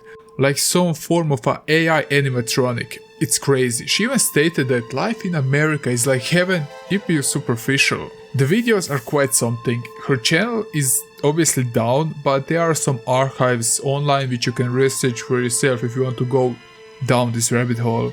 And I promise the things you will see will alter your vision of how you see life. Gelmiş nasıl yapılmış bu ceket sadece giyerim poz verelim aptallar gibi. The videos are quite something, am I right? But she managed to get over 10k subs with her first channel, and by achieving this milestone, she has been accepted to the YouTube Partner Program, which means that she could finally earn some money with YouTube. She managed to get quite a following, even if her videos were all over the place. But again, mostly based on animal rights, and YouTube eventually noticed her and gave her chance in the feed. If my sources are correct, she had over 20k subs on all 3 channels combined. Also, a funny thing to mention is, again, this is self-proclaimed, that she is the most famous Persian animal activist online. This led even to her being featured on the national Turkish TV. Because she posted very often and had few channels, she was obviously making some cash through YouTube. But I think the people from her home country thought of her as a meme. But again, speculations, because you saw the videos, am I right? Because Nasim posted very often and had few channels, she obviously made some cash through YouTube, even though she was still living with her parents. But she suffered a very hard hit in 2016, not only her but many others. This was the crazy time of the adpocalypse of 2016, where YouTube started to demonetize violent and edgy stuff and channels that would break copyright laws. Now, I hope you're somewhat familiar with what happened. If not, a small summary would be that YouTube started to ban and also demonetize many videos, including whole channels. And YouTubers would also get less money through ads if they post edgy stuff, or none at all. That resulted Nasim's channels would almost be completely demonetized, and she would earn 10 times less like she normally would. She even posted her analytics online to see, and she earned through a 300,000k video only 10 cents. Her content was surreal, but I failed to mention that it was also very graphic and violent. She would also include various words in her title like murder, rape, abuse. And those are things that YouTube didn't like at all. This could even lead that your channel would be shadow banned, so people can't see your content without typing your name directly in the search bar. And this is also a friendly reminder to subscribe to the channel if you didn't already. Nasim, because of this, felt personally attacked, because YouTube apparently tried to silence her. I'm being discriminated and filtered on YouTube. People like me are not good for big businesses. And my old videos that used to get many views stopped getting views. Being vegan or vegetarian is a personal choice, but she really tried to push her agenda hard on everybody. Because her videos started to become more violent and more graphic over time, YouTube didn't like that one bit. After all, YouTube is still a public platform, and people would often wonder if she's mentally ill, where she would state, "I don't have any special mental or physical disease, but I do live on a planet filled with diseases, disorders, perversions and injustice." Because YouTube underwent a major change in 2017, her 4 YouTube channels suddenly started to get less exposure, and then she started to publicly show her YouTube analysis, and like I said, how her 300k view video only got her 10 cents. This made Nesil very angry. But everybody who is a bit into YouTube knows that graphic videos doesn't do well with the algorithm. But this didn't stop that Nesim would compare YouTube with a very infamous guy I don't want to mention now because of the guidelines, but you know who I'm talking about. This brings us to March 31, 2018. Nesim's family reported to the police that Nesim was missing, but this was not the first time she went missing. This would often happen as Nesim would argue with her father, mostly about her and his beliefs, so she would run off to cool for a bit. But this time, the family felt that something horrible will happen. Her father contacted the police to file a missing person report. He proceeded to tell the police that she could be a harm to herself and others. Because she hasn't any history of mental disorders, the police didn't think much about this.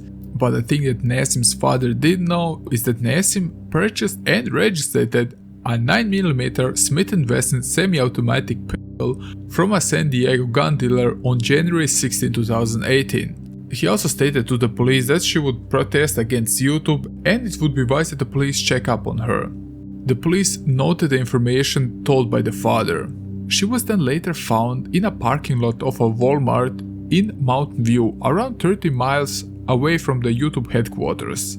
This happened because the police saw the white Pontiac just parked around in the night, and they checked the registrations of the car and quickly realized this is for a fact Nesim. Yeah, but the thing is that we sometimes get people that park their stolen vehicles here, and so we run all the plates that are out in the parking lot, and when he ran the plate it came back to you, but it came back as a missing person. Because she was an adult and wasn't presenting any harm to the police or to herself or any other, she couldn't be forced to go home. They questioned her further to see if she's mentally stable, and everything was alright. Before I show you the police video where they interviewed Nesim, it is a very chilling feeling to know that only a few hours after this video this girl wouldn't be alive anymore. Are you taking any type of medication at all? Are you supposed to take medication? Okay. You don't want to hurt yourself, do you? Oh, you don't want to hurt anybody else? You don't want to commit suicide like that, right? Okay. Are you ever planning on going back home? No? Okay, fair enough. We're just going to let them know that you're fine and you wish not to be contacted. And we check your well, we have to tell. Okay. Is there anything you want us to tell your parents? Okay. Okay. Alrighty. You're welcome. Now, as I showed you some of the highlights of the clips to make my point across, the whole video is obviously online if you want to check it out. What was important that the police checked her well-being and she was a good state of mind. The police kindly asked her if she needed to take any medication. She looked the police in the eye and said no. But the funny thing to notice is when she was asked if she is going to hurt herself or somebody, she avoided the eye contact and looked at her phone. Lack of eye contact could indicate she was obviously on a set plan. The officers did not identify her as a threat. However, it is very unclear if the police was aware of the concerns of Nesim's father. I googled the Mountain View. It was close to the YouTube headquarters. So, and she had a problem with YouTube. So we called that cop again and told him that there's a reason she went all the way from San Diego to that. I didn't know she has a gun. and for a fact they certainly didn't know about her YouTube presence and point of view. Perhaps if they analyzed her videos, maybe this would play out a bit differently. The 3rd of April 2018. On this day, Nassim traveled with her white Pontiac from Mountain View to San Bruno. This is around a 30 minutes ride. The first thing she visited is a local shooting range, where she was obviously preparing for her next step. After the shooting range, she decided to go to a parking structure to park her car located just across the YouTube headquarters. Nassim managed to get through an exterior parking garage and then approached the outdoor patio. There were like plenty of people out there having their lunch break. Nassim then decided to pull out her Smith & Wesson and started to randomly fire at the crowd with no set target. She just wanted to kill as many people as she could. Active shooter at 901 Cherry. A thing to note is that at 12:46 p.m. San Bruno police received reports of a shooter at the YouTube headquarters. Just confirming one shooter still outstanding. One of the witnesses. And just like 3 minutes later, the police was already at the headquarters. Nassim in the meantime managed to wound 3 people. After Nassim heard the police, she was locked in and she couldn't escape. Because there is no way out, she took the Smith & Wesson, pointed at her heart and shot. Nassim died only 2 days before her 39th birthday. Just a note to add, after the abduction was done, there was no evidence of drugs or alcohol found in her system. All the 3 victims that were shot by Yisl made a full recovery. This is a sad story of a girl who grappled with inner turmoil and confusion, driven perhaps by good intentions but ultimately resorting to extreme and harmful actions. Feeling silenced by YouTube, she lashed out in an attempt to be heard. At the end, Yisl did kill, but only herself. The aftermath of that is that her voice will be silenced forever. Yisl's state of mind became tragically evident in her decision to attack YouTube. Despite her somewhat good intentions of sharing light on certain things, she finally received the attention, but this type of attention was for the wrong reasons.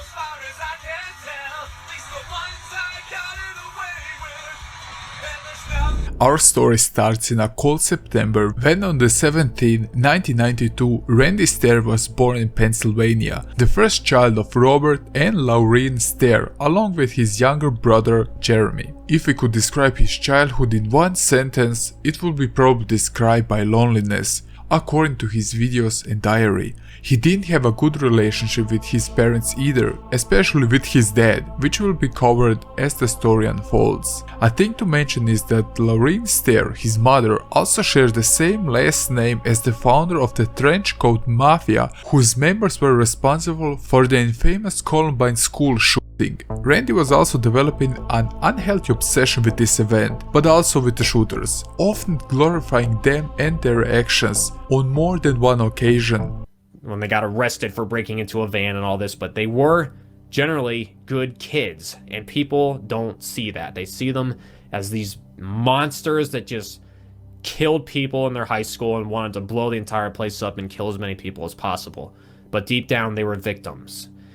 And I started to realize this, and I just got attracted to them. Not like in a sexual way or anything, but I just grew fucking in love with them. And they became my role models. They became my inspiration. And that's not good by society's standards. If you start showing affection and sympathy for fucking high school shooters, you're gonna be fucking locked up. Randy as a child always felt he didn't belong, and it was very hard to make any friends, often revolving that he would only socialize in school, as after school he would go home to parents he didn't like so much. But there was one boy who Randy would call a friend, and that was Matthew, a neighbor kid whom he spent a lot of time with and even made videos together. These videos, where they were 12 years old, were also uploaded by Randy on his channel. It's definitely a horrific scene to see Randy as a child just running and having the purest form of fun a child could have, but knowing what he would eventually do just makes this scene very surreal. Their friendship would ultimately grow apart as Matthew would find a girlfriend. Randy felt a bit disappointed and angry at that. He hated the idea that Matthew would focus his attention more on his girlfriend than him. He wasn't gay, he just said he hated the idea he wasn't in the focus anymore. As children love cartoons, Randy wasn't much different and would spend much of his time diving into the world of cartoons and TV shows, often fantasizing about being one of the characters. I guarantee a lot of you reading this feels somewhat similar to me. I'm not a psychopath. I'm a trapped soul eager to get out. Only I want to have some fun before going out. Eric Harrison was not a psychopath. He wanted to fit in, make friends, get laid, have a good time. He was just in the wrong crowd and a group of kids. He was an outcast who shouldn't be respected.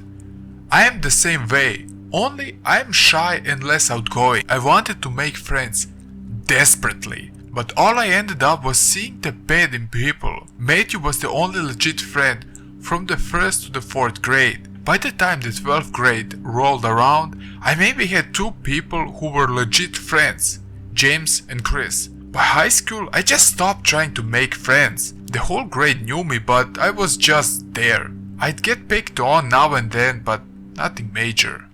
This isolation and love for cartoons made him venture into filmmaking, and the decision was made. He wanted to make a YouTube channel. He started a channel in 2007, which was ultimately shut down to copyright reasons, but he eventually created a Pioneers production channel on the June 9, 2008 at 15 years old. Well, the things you could see on his channel were something well expected from a 15-year-old boy, as his videos were mostly comedy sketches, loosely tied together with no strong plot or a style to keep them together. He would also mimic the most popular YouTubers at the time, like the angry video game nerd because he would swear a lot, and also he would mimic Fred, the very first YouTuber who managed to get 1 million subs, which was one of the first channels who managed to capitalize on the young audience on YouTube. He would try hard to make it on YouTube, doing collaborations and improving on his editing style. The first breakthrough Randy had was when he got the attention of a YouTuber called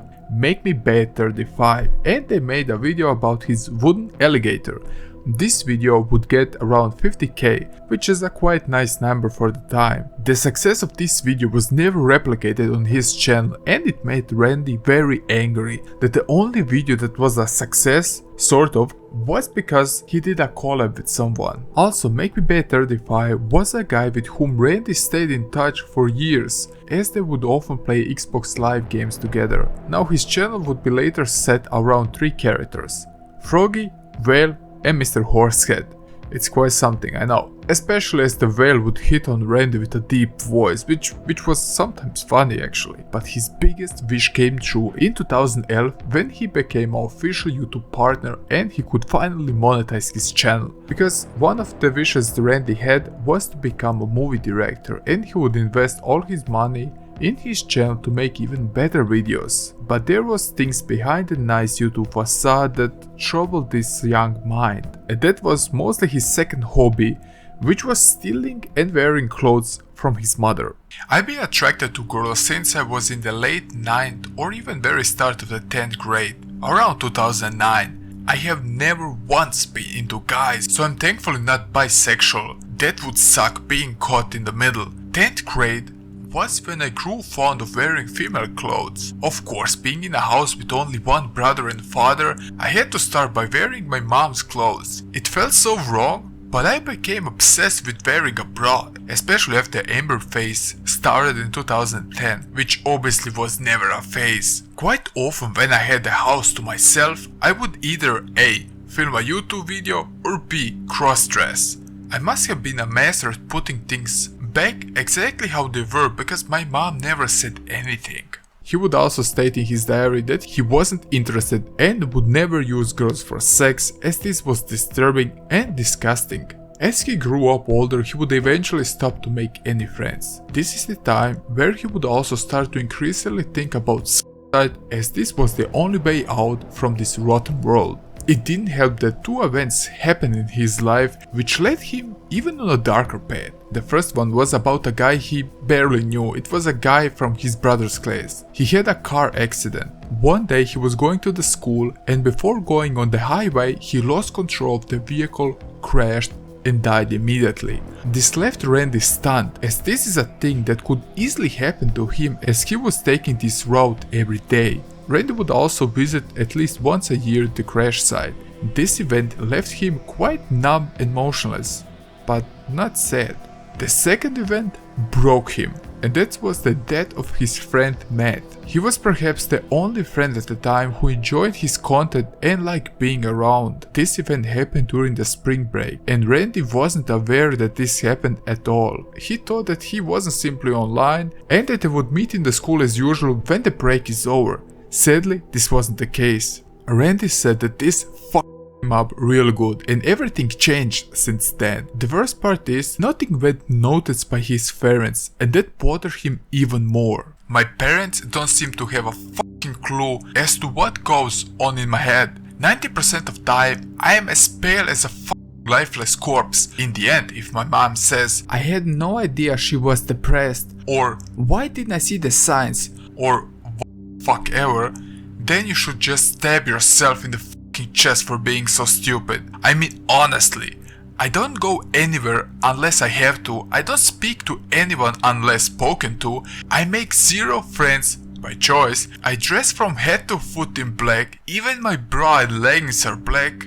Find those yet? What about my black panties?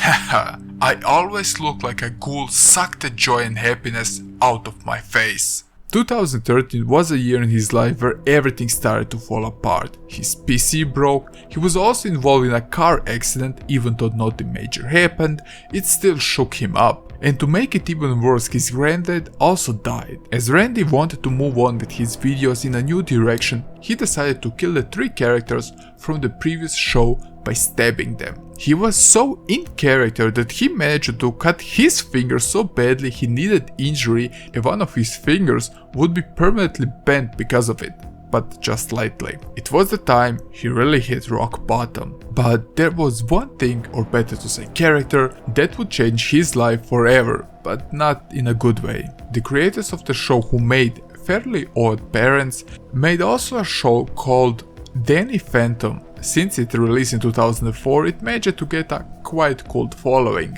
and one of the biggest fans was Randy. This is the point in time we could say that Randy's mental health started to decline rapidly. In the show there was a character who was only in the show just for a few episodes, and that was Amber McLean. Her character is portrayed as a ghost type rock star who uses music as a sonic weapon, creating waves that could kill people. I know, a weird concept, but bear with me. What important is, Randy fell in love with her. Maybe love is even a too soft word to use. There are very few images that truly change my direction in life like Amber and the dazzling tents have. I physically can't go more than 12 hours without looking at Amber. Her eyes, her body, they just pull me in like a metal on a magnet. That image of her floating with a guitar and evil grin changed my life forever. There was also a song in the show performed by Amber, and Randy could not stop listening to it. As we mentioned in the beginning, he never had a real relationship, and apparently she was the one for him. Friends would often joke about this. B35 would often tell that Amber is his queen, but he didn't care about this, as this was actually true. His obsession with Amber would spill into his YouTube series as well. He made even an alternative universe, like a spin-off series to Danny Phantom, called Ghost Squad. It's also the time where he made one more video where he looked at his past and burned some of his belongings as a type of a farewell to the old ways, as he would kill himself with a gun at the end of the video. As we previously mentioned, he had some problems with his gender and he was feeling like a woman stuck in a man's body. I guess you could say cross-dressing, which is something you never knew I did. I was cross-dressing ever since high school. And that's something I've kept to myself my whole life. I never told anybody about this.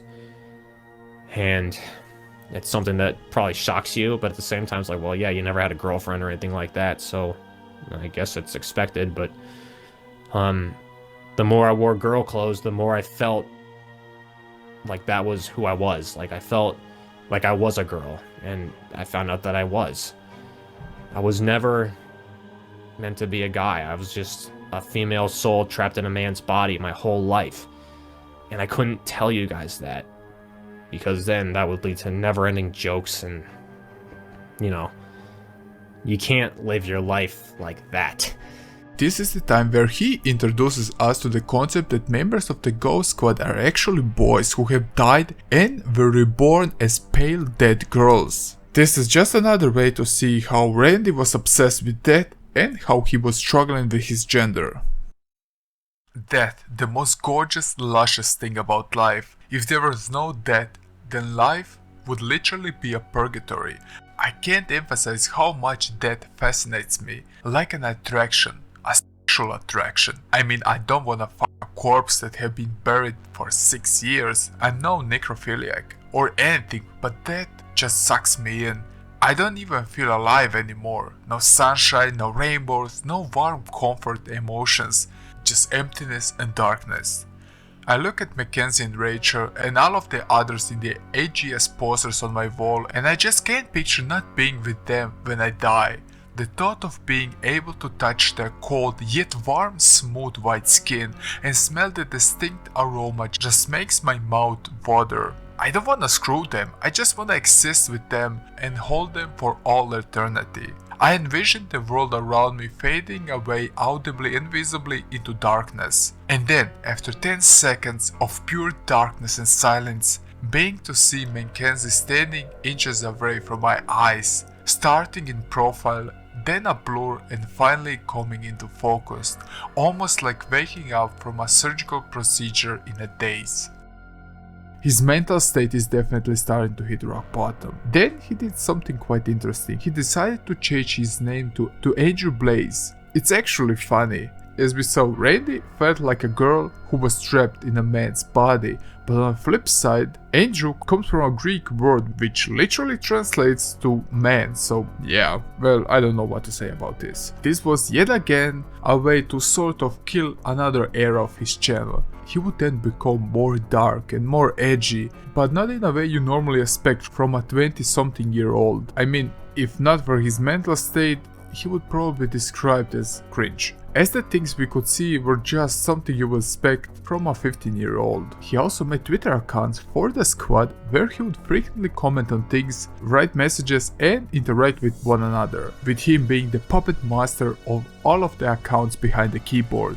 He would try to recruit people to work on his animations as voice actor and animators, but some of the girls would often back out of his videos as they were too extreme. He also once did some animations for his brother's band, but nothing major. But the thing that was quite important is that he was preparing a special video that should be released just minutes before his shootout. But this also didn't work out as he planned. The video was supposed to be a version of the Columbine shooter but with Amber, because of course, his obsession with dead girls and the squad didn't know any limits.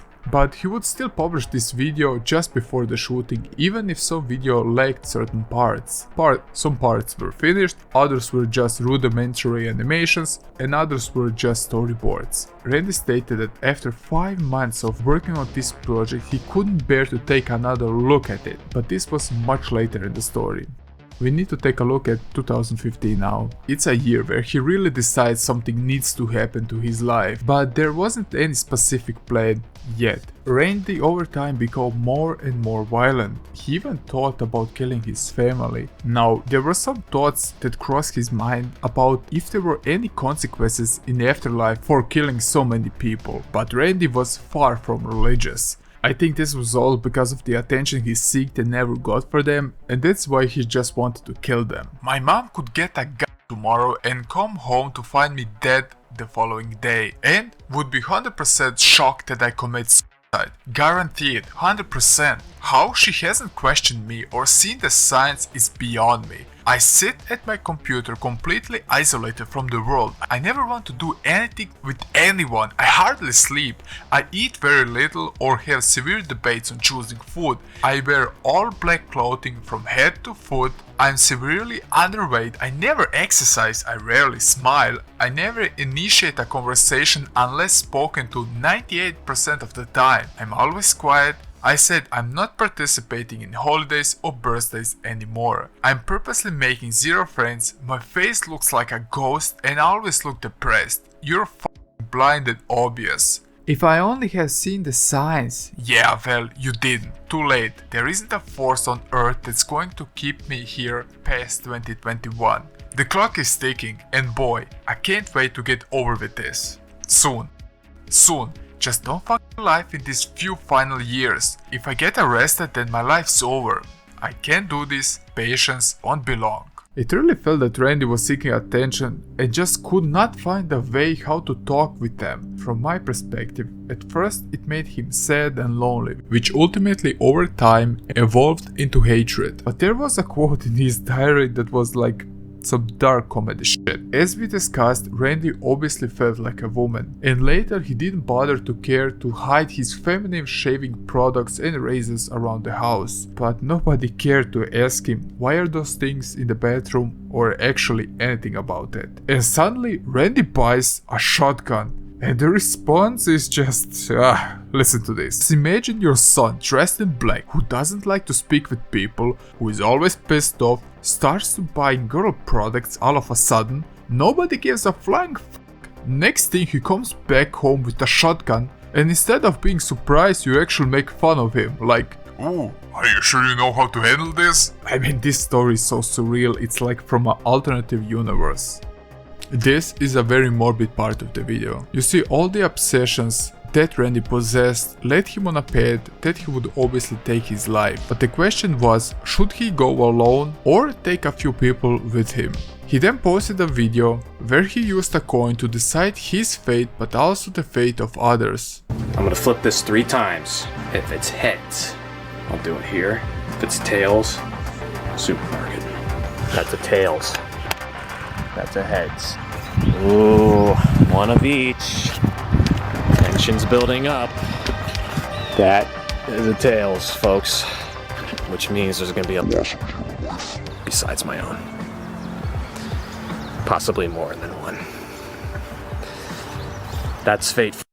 He flipped the coin 3 times and just like that it was decided. Randy will take the lives of some people before ending his own. Just imagine that the fate of the people who were killed by his hand were decided at that moment with a flip of a coin. And according to him, it was just fate. Now I will introduce you to Rachel. She is a Mossberg 500 shotgun, but she wasn't enough and Randy bought another one who was called Mackenzie, named after one of the girls of the AGS squad. He would then start to record himself practicing, but also I found a video where he reacted to the post when he received a package full of shotgun shells.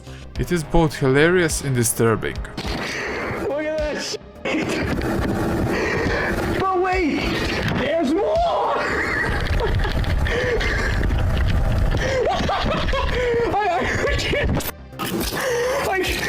There's 200. Some of you who maybe follow morbid stuff on the internet know a bit more about the Columbine shooter. Well, the weapons Randy possessed were the same used there, as he was obsessed with them. But also the first shotgun was a gift from his mother, a thing that she would later regret stating to the news. But I don't know, me being from Europe, it is wild to think to make such a gift to your son. Randy would also sympathize with the Columbine shooters and said he knew their pain and hate towards the world. Randy also thought he would make a bigger impact and make thousands of people remember him. Randy would also thought he would inspire a cult after he dies, and I don't want to get into the speculation of how the AGS characters would later rule over the world, because we need to draw the line somewhere with the length of this script. It is just crazy to think if I go through with this plan to kill my co-workers, I'll make the news headlines. If I do in fact do this, I'm gonna place AGS ghost stickers on the corpse. The squad and Harry / Claybold are my drive. I'm going to give it a serious thought this spring/summer and see what happens. I need shooting practice first. Can't just waltz on in there and expecting to light shit up. Gotta get you know your guns first. And just as important, your victims. I need a pump-action shotgun that fires more than just one shell without having to reload. Over the last few years, I had a strange feeling that I meant to do something bad in the supermarket. I can't even see myself past 30s, you know? Not being able to see yourself as a true age adult. I felt that my whole life, not being able to see myself older. I was meant to die young. The signs were so obvious and it's weird that nobody could prevent this. But this story is just one of many. Randy also stated in his diary that he simply doesn't know how his parents didn't manage to catch on. He desired attention badly and didn't know how to get it. And the shooting was the best idea so far to be famous. After all, people would speak his name all over the country. I always desired to be famous, to make a name for myself and inspire others. Sometimes you gotta do evil deeds to be famous. It's fate. Nothing more, nothing less. Granted, shooting 2-3 co-workers in a store and taking your own life isn't nationally newsworthy, it gets your name out there. The problem was with the plan, as he didn't eat much, he was almost a skeleton, comparing his arms with the AMG drawings. So a crowded area would definitely be a bad idea, as people would probably tackle him and stop him. And he would hate to see his name in the newspaper as he failed. So the plan to make the shootout in the supermarket was final. And he would be able to make a carefully constructed plan how to take everybody out. In the days prior to the shooting, he would film the market and carefully plan out how to carry out the attack. Besides jerking off numerous times in different storerooms. I don't know if this was relevant, but there you have it. It was something he did. But something was definitely sure. He would embrace death and he was ready to go out. If you want to end your life, then just sit back and plan it out. Make sure it's foolproof, not something that will leave you alive or paralyzed. If you want to shoot yourself, put the gun barrel in your mouth, not the side of your head. A shotgun is virtually foolproof. A pistol is pretty much 75-25 if you don't flinch after pulling the trigger. Sometimes you just gotta use the things around you. I'd leave hanging yourself as a last result. That's a harsh and slowly way to go. I'll forever suggest a shotgun in the mouth way. The Eric Harrison route. Unless you like flinch and rock the barrel forward and blow your nose and lips off. Those final seconds are going to be extremely nerve-wracking. But in a way, I can't wait. I know Mackenzie will be on my side when about to do it. His love for the squad was stronger than ever and he simply could not wait anymore to meet them in the other realm. There are no fears, no worries, no remorse, no regrets, no future. Like it's as if the light switch was turned off. I can't see 2018. All I see is Mackenzie, Amber and the Ghost Squad. Mackenzie always comforts me and talks me through the night and day. She's been the final missing piece of the puzzle besides Columbine. I love her more than anything. I'd rather spend an eternity with her than anyone on this putrid planet. Girls on this planet are all the same. Impossible. Dead girls are perfect. There is no contest. I don't know where I should put this, but I also wanted to state that this was written in 2017, so I think this was the right time to mention this, because Randy was also kind of a racist. I mean, not like a typical white boy talking trash, but again, Randy's fashion is completely unhinged, so listen to this. I'd rather listen to a Japanese humor for 24 hours straight than having to see her or deal with another Nick for the rest of my life. You're lucky you don't live in my world. I'd make you cry for mercy until you die of old age. I got you from head to toe, stabilize, neutralize and hypnotize your bodies to prevent you from dying, keeping you alive and consciously awake from the start to finish, so you can feel every ounce of flesh and bone, rupture, tear, break, bleed, and crack and snap inside of your putrid bodies. Fuck all of you.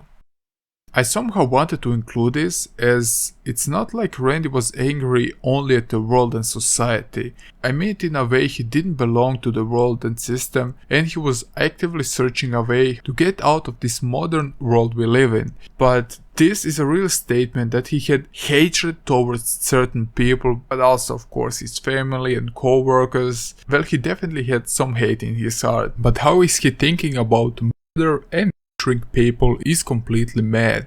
I don't know another way how to describe it. So before we start to unravel the final day of his life, I want to quote the last page of his diary.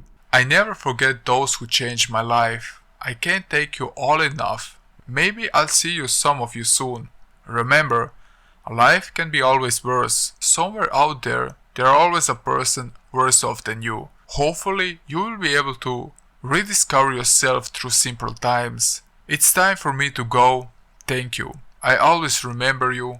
Farewell. This is the last diary entry 3 days before the shooting.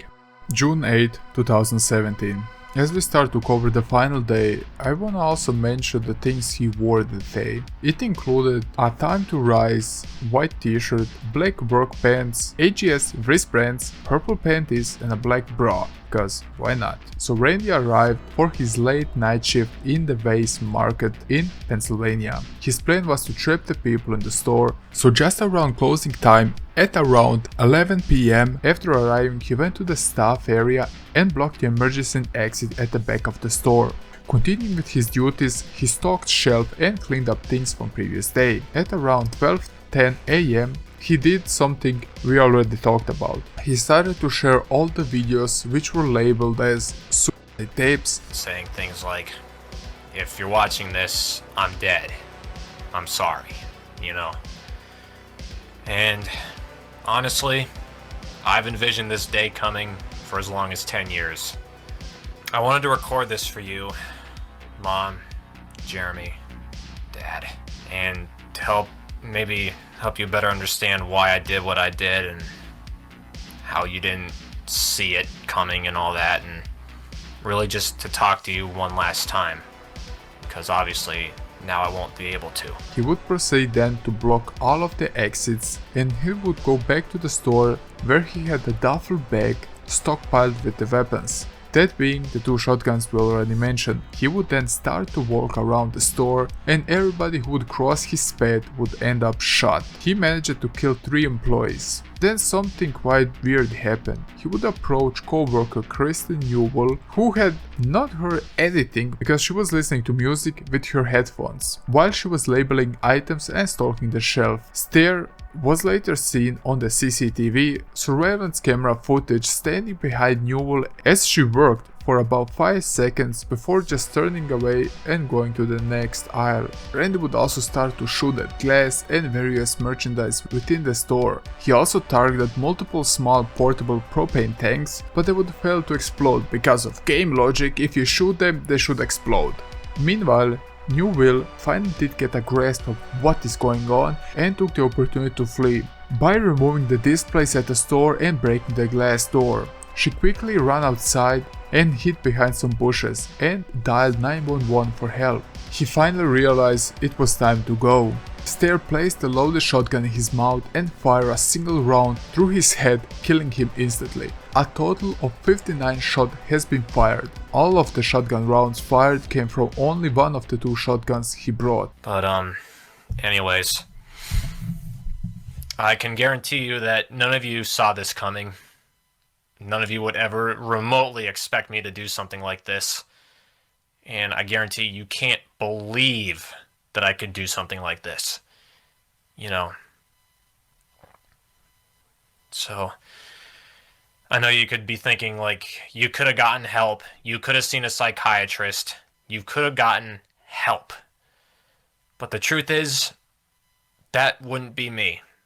Me being on medication, sitting in therapy. No. That alters who you are. It's not me. Never would be. I couldn't do that. And also I knew it wouldn't cure me. It wouldn't help me. Police arrived very quickly, just a few minutes later, where they would found 3 victims and Randy's lifeless body. The victims were Victoria Bronk, who was a 25-year-old girl and assistant manager at the store, but not only that, she was also a mother and a wife. Brian Hayes was a 47-year-old Navy guy who was the night shift supervisor at the store. The last one being the 63-year-old Terry Sterling, who also worked the night shift at that terrible day. The store was closed for 1 month because of this. It is also just horrible to think that Brian was a Navy SEAL, went to the war, survived, and then he was killed by some lunatic who thought he would be reborn as an animated 16-year-old girl. We do live in a weird world. When will this worthless, pathetic race wake up and realize there is no such thing as normal, and see that you're brainwashed to view social standards in a certain way? You live a lie every goddamn day of your life. You're not who you think you are. Don't let society turn you into one of them. Rebel, show up late at work, take long breaks, sleep in a little longer, write down your thoughts and desires. Get your way when you gotta have it. Blast loud music in your car, don't become one of them. Be you, the real you. Life should be worth living, but it's anything but. Randy's story is undeniably intriguing, yet it failed to leave the lasting impact he envisioned. Despite some coverage from fellow YouTubers, he didn't achieve the heights he hoped for. Signs of his inner turmoil were evident, but he received little attention or support, leaving him feeling isolated and neglected. The sense of detachment ultimately led to tragic consequences. His YouTube channel and AGS didn't blow up either. But Randy wasn't some super mastermind or someone who we should adore or glorify. It's a story that I think it needs to be covered. His life reflects the need for empathy and understanding, as even the small acts of kindness can make a significant difference to those in distress. Randy was a child trapped in a man's body. His interactions and views on the world felt like they were ripped off from a cartoon, because he didn't know any better.